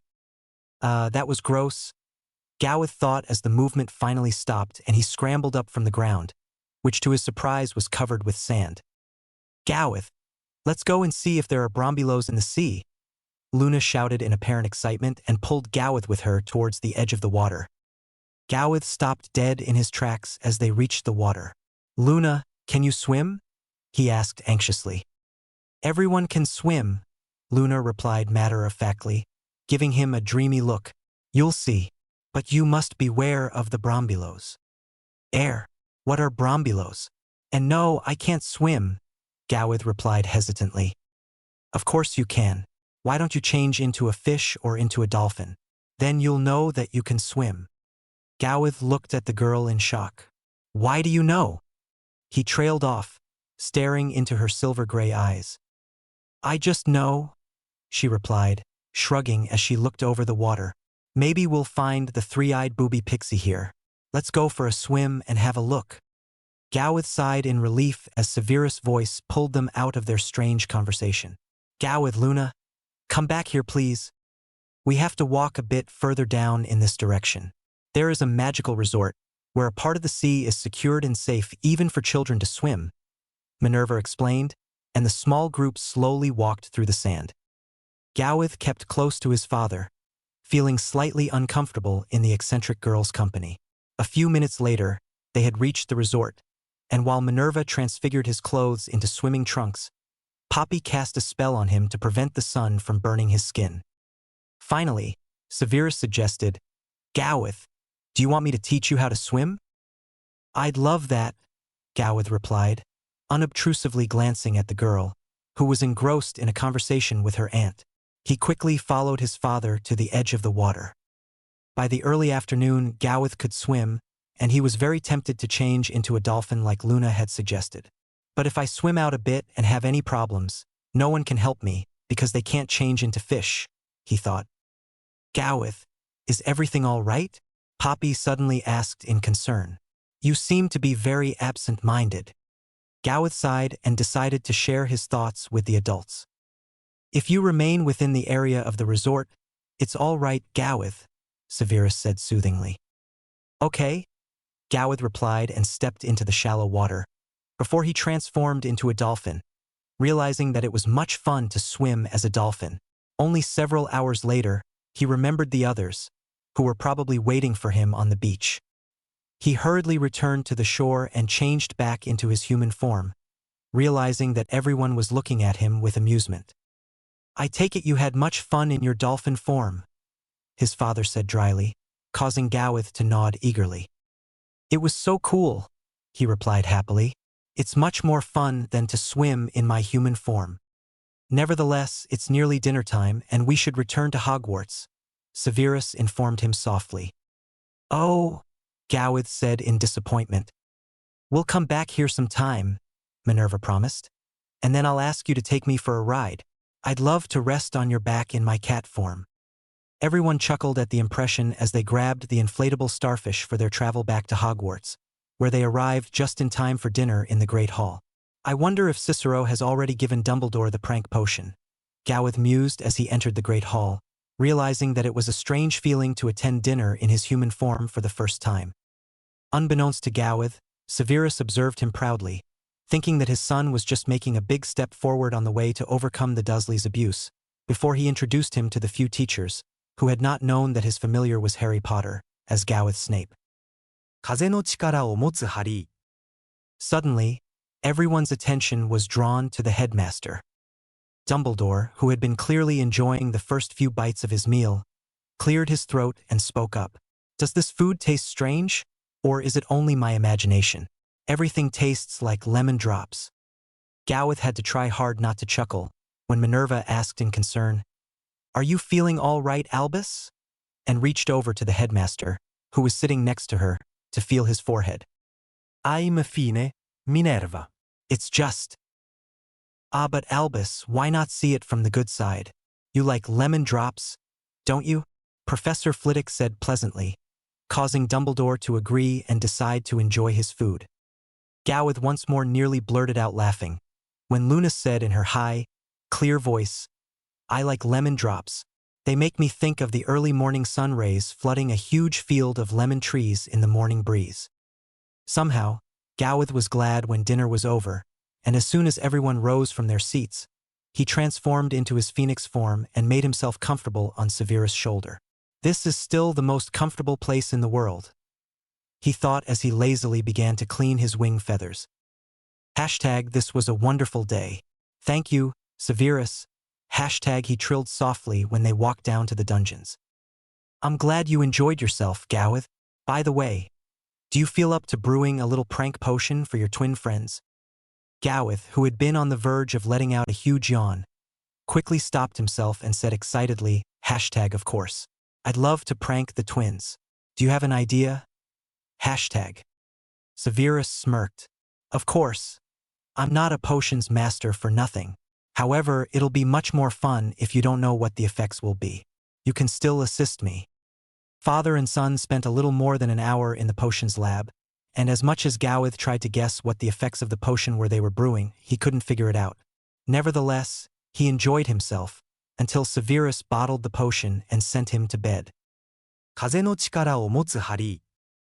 The twins arrived punctually for a late breakfast. Wow, Gowith! They exclaimed, staring at their younger friend in amazement. You look really cool. Thank you. Gowith chuckled and happily accepted the present that emerged as a small assortment of files and drops. Be careful, George warned him. They're all prank potions. Better not use them on your father or Professor McGonagall. Fred handed him a small parchment. Here is the explanation about what is in each thing. Gowith chuckled in anticipation of the fun he'd have when the twins ingested the prank potion they had brewed for them. It's probably in the food, he thought, and ushered his friends into the small kitchen before he called his father.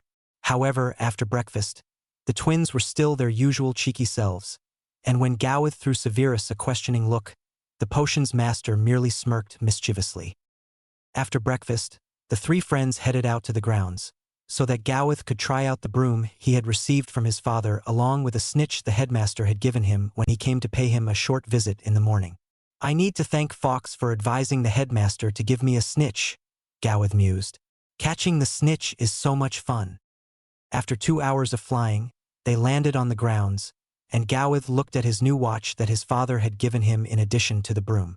We still have 1 hour until we're supposed to be in the Great Hall to eat my birthday cake.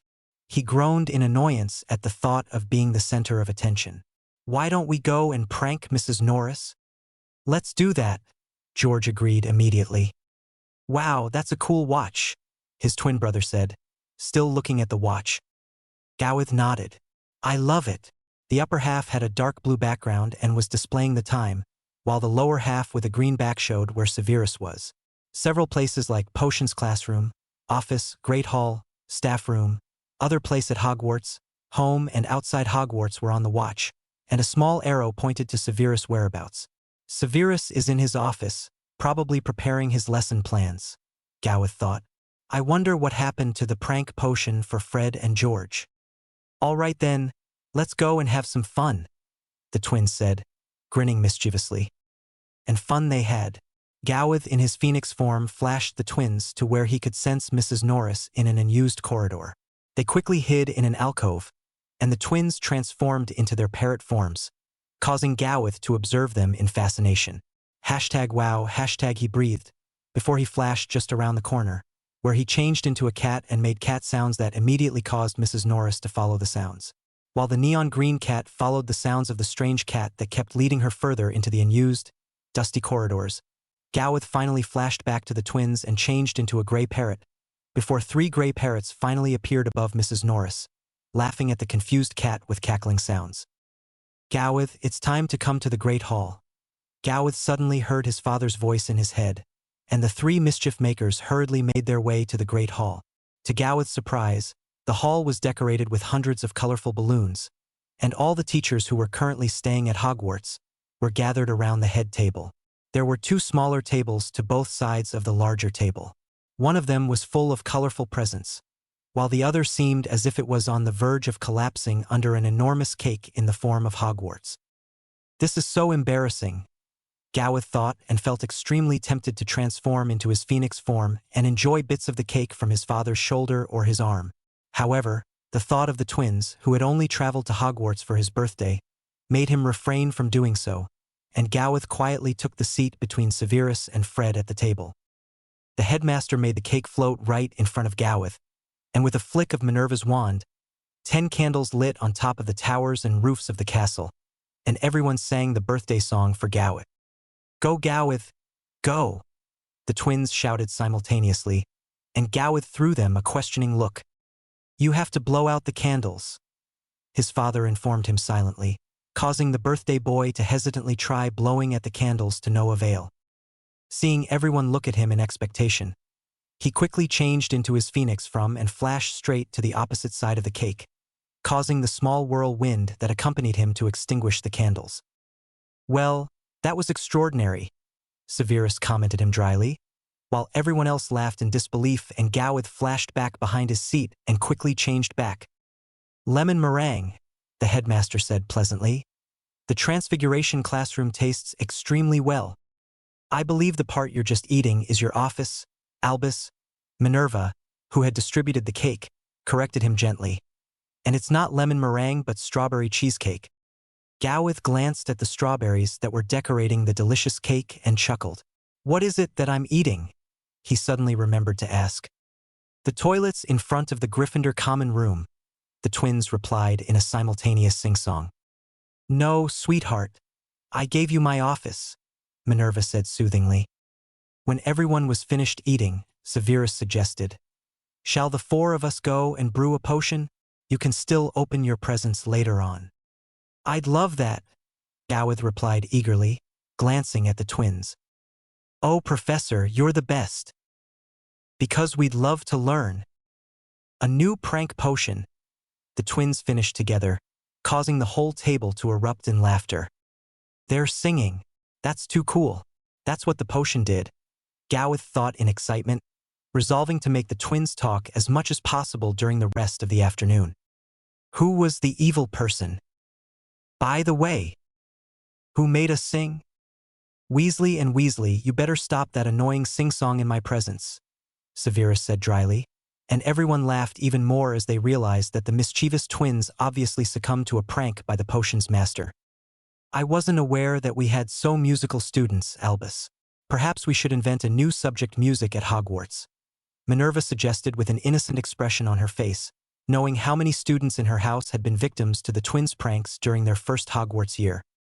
Gowith was still chuckling when they arrived in the potions classroom, while Severus and the twins were discussing the potion they were going to brew, before the twins had to return home. Weasley and Weasley, if you ever tell anyone of this, you'll be in detention for the whole school year, and I'll take more points off Gryffindor than you'll be able to earn until you're newts, the potions master said sternly as he set up 3 cauldrons. Severus taught Gowith and the twins to brew a simple healing potion, which could be used as the base of several harmless prank potions, and an hour later, the twins happily took the flu home, eagerly discussing in their involuntary sing-song which potion to use on their family first. Dad, that prank was hilarious, Gowith said, giggling, as they walked back to the Great Hall for dinner. I'm glad you liked it, Severus replied dryly. Now, are you up to being the center of attention again? Gowith's face fell and he stopped walking. Oh no, can I go as Gowith? Severus slowly turned around to face his son, before he replied in a soft voice, Gowith, of course you may do as you wish, especially as it's your birthday.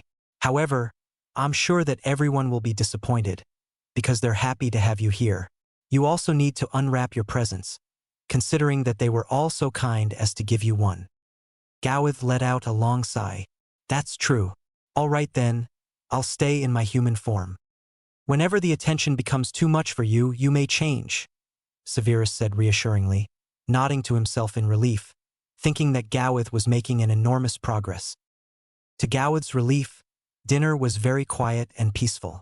However, just when Gowith slowly began to relax, thinking that they were soon able to return to their quarters, the headmaster turned to him. Gowith, I'm considering buying my computer before the end of the holidays. Have you, by chance, read anything interesting about computers recently? Gowith stared at the old wizard in shock. He had completely forgotten about the matter. I'm sorry, Professor. I have nearly finished your magazine. However, there were so many other things. I'm sorry, Albus. I kept my son busy recently. Severus jumped in on the conversation, noticing that Gowith seemed to be unsure and was slowly trailing off. I was thinking of taking him to the ink pot tomorrow morning. We'll buy some books that might give Gowith certain background knowledge. Is that all right with you, son? He thought to the boy, who returned an unobtrusive nod. Very well, Dumbledore said contentedly. You're still interested in helping me with the research, aren't you, my boy? Yes, of course, Gowith replied quickly. But for now, leave Gowith in peace and let him enjoy the rest of his birthday. Minerva spoke up firmly and led Gowith to the table with the presents. With many kind hands helping him, It still took Gawith 20 minutes to open all his presents. He received many books: Transfiguration for Beginners, Useful and Funny Charms, An Introduction to Wizarding Astronomy, Magical Beasts and How to Cook Them, and many more. Magical beasts and how to cook them? Gawith asked in disbelief. Oh yeah, Gawith, you don't really cook them. It's just an explanatory book about magical animals and which parts of them can be used. For example, your father would use basilisk eggs or skin for potions, Hagrid explained readily. Wow, that's interesting. Thank you very much, Gawith said happily, glancing at the last present. It was an envelope. Go on, open it. It's from me. Dumbledore spoke up gently. It was a voucher for the ink pot over 10 galleons. Wow, Gawith said in amazement. Thank you so much, Professor Dumbledore. I can't wait for my father to take me there tomorrow. 10 galleons are about 50 British pounds. But I thought the ink pot was a Muggle bookshop, Aurora said in surprise. Is it possible to pay in galleons? Yes, it is, Severus explained. Because the owner is a squib, and he fully supports the magical world. He accepts both magical and Muggle money. That sounds interesting, Aurora replied. One day I'd love you to take me there, although I can understand that you prefer to be alone with your son when you go there for the first time together. Severus slightly inclined his head in appreciation for her understanding and turned back to Gawith, who had been skimming the book he had received from Hagrid and was just transforming into his phoenix form. #Dad, #Gawith trilled in excitement. #I just had a good idea. If you need ingredients from basilisks or something like that, I could just change into the animal you need so you can get the ingredients. #. Severus chuckled. With unicorn hair that might work, but with basilisk skin I'm not sure, because I can imagine that your skin would be young and not coming off if you don't remain in the basilisk form for several months, and I doubt that you'll be able to produce basilisk eggs. #Oh, that's true, Gawith replied, feeling somehow stupid. Don't worry, son. It's still a brilliant idea, and I'm sure it'll come useful sometime, Severus said for everyone to hear this time before he added, Well, I believe that it's time for us to return to our quarters. Good night, everyone, and thank you for such a wonderful party for my son. Gawith quickly added a happy trill, which Severus eloquently translated as, Thank you for everything. 風の力を持つハリー。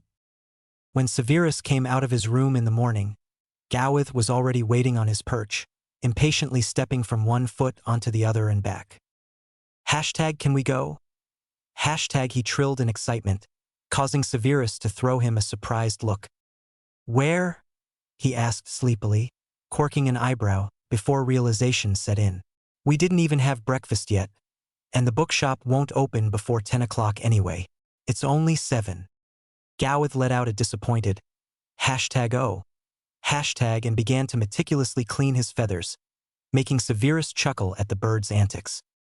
I suppose changing into your human form and taking a shower might be faster and more efficient, he said dryly as he took a seat at the table and engrossed himself in the Daily Prophet, muttering to himself every now and then.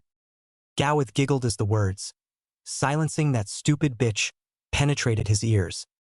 What? Severus looked up from the newspaper, rolling his eyes. Oh, tell me that you didn't listen to what I said about Ms. Skeeter. #HM? Oh no, I wasn't listening. Are we going to go now? Gawith asked innocently.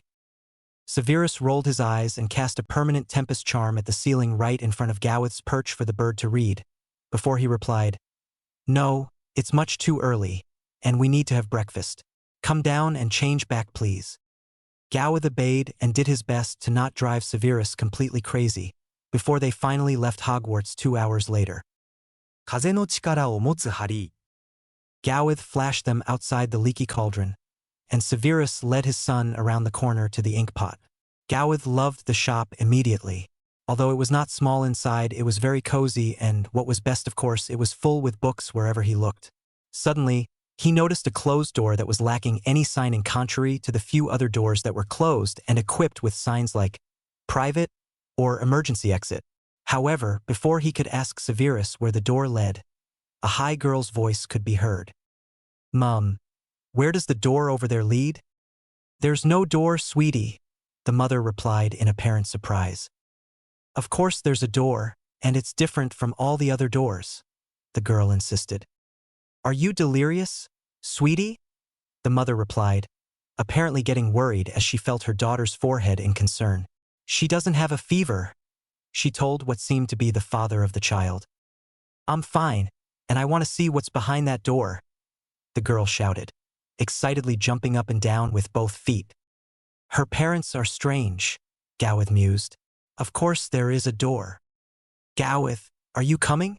Severus suddenly called him from the other side of the room. The computer-related books are here. I can see the door as well, Gawith quickly whispered to the girl, not sure if she had been able to hear him or not, and hurried to his father's side. Dad, where does the door over there lead? He asked and quickly told Severus about the scene he had just witnessed. Severus sighed. Gawith, you mustn't talk about this here in a loud voice, but that door leads to the magical part of the bookshop. However, only magical people, wizards, witches, and squibs are able to see it. To muggles, it just looks like plain wall. Oh, so the daughter must be a witch, and the parents are muggles? Wow, shouldn't we tell the girl? Maybe she doesn't even know she's a witch. I didn't know until the cat professor told me. Severus cleared his throat. If she is indeed a witch, she'll receive her Hogwarts letter when she turns 11, and then she'll know, right in time to get ready for Hogwarts. Ah, but… No buts, Severus said sternly. You can't tell people here in the middle of the Muggle world that their daughter is a witch. What if they made a huge ruckus about it by denying it and reporting us to the Muggle police because of it? The Wizarding world's #1 rule is to keep the magical world a secret from the Muggles. All right, I understand, Gawith said sadly, feeling very sorry for the girl. Even when they returned to Hogwarts with a huge pile of interesting-looking books, he still couldn't shake off the thought that they should have spoken to the girl, and suddenly, an idea pushed itself to the front of his mind. I can flash myself to people, he remembered. I'll try if I'm able to flash me to her sometime when Severus is in a staff meeting or somewhere, and then I'll tell her everything just like the cat professor helped me. However, during the next few weeks, Gawith was very busy. He assisted Severus in the potions lab to brew an infinite amount of potions for the hospital wing. He engrossed himself in his study about computers, and he spent time with the headmaster informing him about everything he had learned from the books on a daily basis. It was only a few days before the beginning of the new school year that the first staff meeting took place, and Gawith accepted the news with excitement. Are you all right on your own? Severus asked before he left his quarters. Of course, Dad, Gawith laughed. I could change into my phoenix form and visit Fawkes. Severus groaned inwardly at the thought of the mischief the two birds were able to do in the empty castle, but nodded to his son. Try to not get yourself into too much trouble, he slightly admonished him in a soft voice. I will? Or do you prefer that I brew something nice? Gawith couldn't help teasing his father, hoping to distract him from the fact that he was so clearly excited to have some time on his own. You little rascal, Severus said fondly, gently ruffling his son's hair, before he stepped into the empty corridor. It's now or never, Gawith thought, and concentrated on the memory of the girl he had met at the ink pot earlier that month. With a slightly anxious feeling, he flashed away, feverishly thinking that he wanted to visit the girl. Gawith arrived in what seemed to be a huge hall with white walls and many paintings and other items displayed on the walls and on small side tables. He curiously glanced around, wondering why he had arrived there, before he noticed that the girl he wanted to visit was standing in a corner of the room, deeply engrossed in what seemed to be an antique book that was displayed on a small table. Gawith curiously jumped onto the edge of the table to get a good look at the girl. Suddenly, the girl looked at him and let out a small shout at Gawith's sight.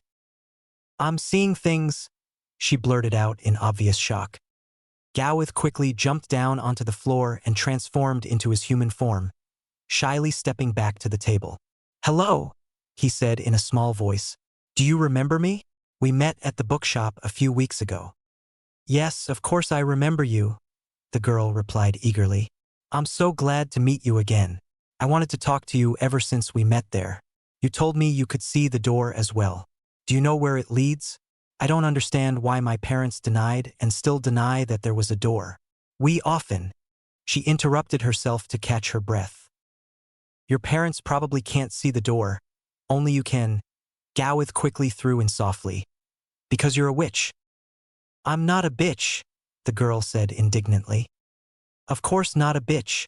A witch, Gowith corrected her softly. I'm sorry, a witch? The girl asked incredulously. Are you sure? Yes, and I'm a wizard.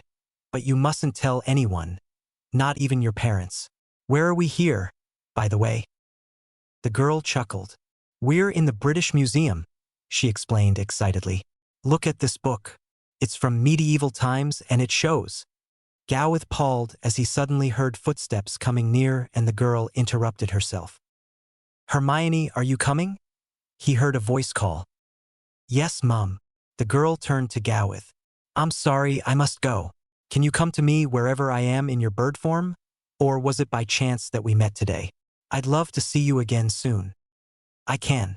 I'll try to visit you wherever you are tomorrow or the day after, Gowith promised, knowing that his father would surely have more staff meetings during the following days, and hurriedly walked around the corner into the next room in order to unobtrusively transform into his phoenix form and flash home. However, he discovered more books and other items that looked as if they were from the Middle Ages, so that he spent quite a while looking around with interest before he finally returned home. She seems very nice. It was a pity that we couldn't talk longer, he mused as he made himself comfortable on the sofa with the computer book he was just reading, glad that his father hadn't returned in the meantime. I hope they'll have at least one more staff meeting, he thought, noticing that he had felt much more comfortable in Hermione's presence than in Luna's. Unfortunately, Gowith was not able to visit Hermione soon again, because his father discovered just before the last staff meeting before the welcoming feast that Gowith had caught a cold and took him to the hospital wing, where Poppy gave him a potion and kept him for observation, from which he had no way to escape to pay his new friend a visit.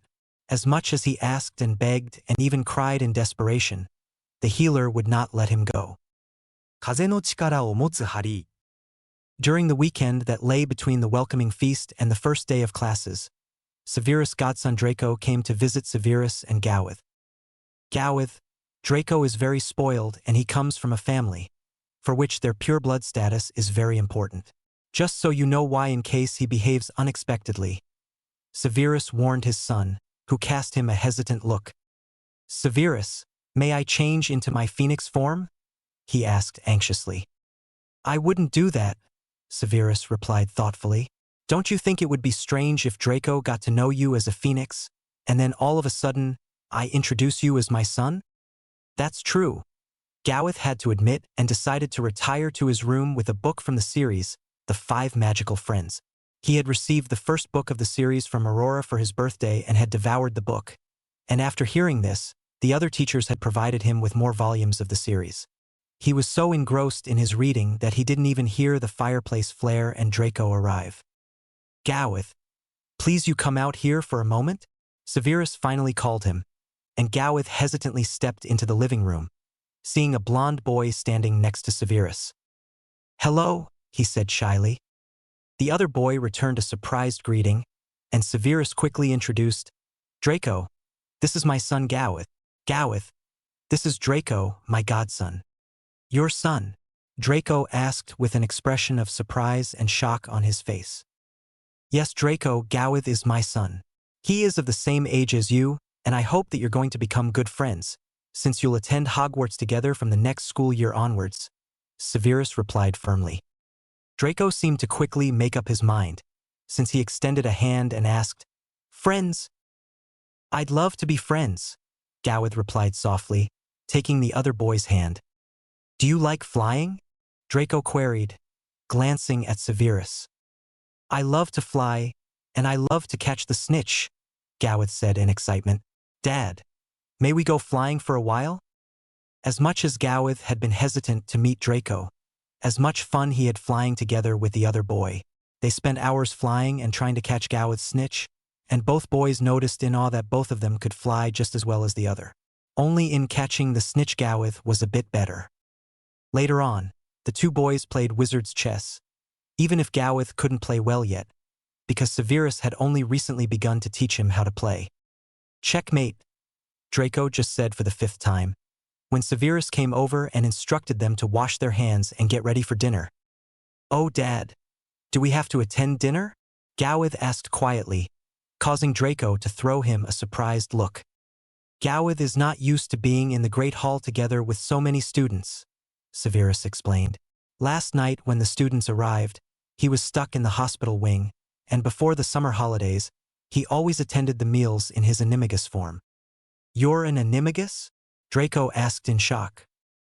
Gawith nodded and quickly transformed in his phoenix form. Hashtag Dad, may I go in my phoenix form? Hashtag. Severus sighed, glancing from Gawith to Draco before he said softly, Gawith, I believe that it would be nice for the two of you to attend dinner together. Why don't you sit together with your friends? May we sit with the Weasley twins? Gawith asked in excitement after quickly changing back and, seeing his father nod, told Draco. The twins are absolute amazing. They think of the most interesting pranks. Let's have dinner together with them. Weasley, Draco mouthed, glancing at Severus, who calmingly laid his hand on Draco's shoulder. Just follow Gawith and you'll be all right, he said soothingly. Does he really intend to sit with Gryffindors?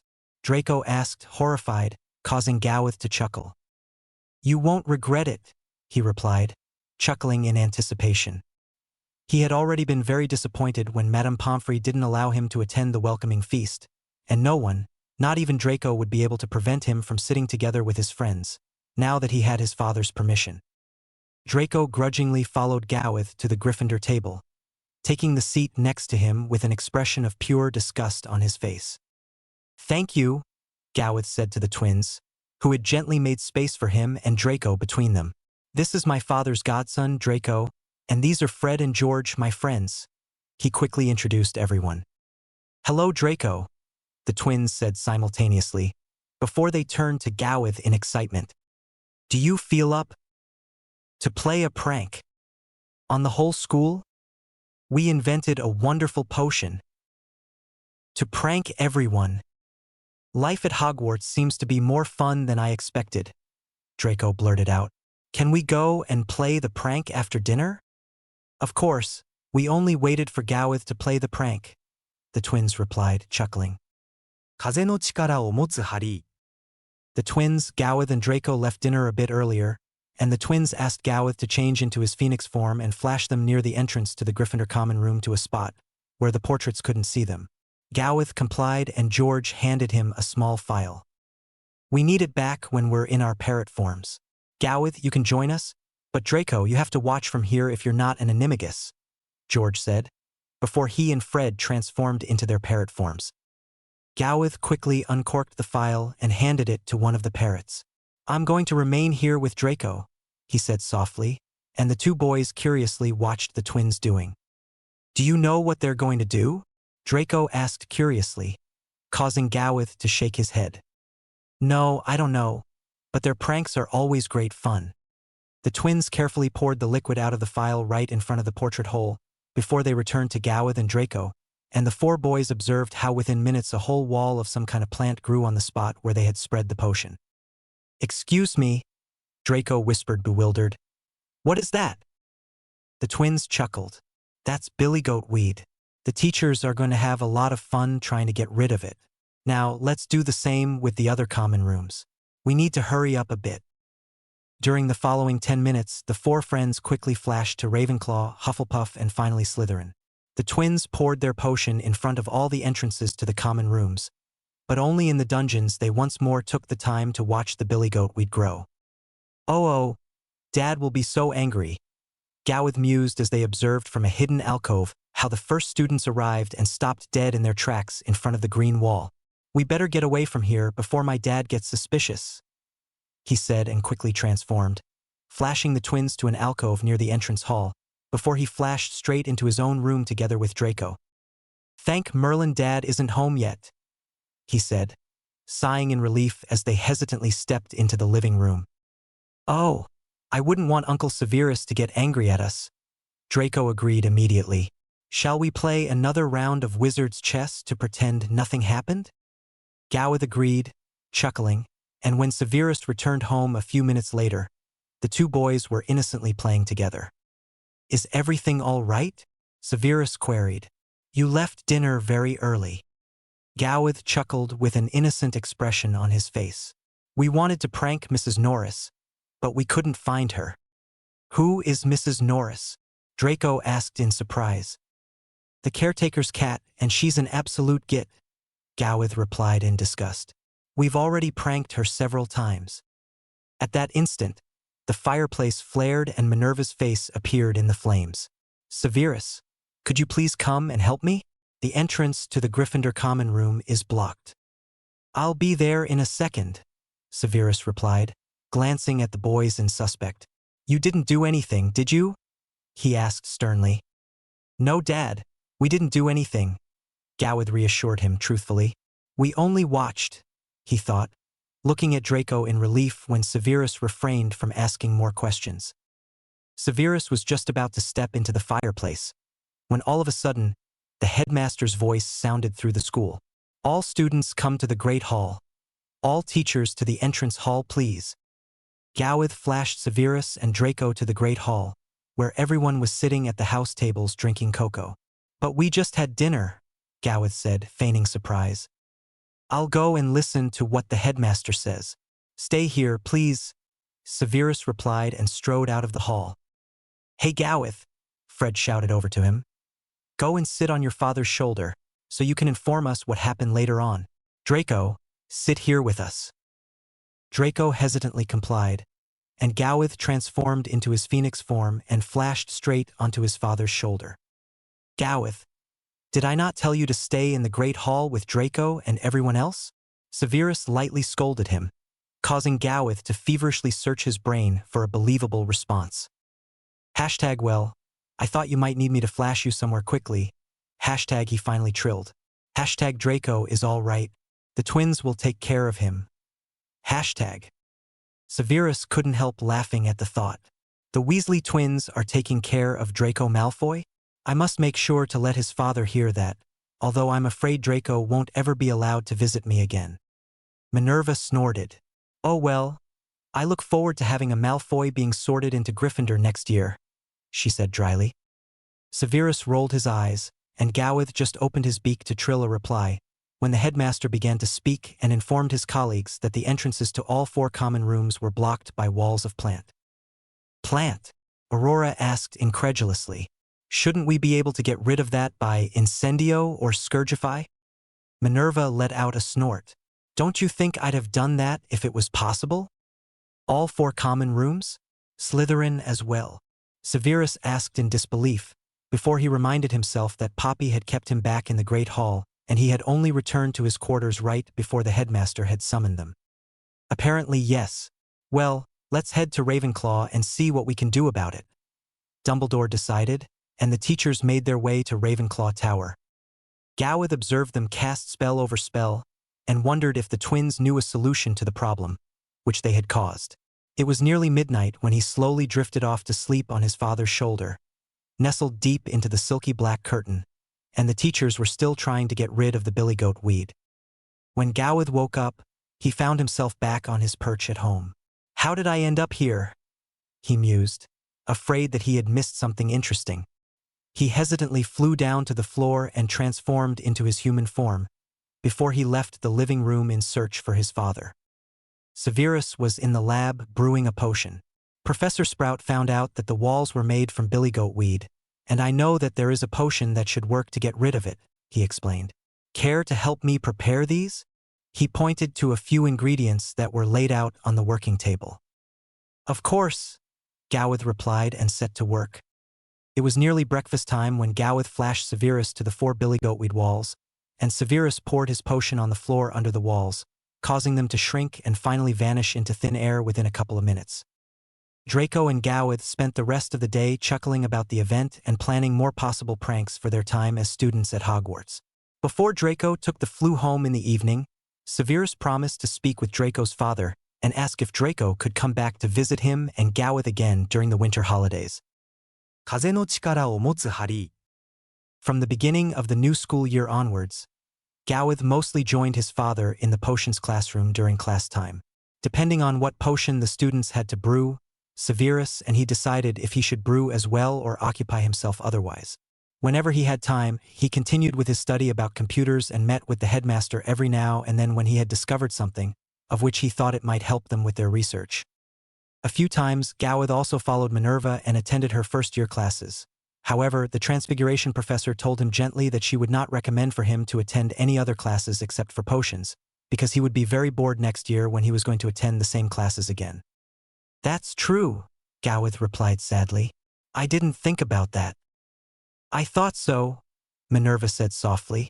As much as I'd love to have you in my classes, I don't want you to become bored next year.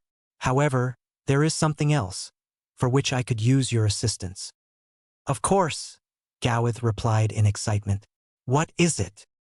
Every year, Minerva explained gently, the 4 heads of the houses take turns visiting the Muggle-born children who are going to turn 11 on their birthday and hand over their Hogwarts letter and talk to them and their parents. Most of them don't even know that they're witches or wizards. This year, she sighed, it's my turn to visit all the new students. Wow, would you have come to see me on my birthday next year then? Gawith asked in excitement. Minerva thought for a moment. I'm not sure, Gawith, because you are not listed as Muggle-born. Your parents were magical, and the Book of All Magical Children doesn't offer any information about a child's upbringing, only about the magical status of its parents. I'm sorry, sweetie, and I'm glad we already have you here. Would you perhaps like to accompany me and speak a few words to the children who will be your classmates next year? You probably know best how it is to suddenly become aware of being a wizard. I'd love to accompany you, Gawith replied eagerly. When are we going to begin meeting them? Minerva laughed at the excited boy. The 19th of September is the first birthday we have this year. Oh, that's next week. Cool. Thank you for taking me with you, Minerva. I'm glad you're going to join me. Let me warn you, though, these visits are not always fun. Some parents absolutely detest us when we tell them that their child is magical. I believe that, Gawith replied sadly, remembering what Severus had told him at the ink pot. 風の力を持つハリー。 On the 19th of September, Minerva and Gawith met right after dinner to visit the first of the new Muggle-born students. All right then, Gawith, are you ready? We'll walk down to Hogsmeade and then do side along apparition. We still have a few minutes, because I made an appointment with the Grangers at 8 o'clock. Excuse me, Minerva, but how did you make an appointment? Gawith asked curiously. I always go to Hogsmeade beforehand. They have a Muggle telephone booth in the post office, Minerva informed him gently. By the way, the girl's name is Hermione. Hermione, Gawith blurted out, and Minerva observed in surprise how a huge smile appeared on his face. May I quickly flash home and fetch something? He asked urgently. Of course, Minerva replied astonished, carefully arranging her hair back into the firm bun she used to wear after Gawith had left, causing a huge whirlwind. Instants later, Gawith returned with one of his books of the 5 Magical Friends series. He showed the book to Minerva. I'd like to give this to Hermione. I think she likes books. Gawith, do you know Hermione? Minerva queried, giving the excited boy a sharp look. Yes, we met her at the ink pot, Gawith hesitantly explained. All right then, shall we go? Together, they walked down to Hogsmeade, before Minerva brought them to a small side street. It must be here around the corner, she said, and led Gawith to a relatively large house in a Muggle area. Gawith hesitantly hid behind the professor's robe as Minerva rang the doorbell. After mere seconds, Mrs. Granger opened the door. Good evening, Professor McGonagall. Hermione couldn't wait to see you. Oh, I see you brought a student with you. Good evening. This is Gawith Snape, the adoptive son of my colleague. I brought him, because he is of the same age as Hermione and will be in the same class if Hermione decides to attend Hogwarts from the next school year onwards. Hermione enthusiastically greeted Minerva, before she stepped aside and saw Gawith. You! She exclaimed in surprise that was instantly replaced by a pout. Where have you been? You promised to come to visit me after you came to see me in the British Museum as a bird. I've been waiting for ages. Mrs. Granger eyed her daughter in concern. I'm sorry, she apologized to Minerva, before she asked, Hermione, are you feeling all right? At the same time, Gawith couldn't help blushing terribly. I'm sorry, he apologized in a small voice. I was sick at that time and they wouldn't let me go, and since the beginning of the new school year I didn't have a chance. He quickly handed Hermione the book. Here, for you. This is one of my favorite storybooks, he said softly. I'm Gowith, by the way. Thank you, Hermione said gratefully, happily reaching out for the book. It's a magical book. Wow, that's too cool. The adults observed the children's behavior in surprise. Minerva was the first to find words. Gowith, does Hermione already know? Yes, I told her when we met, Gowith admitted in a small voice. Very well, then I suggest that the children go and leave us for a moment, so that I can explain everything to you, Minerva suggested gently, turning to the Grangers. Right, Hermione. Why don't you take Gowith to your room for a while? Mr. Granger instructed his daughter. A small pout appeared on Hermione's face, but it vanished after an instant, and the girl pulled Gowith upstairs to her room in excitement. She motioned for him to sit on the chair by her desk, while she made herself comfortable on her bed and demanded, Now, tell me everything. You're a wizard and I'm a witch, so can you do strange things too? Oh right, you can, she corrected herself, before Gowith had even a chance to reply. You were a bird the other time. Why are you here with the professor though? Who are you? Gowith sighed in relief as the girl paused for a moment, and he quickly threw in. As I said, I am Gowith. I live at Hogwarts School for Witchcraft and Wizardry, and Professor McGonagall is a teacher there. All magical children are supposed to attend Hogwarts from when they turn 11.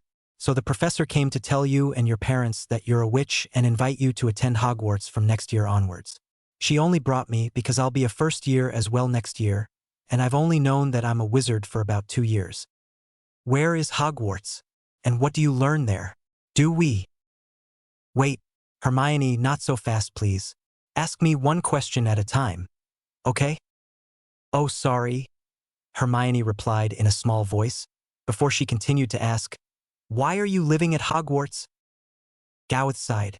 I live at Hogwarts because Professor Snape, the potions professor, is my adoptive father. Hogwarts is a boarding school and, I'm not exactly sure where it is though. He feverishly searched his mind. Oh right, I think it is in Scotland. Hermione scoffed. How many hours does it take from London by train? If it's Scotland, it should at least take 6 hours or something like that. Gowith hesitantly averted his eyes to the floor.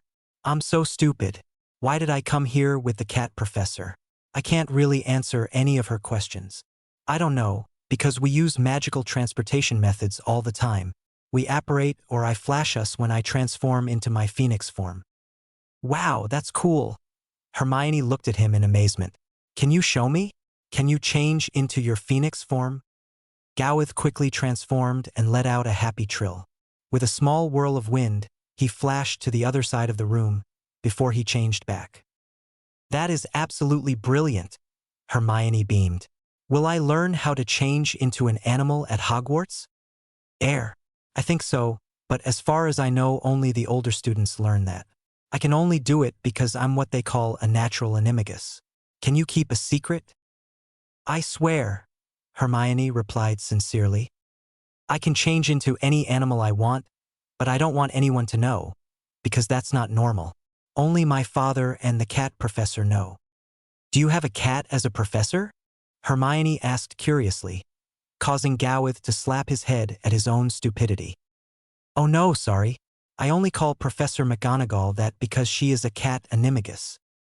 Ah, all right. Now tell me, what subjects do you have at Hogwarts? Potions, transfiguration, charms. Hermione! They suddenly heard Mr. Granger call his daughter. Come please. The professor wants to leave. To leave? Hermione mouthed, terrified. Oh no! Without even waiting for Gowith, Hermione stormed downstairs, shouting, No! Don't let her leave yet. I have so many questions left. When Gowith followed her into the sitting room, he noticed that Minerva was not on the verge of leaving. The adults were sitting in comfortable-looking chairs, talking animatedly. Mr. Granger smirked. Well, I just thought that was the quickest way to get you down here. Ms. Granger, your parents have approved that you attend Hogwarts from next year onwards, if that is what you wish, Minerva said gently. Do you have any questions? Oh yes, many, Hermione replied and began to ask as much as she could ask without taking a breath, causing everyone to laugh. Minerva and Gowith spent several hours answering Hermione's questions, and it was nearly midnight when they finally returned to Hogwarts. Gowith promised Hermione to write to her, so that she could use the same school owl to write back.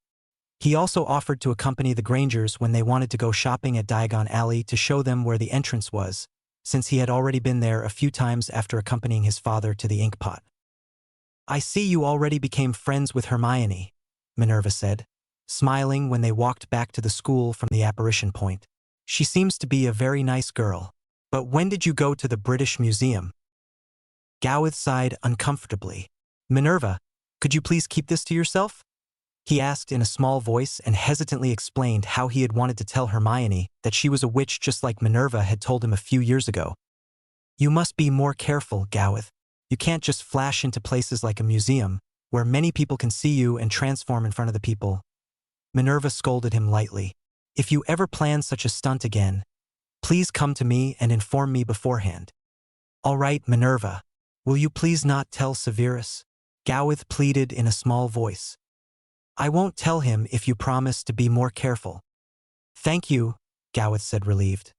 When Gowith woke up in the morning, the sun rays streaming in from the charmed window alerted him to the fact that he had overslept. A glance at the charmed tempest display at the wall next to his pillow showed him that it was 11 o'clock. Oh no, how could I sleep in so late? He groaned inwardly, when a well-known voice made him become even more annoyed. Hashtag good morning, lazybones. Get up. It's nearly lunchtime. Hashtag. Hi, Fox, Gowith replied, sighing in anticipation of whatever Fox had planned. Hashtag you're making yourself rare, nestling, much too rare, hashtag Fox trilled accusingly. Hashtag I believe it's time for a good prank. We haven't played one in ages. Hashtag. Are you sure? Gowith chuckled, raising an eyebrow in a very Snape-ish manner. Hashtag oh no, don't tell me you were involved in that great one, and you didn't invite me to participate? Never forget that I'm an old, experienced prankster. Hashtag. Gowith chuckled. I'm sorry. Everything happened so quickly that I didn't have a chance to call you. Now, tell me what have you planned now? Hashtag maybe I should keep it to myself. Hashtag Fox huffed, causing Gowith to roll his eyes at the Phoenix's antics. Very well then, let me get up and get ready in peace, Gowith replied, knowing that Fox was nearly bursting to share his plans with him. Hashtag you're just mean. I need you for my fantastic new prank. You don't have to get ready. Just transform into your nestling form and we'll be ready. We don't have much time. Hashtag. Gowith sighed and transformed. Hashtag now, what is it you want me to do? Hashtag. Fox chuckled. Hashtag it's nearly lunchtime, and I want to play a prank on the whole school. Hashtag he began to explain, just when Severus entered the room. Good morning. Gowith, are you finally awake? That's good. I was getting worried, he said to his son, torn between amusement of seeing that he was together with his Phoenix friend and a tad of concern about what the two Phoenixes might do together. Cancelletto aim fine. Dad. Sorry for worrying you. Is it all right to go for a flight with Fox until lunchtime? Hashtag. If you don't get yourself into trouble, Severus replied, raising an eyebrow. Hashtag I won't. Hashtag Gowith promised, resolving to tell Fox to play his prank by himself. Hashtag let's go. Hashtag Fox trilled in excitement, causing Gowith to sigh. Hashtag I'm sorry, Fox, but I really shouldn't get into trouble now. Hashtag he replied hesitantly, fluffing his feathers in anticipation to his friend's reaction. Hashtag oh please help me, nestling. I need you to be there for the prank. You don't have to do anything, hashtag Fox said, throwing him a pleading look. Hashtag you heard my father, and I really don't want to get into trouble. Oh well, what is it? Hashtag Gowith asked, realizing that Fox wouldn't easily relent. Hashtag it's a spell that Godric Gryffindor once played on the whole school, and it was much fun. Let's flash to the entrance hall. We don't have much time. Hashtag. Gowith obediently flashed and transformed back into his human form according to Fox's request. The Phoenix called Tony, and the small elf appeared in the blink of an eye. Hashtag Tony, I need you to cast a spell for us. Hashtag Fox informed him and asked him to wave his hand over the entrance doors to the Great Hall and told him an incantation to speak. As Tony complied, Gawith asked suspiciously, Fox, what does this spell do? And why did the spell have my name in it? Hashtag that was the Fidelius charm, and you're the secret keeper, hashtag Fox informed him, chuckling. Hashtag it means that no one can find the entrance doors and thus enter the Great Hall, except for those whom you tell where the entrance is. The poor students will have to take their lunch elsewhere, I'm afraid. Thank you, Gawith. That will be a lot of fun, especially as the teachers will be able to get into the hall from the back entrance, which the students don't know. Hashtag. Oh my! Gawith groaned in annoyance as Tony popped away quickly. Fox, we better get away from here quickly. Otherwise, I'll be in so much trouble. Hashtag but we can hide in an alcove and watch, hashtag Fox objected, and Gawith changed back into his phoenix form, hiding in the two mischief makers' favorite alcove. Soon, the last morning class was over, and the first students began to head towards the Great Hall. However, everyone stopped dead in their tracks in the entrance hall, frantically searching for the entrance to the Great Hall. Oh no, Dad! Gawith groaned inwardly, seeing his father step up the stairs from the dungeons. Hashtag Fox, I'm gonna fly for a while. Will you come with me? Hashtag he whispered and quickly flashed out onto the grounds. The two birds flew over the lake for a while, enjoying the beautiful sunshine, when all of a sudden Severus' voice penetrated Gawith's mind. Gawith, wherever you are, come to my office, please. Oh no! Gawith realized at the stern request. He knows. Hashtag Fox, I have to flash home. I'm in trouble. Hashtag he quickly informed his friend and flashed away. Unfortunately, in his panic about how angry his father might be, he didn't concentrate enough and managed to land on a shelf with potion files, unintentionally kicking several files from the shelf upon his arrival. 風の力を持つハリー。Gawith flew down to the ground in shock, noticing in relief that none of the files were broken. Apparently, his father had cast an unbreakable charm on them. Hashtag Dad. I'm sorry. Hashtag he trilled quickly, glancing at Severus, who quietly gathered the files and replaced them on the shelf. It's all right, son. Fortunately, I have the habit of using safety precautions for the files I store in my office or the classroom, Severus replied, smirking. Now take a seat. There is something I need to discuss with you, he continued in a very businesslike tone. Hashtag do I need to transform back? Hashtag Gawith asked cautiously, making himself comfortable on the back of the chair in front of his father's desk. I need to be very careful, Severus mused. He just finally became used to feeling comfortable spending the time in his human form. If I make him transform now in order to scold him, he might have a huge relapse. He cleared his throat before he replied in an even voice. No, Gawith, as long as you remain in a form in which we're able to communicate, I don't mind. Hashtag thank you, hashtag Gawith trilled, feeling strangely relieved to be allowed to remain in his phoenix form for what was sure to be a dressing down for the prank Fox had played on the students. Severus let out a long sigh and slowly brought his index fingers up to his face to massage his temples in a faint attempt to get rid of the building headache. Gawith, he began slowly. 3 weeks ago, I didn't say anything, although it was obvious to me that you, Draco and the twins left dinner early, and no one else was missing dinner who could have played the prank with the billy goat weed. However, he sighed again. As much as I can imagine that it is funny to prank the whole school, I do not wish my son to be involved in every prank that is being played at Hogwarts. Hashtag I'm sorry. Hashtag Gawith blurted out, horrified, anxiously fluffing his feathers, while his thoughts went haywire. I believe that you're sorry, Gawith, and I know that none of the pranks were your idea. However, this was a bit too much in a too short time.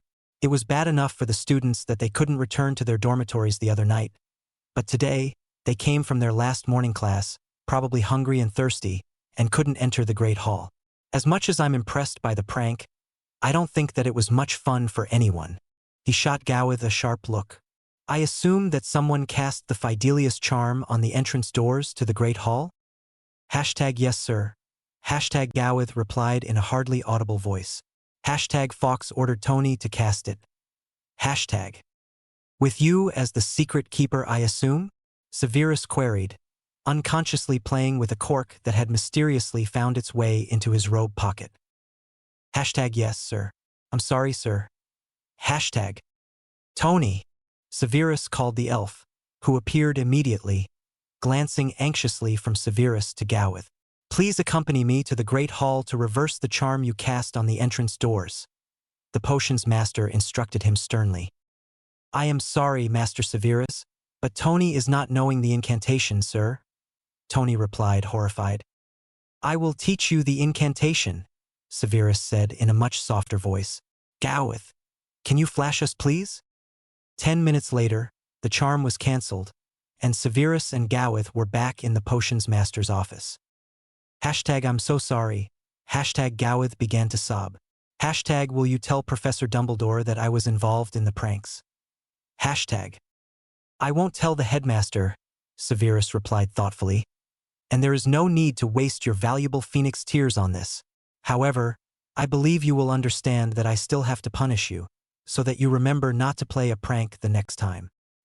He raised an eyebrow at the phoenix, who anxiously fluffed his feathers and averted his eyes to the floor. Severus sighed. I really don't want to punish Gowith, he thought, especially as at least these last 2 pranks were not his fault. However, I want him to stop playing pranks before he becomes a student and really gets into trouble. Severus finally summoned a headache potion from the shelf and turned the phial in his hands as he said thoughtfully.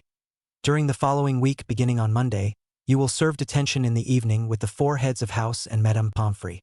Instead of me, Professor Sinistra will supervise one of your detentions. I shall fix the schedule with my colleagues later today and inform you. Right after dinner in the Great Hall, you will approach the teachers and follow them for your detention. During class time, you will stay in the potions classroom. However, you will not brew anything but merely watch the students brew. Hashtag yes, sir. Hashtag Gowith trilled in a subdued voice. Hashtag I'm sorry, sir. Hashtag now Gowith, Severus continued in a much softer voice. Are you up to joining me in the potions lab for a while? I need to brew a healing salve for the hospital wing, and I thought that you could perhaps brew a birthday present for Professor McGonagall. Her birthday is in 2 weeks' time. Hashtag I'd love to do so, but what could I brew for her? Hashtag Gowith asked uncertainly, still feeling bad about having disappointed his adoptive father. How about an assortment of ginger nuts with different types of chocolates like in our every flavored lemon drops? Severus suggested, raising an eyebrow at the phoenix that thoughtfully stretched his legs and wings. Gowith jumped down onto the floor and slightly hesitantly turned back into his human form. He quickly walked around the desk and stepped next to his father, laying both arms around the man's middle. Severus realized in surprise that Gowith pulled him into a light hug. He must be really shocked about the punishment, he thought, horrified, and gently pulled his son close. I love you, Gowith, he whispered, carefully pushing a few errant strands of hair from the boy's face. Love you too, Dad, Gowith replied, and Severus observed how very slowly a small smile appeared on his face, replacing his former, apprehensive expression. 風の力を持つハリー。 Father and son spent the whole afternoon in the potions lab, until they had to head to the Great Hall for dinner. Dad, do I have to attend dinner? Gowith asked hesitantly as he diligently cleaned his workspace. Yes, Severus replied shortly, throwing the boy a sharp look. May I go in my phoenix form? No. Noticing that Gowith still was not his usual cheery self when they approached the entrance hall, Severus stopped and turned around to face his son. Gowith, relax. No one knows about the matter. But you will tell all your colleagues, won't you? I have to serve detention with them, Gowith replied in a barely audible voice, causing Severus to sigh inwardly. Gowith, I won't speak about the matter during dinner. I will tell them later on in private, and I will insist that the headmaster punishes Fawkes adequately. You may sit at one of the house tables and enjoy yourself. Gowith grudgingly agreed. You won't tell them that it was the twins who played the other prank, will you? He suddenly remembered to ask. Of course not, Severus promised. Thank Merlin he doesn't know that I did a similar thing to the boys' washrooms in Gryffindor 20 years ago, asking Cicero to spread wing with seed. He remembered. smirking at the thought that no one ever found out who had been responsible for the prank. "What is so funny, sir?" Gowith asked quietly when they entered the great hall, causing Severus to smirk again. "Oh, I just decided what the twins' next detention will be," Severus lied and lightly patted Gowith's shoulder. "Now join the dunderheads and eat your dinner. I'll be watching you." Much later, when he was in bed and Severus tucked him in, Gowith queried in a small voice, "Dad, will you tell me what you were planning for the twins' next detention?" Severus smirked.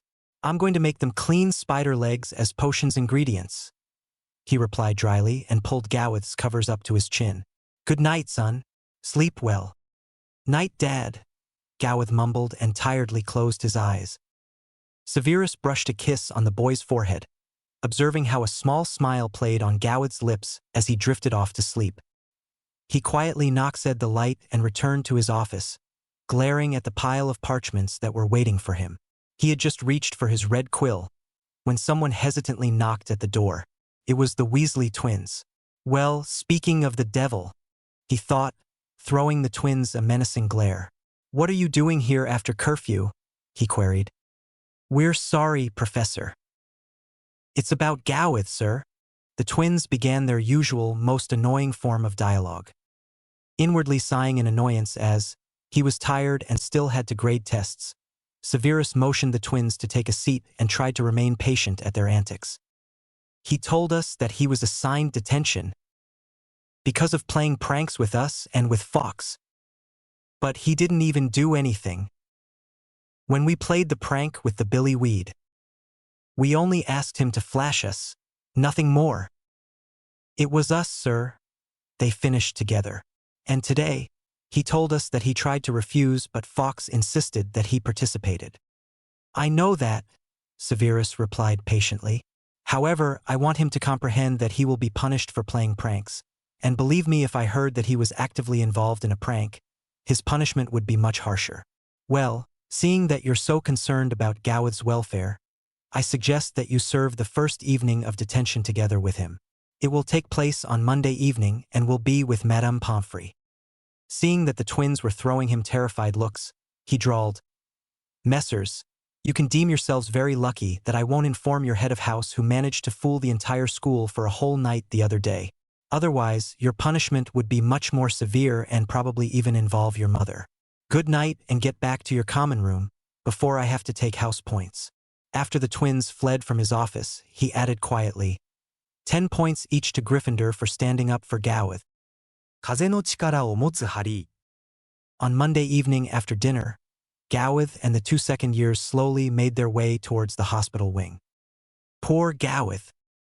Not even a student yet. And already having to serve detention, the twins sighed. "We already had detention with Pomfrey last year, and she made us clean bedpans the whole evening," George informed Gowith. "Oh well, at least we're together. I have no idea why Dad assigned you detention, but I'm glad he did," the smaller boy replied in a small voice. "He did because of the prank with the Billy Weed. But he didn't even take house points. On the contrary, he gave us 20 points. That's at least what McGonagall told us when she came and asked why." "And why was it?" Gowith asked curiously, when he entered the hospital wing behind the twins, expecting to see the floor full of dirty bedpans. However, the healer stepped in front of them, smirking. 3 students, that's good.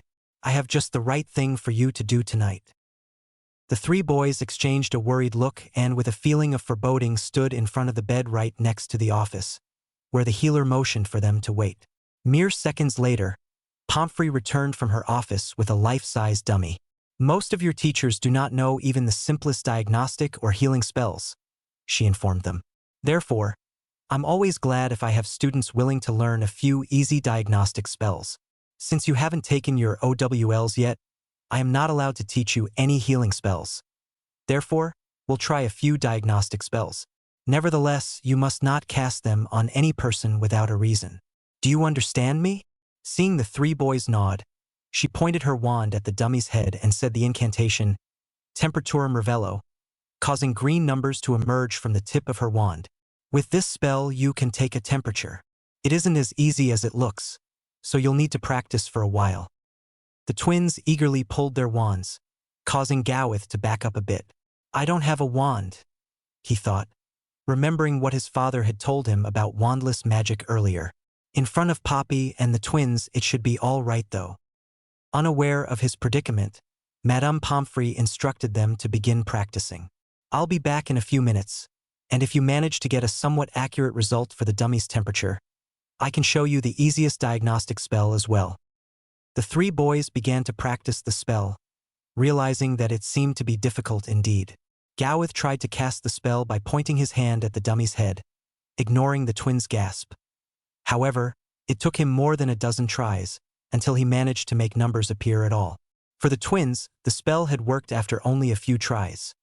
However, none of the displayed numbers seemed to be accurate, as they all differed each time they cast the spell. Gowith! Poppy suddenly exclaimed as she returned from her office, only now realizing that he didn't have a wand. I'm sorry. I completely forgot that you don't have a wand yet. Why would Gowith need a wand? The twins laughed as he once again pointed his hand at the dummy. Gowith, does your father know that you're capable of doing wandless magic? Yes, he knows, but he said I shouldn't tell anyone, Gowith replied in a small voice. I can't get a proper result though. Each time it's different. The Mediwitch smirked. Well, I told you that it's difficult and affords some practice. Look at the twins. According to them, the dummy must be dead, either with a too low or too high temperature. Now, do you want to try a diagnostic spell? Pomfrey made the three boys practice for 2 hours before she suggested, you may come back to practice whenever you want. However, I think it's enough for tonight. Why don't you sit in my office and have a cup of cocoa? With that, she ushered them into her office, where Misty, her personal house elf, had provided cocoa and biscuits for the three boys. Gowith and the twins profusely thanked the healer and spent the rest of the evening until curfew talking, joking, and drinking cocoa in the healer's office. Detentions can be fun, Gowith mused as he flashed back home. I hope my other detentions will be as much fun as this one. A pity that the twins won't be with me.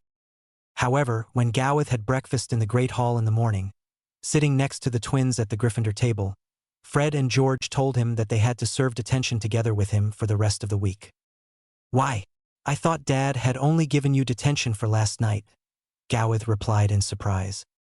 The twins chuckled and George explained in a small voice. On our way back from our detention last night, we met McGonagall, and we thought she'd be the right object to practice the spells Pomfrey taught us. Unfortunately, she didn't take it too well when Fred got the result that she had Alzheimer's. Your display of her temperature, barely above the freezing point, wasn't much better, Fred replied, laughing. Anyway, she told us we had to join you for your detentions for the rest of the week.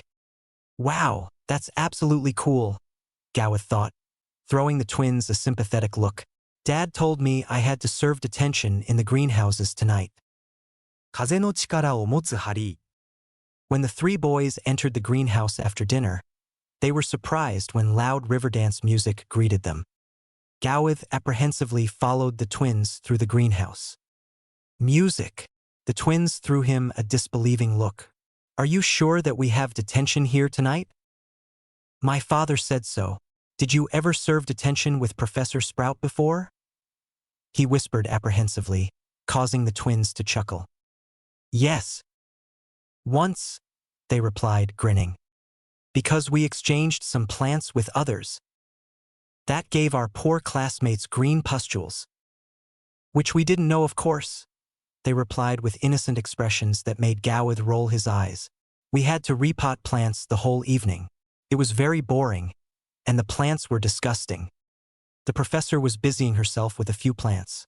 However, upon seeing the three boys, she greeted them and handed them pink ear muffs. Please put these on.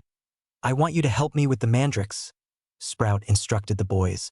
This year, they're having a bad year and just don't want to grow. Therefore, we need to take the smallest plants out and make them dance to strengthen them.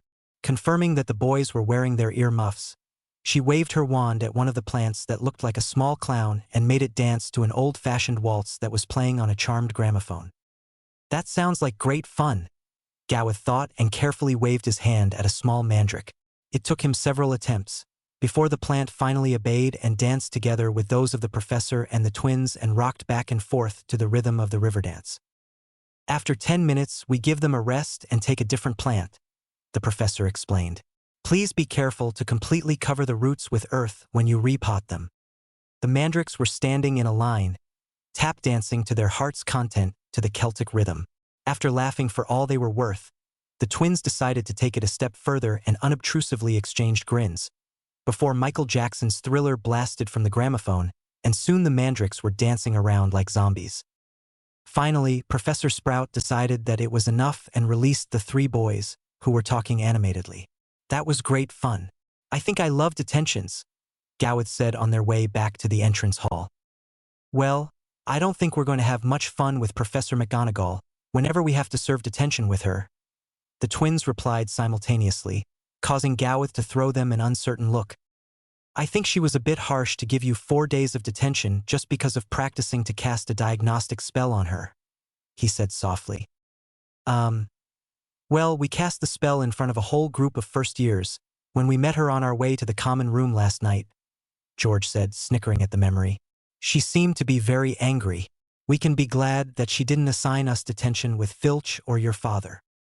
My dad conjured a small dummy for me and allowed me to practice for a while, but I didn't manage to cast either spell properly, Gowith admitted, before he separated from the twins and walked home, eager to tell Severus how he loved detentions.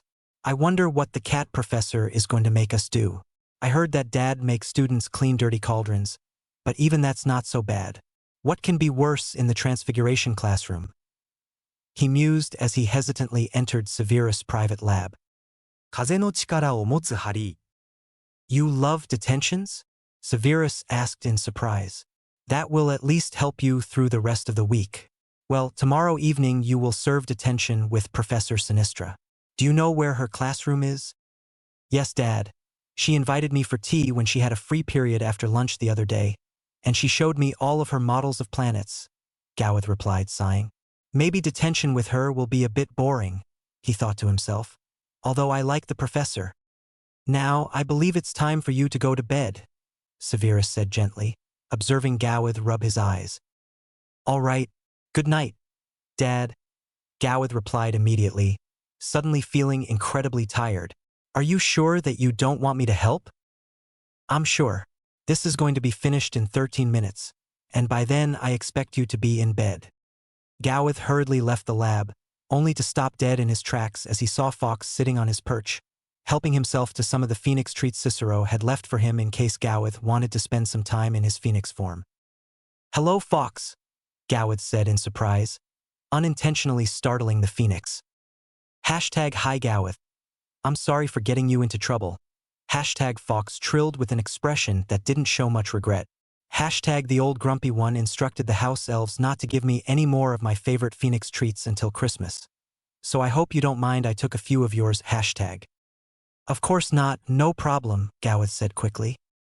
Hashtag he also forbade Tony to help me with any pranks. Hashtag Fawkes continued. Hashtag and unfortunately, the bond between Tony and the old grumpy one is older and stronger than the one between Tony and me, so that he'll have to listen to him.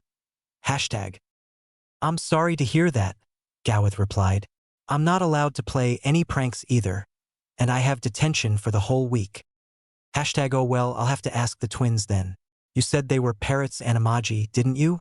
In that case, we should be able to communicate. Hashtag. That's cool. I think we'll be in for a lot of fun then, Gowith replied with a strange feeling of foreboding. Good night, Fawkes. I have to be in bed when my father finishes his potion in 10 minutes, so I better get ready. Hashtag good night, Nestling. I better leave too, before he catches me here and tells my familiar that I ate your treats. Thanks, by the way, they were delicious. Hashtag. You're welcome, Gowith said, chuckling as he retired to his room. 風の力を持つハリー。 On the following evening, Gowith and the Weasley twins slowly made their way to the astronomy classroom. The teacher was resting in her cat form in front of the fireplace, causing the twins to look around curiously. No one here, George stated contentedly. Do you see the marmalade cat in front of the fireplace? Gowith whispered. That's the professor. He quickly changed into his cat form and sat next to the professor. Equals good evening, Professor. We came here for our detention. Equals. Equals detention? Oh right, there was something equals Aurora replied thoughtfully. Equals I completely forgot about it. Normally, I don't supervise detentions, but I agreed to it when your father asked me last week. Ah, and that is what Minerva meant when she told me that the twins would accompany you tonight. Oh well, let's see. First of all, we need to transform back. Equals she said and slowly changed back into her human form. Sometimes she seems a bit off, just like her strange niece. Although I still like both of them, Gawith thought before he transformed back as well. Good evening, boys. Aurora greeted the twins. Good evening, Professor, the twins replied, looking at the professor in expectation. Please polish Jupiter including the moons without magic and memorize them, Professor Sinistra said thoughtfully, causing Gawith and the twins to groan inwardly as they confirmed that they had understood and set to work. Seeing that the professor took a seat at her desk, George whispered, Does any of you know a cleansing spell? Since Gawith doesn't need a wand to cast spells, she won't know if he uses magic. I have no idea of such spells, Fred replied thoughtfully. What is it that Mum whispers all the time when she's cleaning our rooms? I don't know, but cleaning Jupiter and the moons doesn't seem to be so much work, Gawith replied matter-of-factly, causing the twins to let out simultaneous snorts. Do you know how many moons Jupiter has? 62. Oops. Oh well then, let's get to work. Right. She told me that when she showed me her planets. He faintly recalled, wondering what could be so interesting about them. The three friends quietly worked for nearly 2 hours, talking and joking while they polished the moons that weren't very dirty anyway. Gawith was just polishing the 62nd moon when another tiny moon popped into existence. Professor Sinistra and her stupid self-updating Jupiter model. He thought to himself, glancing at the twins, who came nearer, looking at the new moon with interest. Well, it's new and not dirty anyway, Fred said matter-of-factly, chuckling at Gawith's annoyed expression. Professor, we're done cleaning, he called out to the teacher, who came and inspected their work. Well done, boys. Now go on and memorize them. All 63? George asked in horror. 62. The professor corrected him. Yes, please. No, number 63 just arrived a few minutes ago, Fred informed her, pointing to the new moon.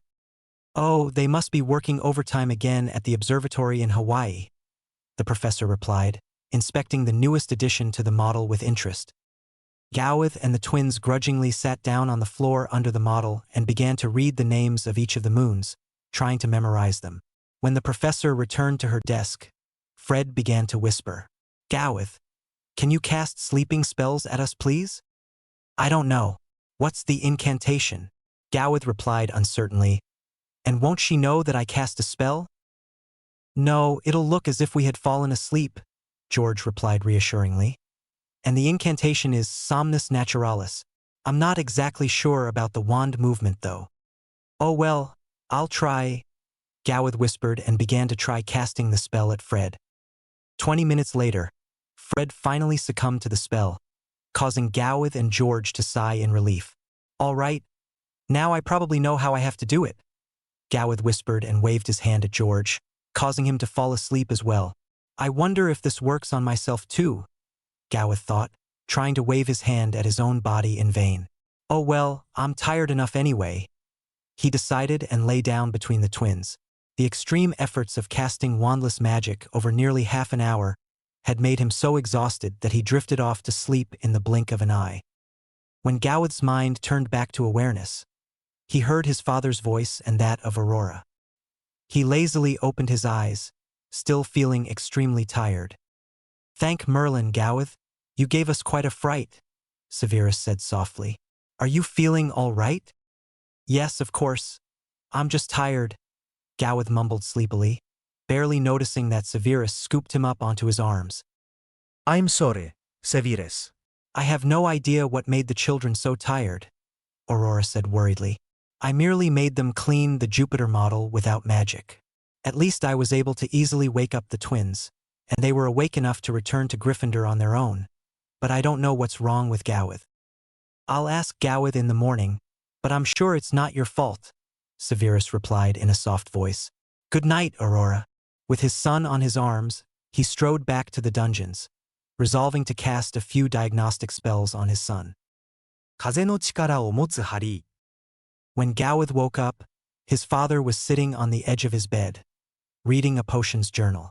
To his surprise, the rays of what seemed to be the late afternoon sun streamed into the room through the charmed window. Oh no, how long did I sleep? He thought as he sat up. Hi, Dad, Gowith mumbled sleepily, wondering why Severus was watching him sleep. Welcome back to the world of the living, Severus replied, raising an eyebrow at the child. Congratulations, you managed to sleep 18 hours straight. The last afternoon class is just over. What? Gowith asked in shock, causing Severus to smirk. Your detention with Professor Sinistra must have been extremely exhausting. Can you tell me what happened that caused you to deplete your magic in the way you did, while you were supposed to clean the Jupiter model without magic? We didn't use magic on the model, Gowith replied quickly and hesitantly told his father about the sleeping spell. Please don't be angry at the twins, he added in a soft voice. I didn't feel up to memorize 63 names of Jupiter moons either. I understand, Severus replied firmly. Nevertheless, you have depleted your magic, which can be very dangerous. It can cause you to become very ill and can even lead to the complete loss of your magic. Wandless magic affords a lot of magic, especially for someone as young as you are. If you don't manage to cast a spell after a few tries, you need to take a break before you try again. I believe Madame Pomfrey already told you so the other day, when you were in detention in the hospital wing. She was not very pleased when I asked her to check on you to confirm my diagnostics earlier. Yes, she told me that, Gowith admitted in a small voice. I'm sorry, sir. I completely forgot about it. Severus let out a long sigh. Please be more careful the next time, he said sternly. And you must not do any magic for the rest of the week. Is that clear? Yes, Gowith replied miserably. Now, if you feel well enough, you may get up for dinner and for your detention with Professor McGonagall. However, if you feel unwell or get a headache, which might be possible because the pepper-up potion and the headache potion Madame Pomfrey spelled into your system are going to wear off sooner or later, you must tell Professor McGonagall and come home. Do you understand me? Yes, sir, Gowith replied, feeling his stomach churn at his father's stern voice and the thought of having detention with the cat professor so soon. When Severus stood and left the room, he dragged himself out of bed and quickly took a shower, hoping that the hot water would help him to become more alert. After dinner, Gowith anxiously followed Fred and George to the Gryffindor Tower. What is detention with Professor McGonagall like? He asked the twins, who told them that they had no idea, because the Scottish lioness rarely supervised any detentions herself. Normally, she sends people to serve detention with Filch, Fred explained. Yeah, I've never heard of anyone serving detention with her, George agreed and hesitantly knocked at the door to the professor's office. They did not have to wait long before McGonagall let them in and motioned for them to take seats around her desk. The professor laid 3 piles of parchments in front of them and handed each of them a quill. Please answer these questions as precisely as possible. You have 1 hour. Gowith looked at the first parchment in shock. It held seemingly random questions about the magical world that were written in very accurate handwriting. Is that a test? Do I have to know all these things even before becoming a student here? He thought, terrified. Mr. Snape, are you feeling all right? McGonagall suddenly asked, giving him a sharp look. Yes, Professor, Gowith replied in a small voice. Then you better set to work, the teacher said sternly. You have 50 minutes left. Excuse me, Professor, is this a test? George suddenly asked. McGonagall sighed. No. These are questions which I received from a Muggle-born girl who is going to become a first year next summer. Gowith and I visited her the other day, and when I invited her to visit us here for Gowith's detention tonight, apparently she had nothing better to do than to send back this pile with questions. She's going to arrive with a port key at 7:30, which is in 40 minutes. Hermione is going to come here tonight? Gowith asked in disbelief, and his expression turned into a huge smile at the professor's nod.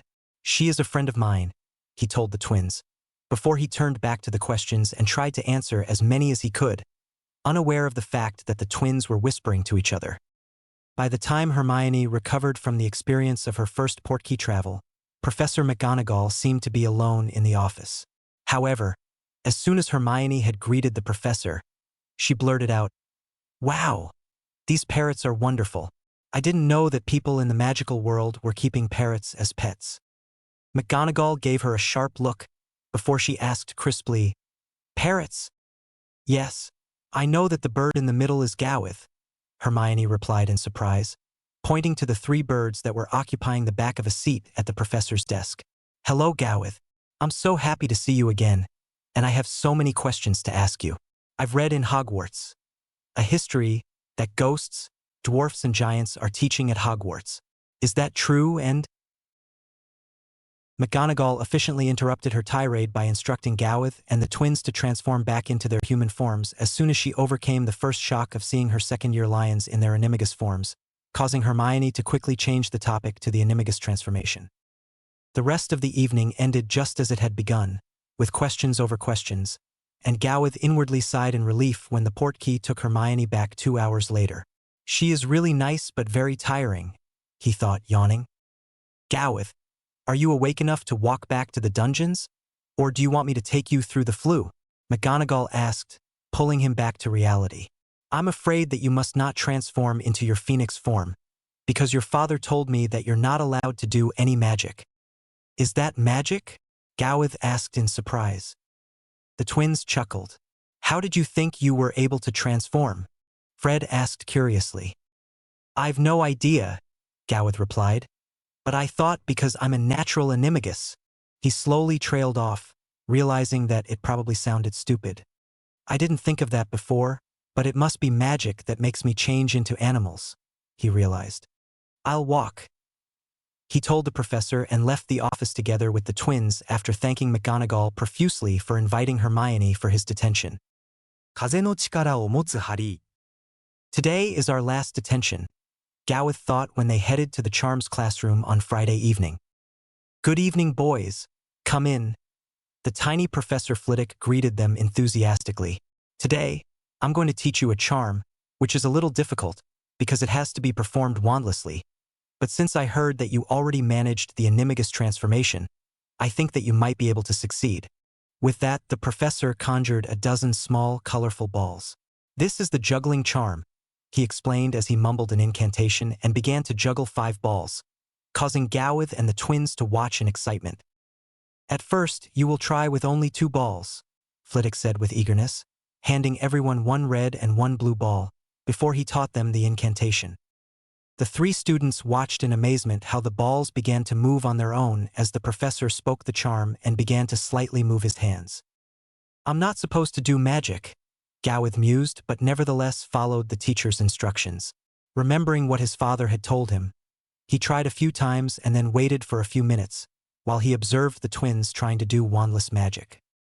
"This is very difficult because you cannot use your wands. Please be patient, gentlemen. If you manage the charm with 2 balls, you'll be able to use more balls." "It's not more difficult," Flitwick explained, apparently noticing that the boys were slowly getting frustrated after an hour of inefficient tries. Gowith was the first to be able to juggle the 2 balls, and Professor Flitwick handed him 3 more, one by one, looking proudly at the boy who was juggling all 5 balls. It was nearly curfew when the twins managed the charm and began to play with the colorful balls. "Excuse me, sir," Fred began to ask, "will it be possible to use the same charm?" George continued, "For other things than balls?" A huge smile spread over the professor's face. "Yes, of course, you can juggle with quills or apples. Just be careful that you don't hurt anyone." "Well done, boys. Now it's after curfew, though, and we have to finish this detention." Seeing the twins' disappointed faces, Gowith could not help chuckling. "I really like detentions," he thought in spite of feeling absolutely exhausted. "I can't imagine walking down to the dungeons now, though. Maybe I'll feel better in my phoenix form." With that, he transformed, realizing that he felt indeed slightly better. He jumped onto Fred's hand and slowly walked up to his shoulder, where he made himself comfortable while the twins left the Charms classroom. "Hey Gowith, what's wrong? Are you tired?" Fred asked and gently began to pet his head feathers. "Oh right, he wasn't supposed to do magic," George suddenly remembered. We better take him home, before he does anything else stupid. Right? Didn't Gani tell you that you weren't supposed to transform? Fred asked, shaking his head as the twins turned to the staircase that led to the dungeons. You're the right ones to talk. You're not doing anything but nonsense the whole day. Gawith thought and chuckled inwardly, thoroughly enjoying the lift. Only when they reached the corridor in front of his father's office, he flew down to the floor and transformed back into his human form. Thank you for the lift. It's all right now. Good night. Good night, Gawith. Oh, and when you meet Hermione the next time, you might give her something to do by teaching her the charm we just learned. The twins instructed him, chuckling, before they turned to leave the dungeons. Wow, that's a brilliant idea. Gawith mused and began to ponder when he would be able to secretly get away to meet the girl as he absent-mindedly entered his father's quarters. 風の力を持つハリー。 When Gawith returned home, his father was sitting in his favorite armchair, reading a potions journal. Good evening, Gawith. How was your detention with Professor Flitwick? He asked, giving Gawith a sharp look. Gawith let himself sink onto the sofa, trying to suppress a yawn. I'm sorry, Dad. I had to do magic, but I was very careful and took a lot of breaks. Professor Flitwick taught us a juggling charm. He gave each of us 5 balls and we had to juggle them. It was so much fun. Looking at the boy's excited face, Severus somehow felt unable to scold the child for doing magic. Well, at least you were careful about the magic, he said finally. I suppose that you're very tired now. Why don't you go to bed and sleep in tomorrow? It's Saturday anyway. I think I'm going to do that, Gawith agreed, before he hesitantly asked. Would it be all right if I spent the night in my phoenix form? I think I'd feel better as a phoenix. The transformation takes a lot of magic, too. Severus warned him but accepted the boy's decision. Gawith changed into his phoenix form. Hashtag may I rest on your shoulder for a while? Hashtag he trilled softly, causing Severus to hold his hand invitingly in front of the bird's feet. Hashtag thank you. Hashtag Gawith trilled and made himself comfortable behind the curtain of black hair on his favorite spot. Within seconds, he was fast asleep. 風の力を持つハリー。 During the next weeks, Gawith tried in vain to find an opportunity to flash to Hermione. Somehow, Severus and his colleagues seemed to worry that he might deplete his magic again, and they were watching him like hawks. This is really annoying, Gawith thought one day as he walked behind his father to the great hall for dinner. On the other hand, it's great to have someone be concerned about me. The Dursleys never cared what I did, if I ate something or if I was healthy. My life has completely changed during the last year, and I love being here having such a considerate family. Suddenly, he had an idea. If the cat professor allowed Hermione to visit me for my detention, perhaps Dad could invite her to come over for Halloween. He had never experienced Halloween before, but since the middle of October, the students' conversations more or less revolved around the feast that was going to take place on Halloween. When he talked to the twins about the matter, they agreed immediately. Suddenly, George chuckled and suggested, "Let's put on a juggling act for everyone at Halloween. But instead of balls, we're going to use something else," his brother added, giggling. Over the second half of October, Gawith and the twins busily practiced the acts for their show. They always spent the hour between the last afternoon class and dinner in Gawith's room practicing the juggling charm as well as a few other spells, which they intended to use. Fortunately, Severus easily agreed to invite Hermione and made Gawith write a letter, to which he added a portkey with explicit instructions how to activate it. Hermione's reply arrived on the same day, stating that she would love to visit Gawith over Halloween. 風の力を持つハリー。 After dinner on Halloween, the great hall suddenly turned completely dark apart from a very bright spot on the head table that was occupied by 3 relatively large birds. Suddenly, the 3 birds, 2 African gray parrots and a winged phoenix, jumped onto the floor and transformed into 3 boys. Still remaining in the spotlight, each of them pulled 5 colorful balls out of their robe pockets and began to flawlessly juggle them. After a short while, the balls turned into oversized lemon drops, and the boys continued juggling, until the lemon drops suddenly magically arranged themselves to a necklace that moved in a small zigzag line back to the head table and finally came to rest around the headmaster's neck. "Thank you, my boys," Dumbledore said gratefully as he unwrapped one of the drops and popped it into his mouth, before he began to offer the sweets to his colleagues. Under huge applause, each of the boys pulled four snitches out of their robe pockets and once more began to juggle the golden balls that were moving their wings up and down simultaneously. All of a sudden, the boys each removed one of the snitches they were juggling and threw them into the air, where the color of the snitches suddenly changed to yellow. The yellow snitches raced towards the Hufflepuff table and bounced off every Hufflepuff head on the left and right-hand side of the table. When they had completed their maneuver, they sped back to their guffawing owners. Having seen their plan come to fruition, the three boys turned their trusty snitches blue and sent them to terrorize the Ravenclaw table. As soon as the snitches returned, they turned them green and efficiently repeated the process for Slytherin, all the time laughing. Not willing to spare their own house, red snitches were sent out to dance on the Gryffindor table, spilling pumpkin juice and scattering plates in all directions. After the red snitches returned to the three pranksters, all of the snitches were sent far into the air. Right under the charmed ceiling, they exploded in a huge firework display, and while the attention of the whole school was turned towards the ceiling, the three friends quietly hurried back to their seats. Gowith, that was absolutely fantastic, Hermione, who was sitting between Gowith and the twins, said in excitement. How did you manage to juggle 5 balls at once? That's not difficult, Gowith replied in a small voice. There's a juggling spell for that. It's not a spell, but a charm, Fred corrected him lightly, causing his twin to chuckle in expectation. Hermione, let Gowith teach you the charm, George beamed. Or we can try to teach you together. Gowith, if your father doesn't mind, we can practice in your room after breakfast tomorrow. Otherwise, we can use an unused classroom. I don't think my father will mind, Gowith said hesitantly. Dad said that my friends were always welcome to visit me in my room, he recalled. Wow, that's too cool. Oh, please teach me the charm. I can't wait to be able to juggle, Hermione said enthusiastically, absent-mindedly playing with a candy that the twins had placed on the table in front of her. We will, the twins replied, chuckling.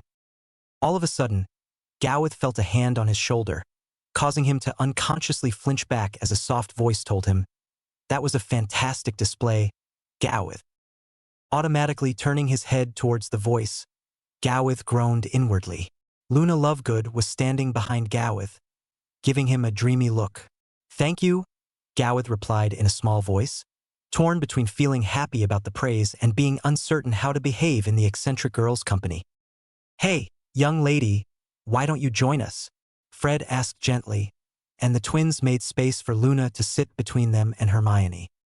Thank you, Luna said, and a vague smile spread over her face as she introduced herself to Hermione. You're Muggleborn? She asked with apparent interest. I'm so happy to meet you. I have many questions about the Muggle world, if you don't mind answering them. Oh no, I'd love to talk with you, Hermione replied eagerly. I have a heap of questions about the wizarding world. I'm going to stay with Gowith until tomorrow evening. Are you a student here? No, Luna replied sadly. I'll only be allowed to attend Hogwarts in 2 years' time. I'll be in the year after Gowith. And you? I'm already 11, and I'm going to be in Gowith's year, Hermione said happily. He and the twins promised to teach me their juggling charm tomorrow morning. Will you still be here then?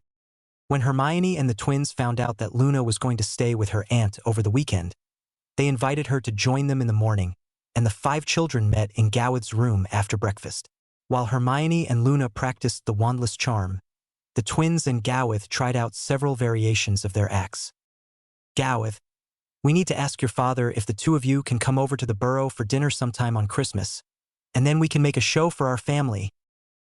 I'm sure our siblings would love to see this, the twins suddenly said, just when the potions master appeared in the doorframe to call everyone for lunch. My aunt was right. He's really sweet, Luna said to Gowith just when they reached the Great Hall, leaving Gowith to wonder, who is sweet? Fred? George? She can't mean Dad now, can she? 風の力を持つハリー。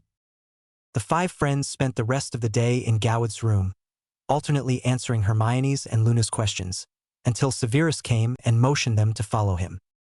Where are we going? Gowith thought in surprise as his father led them to the end of the small corridor in their quarters, which ended at a painting of a huge cauldron. As soon as Severus touched a small bunch of herbs that were being added to the cauldron, the painting moved sideways, opening the way to a narrow, old staircase. A hidden staircase in our quarters? Gowith thought in disbelief as he followed his father and his friends upstairs. The narrow staircase seemed to drag on infinitely, before the small group finally stepped out into the fresh air, only to find themselves in a small herb garden on top of the roofs of Hogwarts. Wow, this is really high, Gowith mused as he looked around in absolute amazement. They were surrounded by small towers and parts of the roof. There were only two small openings in the roof that allowed the view onto the grounds and the lake as well as into the opposite direction. Oh, there are a few villages. Is one of them Hogsmeade? Hermione asked curiously, causing Severus to quickly explain about the villages they could see from their spot on the roof. Now, why I brought you here, he finally finished his monologue, is not only because I thought that you are in dire need of fresh air, but because I could need some help harvesting the lichens. Seeing 5 pairs of eyes staring at him questioningly, he smirked. You probably don't know what lichens are. They often grow at strange places like cemeteries. However, what we're looking for are magical lichens. They grow on the roofs of magical buildings. The more magic a building contains, the more powerful the lichens are.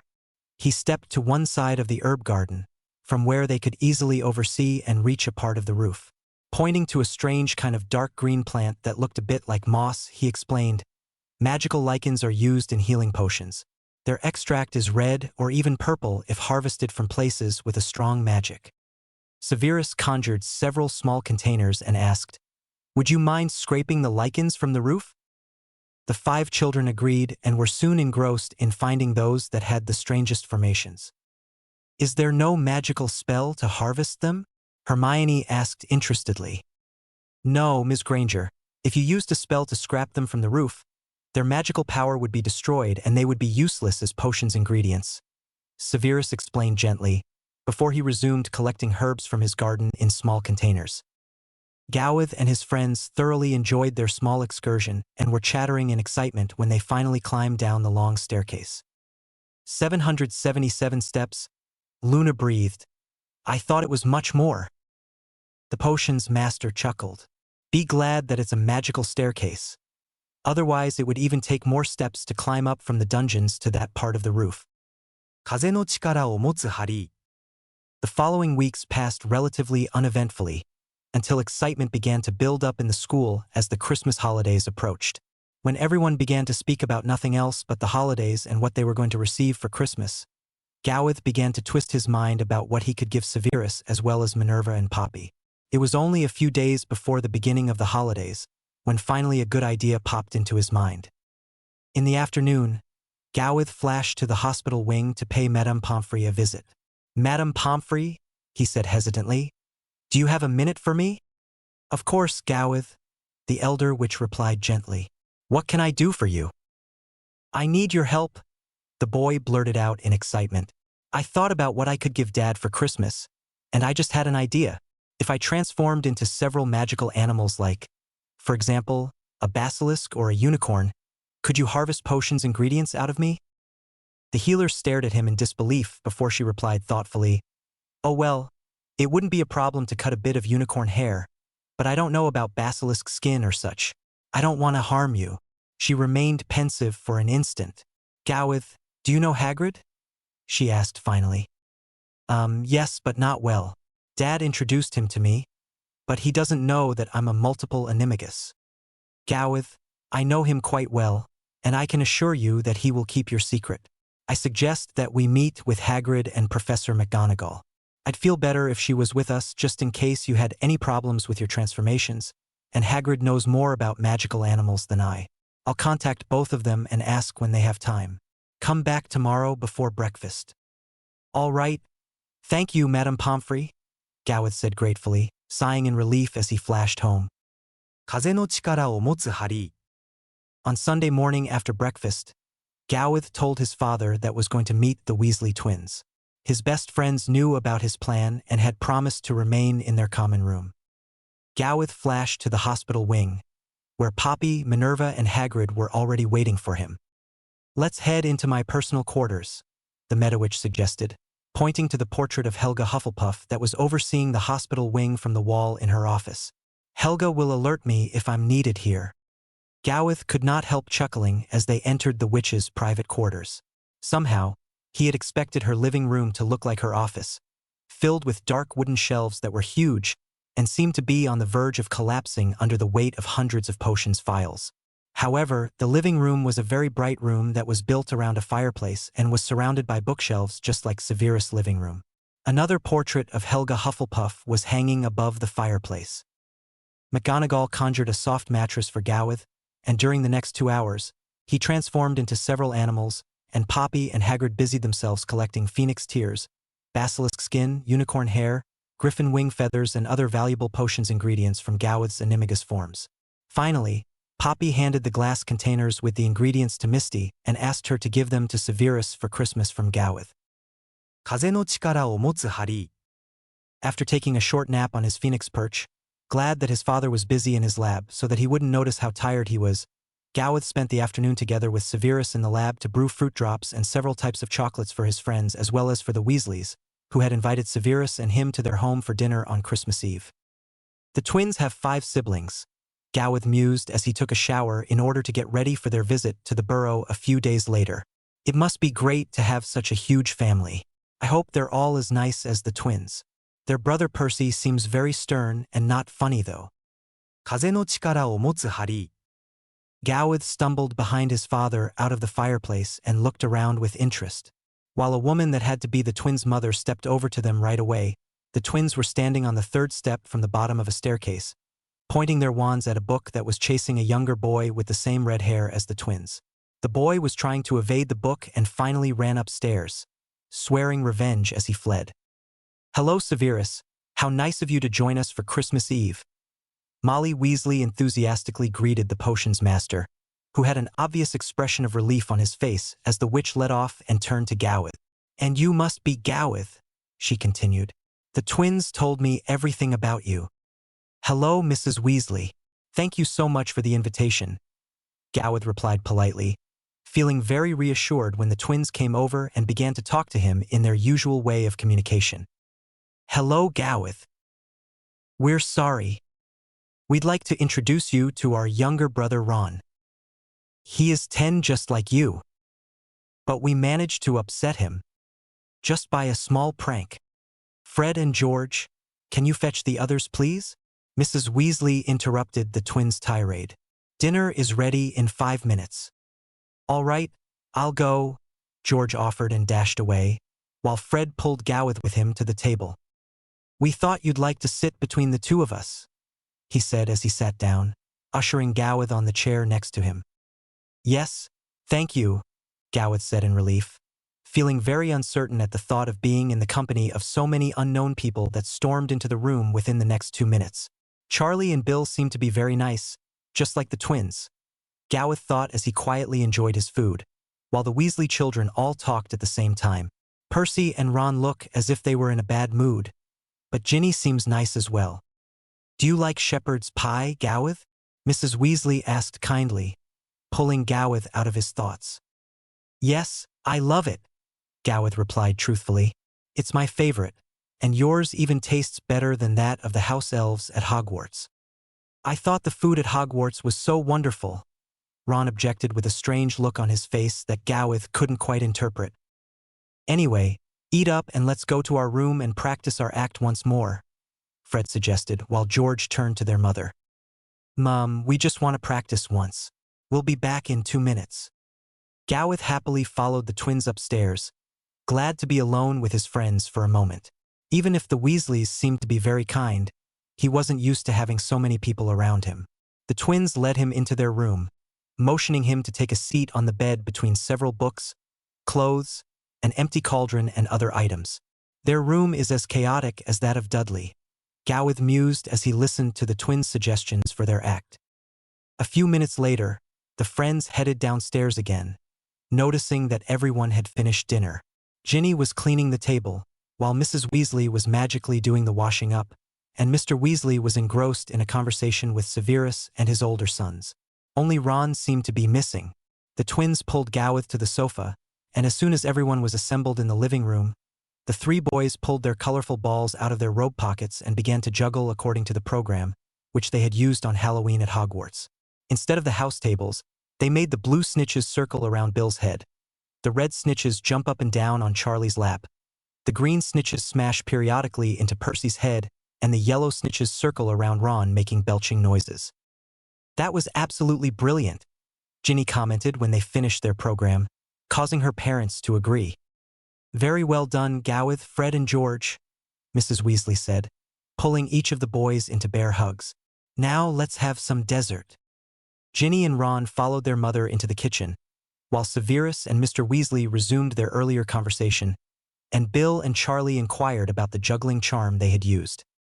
Gowith once more sat between the twins at the table, where a plate with assorted desserts was waiting for him. This is as delicious as the shepherd's pie, he thought, and enjoyed the food, until his head suddenly felt very strange. Quietly putting his spoon down on his plate, he carefully brought his hands to his temples, only to realize that instead of his usual skin he was spiking feathers. He tried to whisper to the twins, but his voice came only out as a quack. My head must be that of a duck or something, Gowith mused, trying in vain to get a look at his own face. Feeling absolutely uncomfortable, he transformed into his phoenix form without even thinking about the matter. #Dad, what happened? He asked anxiously. Was that a prank potion or something? Probably yes, son. Your head suddenly changed into that of a duck. You need to ask your mischievous friends about that. Severus quickly thought back, causing Gowith to sigh in relief as his father's calming voice penetrated his mind. Thank you, Dad. He trilled back and stepped behind his chair, where he transformed back into his human form. I'm sorry, he apologized in a small voice, before he quickly sat on his seat, pushing his dessert plate away. What happened? The twins asked in surprise. Oh, now that's enough, Fred and George. Their mother immediately scolded them sternly. You should know better than to play pranks on visitors, especially when they're younger than yourselves and are here for the first time. Mom, we can assure you that we didn't do anything, the twins said sincerely. Mom, I'm sure that was Ron, Ginny spoke up, glaring accusingly at her brother. What's so bad? Ron scoffed. When they pranked me with their farting snitches and even put me into Hufflepuff, no one said a word. Ron, you will apologize to Gowith now, Mr. Weasley ordered him in a no-nonsense voice. This is not funny. It's all right, Gowith threw in hesitantly. It wasn't so bad. Well, you're lucky because you're an Animagus, but I think it's annoying enough that the twins prank everyone. We don't need anyone else to prank us, Ginny objected, causing Ron to leave the room and run upstairs in a huff. I'm sorry, Gowith said in a small voice. You don't have anything to be sorry about, Gowith, Percy replied firmly. Exactly. Ron can be a real prat sometimes, Ginny agreed. Mom, may we go flying for a while? Mrs. Weasley agreed and instructed everyone to pull on their warm robes before she handed Gowith a present, wrapped in colorful Christmas paper with small reindeers that were flying around. I know it's only Christmas Eve, but I thought you might want to put it under your robes, sweetie, she said gently, motioning the boy to open his present.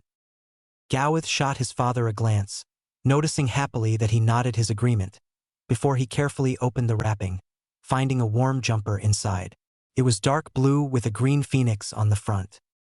Wow, this is very pretty and warm, Gowith said in amazement. Is that really for me? Our mother always makes these. For everyone. For Christmas, the twins explained. Thank you so much, Mrs. Weasley, Gowith said gratefully, incredulously admiring the jumper. You're welcome, sweetie, Mrs. Weasley replied and motioned him to wear it right away.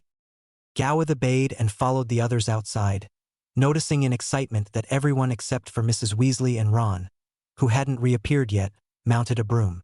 They formed two teams and Gowith was made seeker. He took into the air together with the others and began to feverishly look for the snitch that was very difficult to find, even if the snow on the ground made the garden relatively bright. It was nearly midnight when Gowith managed to catch the struggling little ball just an arm length before Severus, who played seeker for the other team. Back inside, everyone had a cup of cocoa that felt wonderful warm after flying in the cold December air. However, seeing that Gowith was nearly falling asleep over his drink, Severus stepped over to his son. "I believe that it's time to head back to Hogwarts," he said quietly. "May I flash us?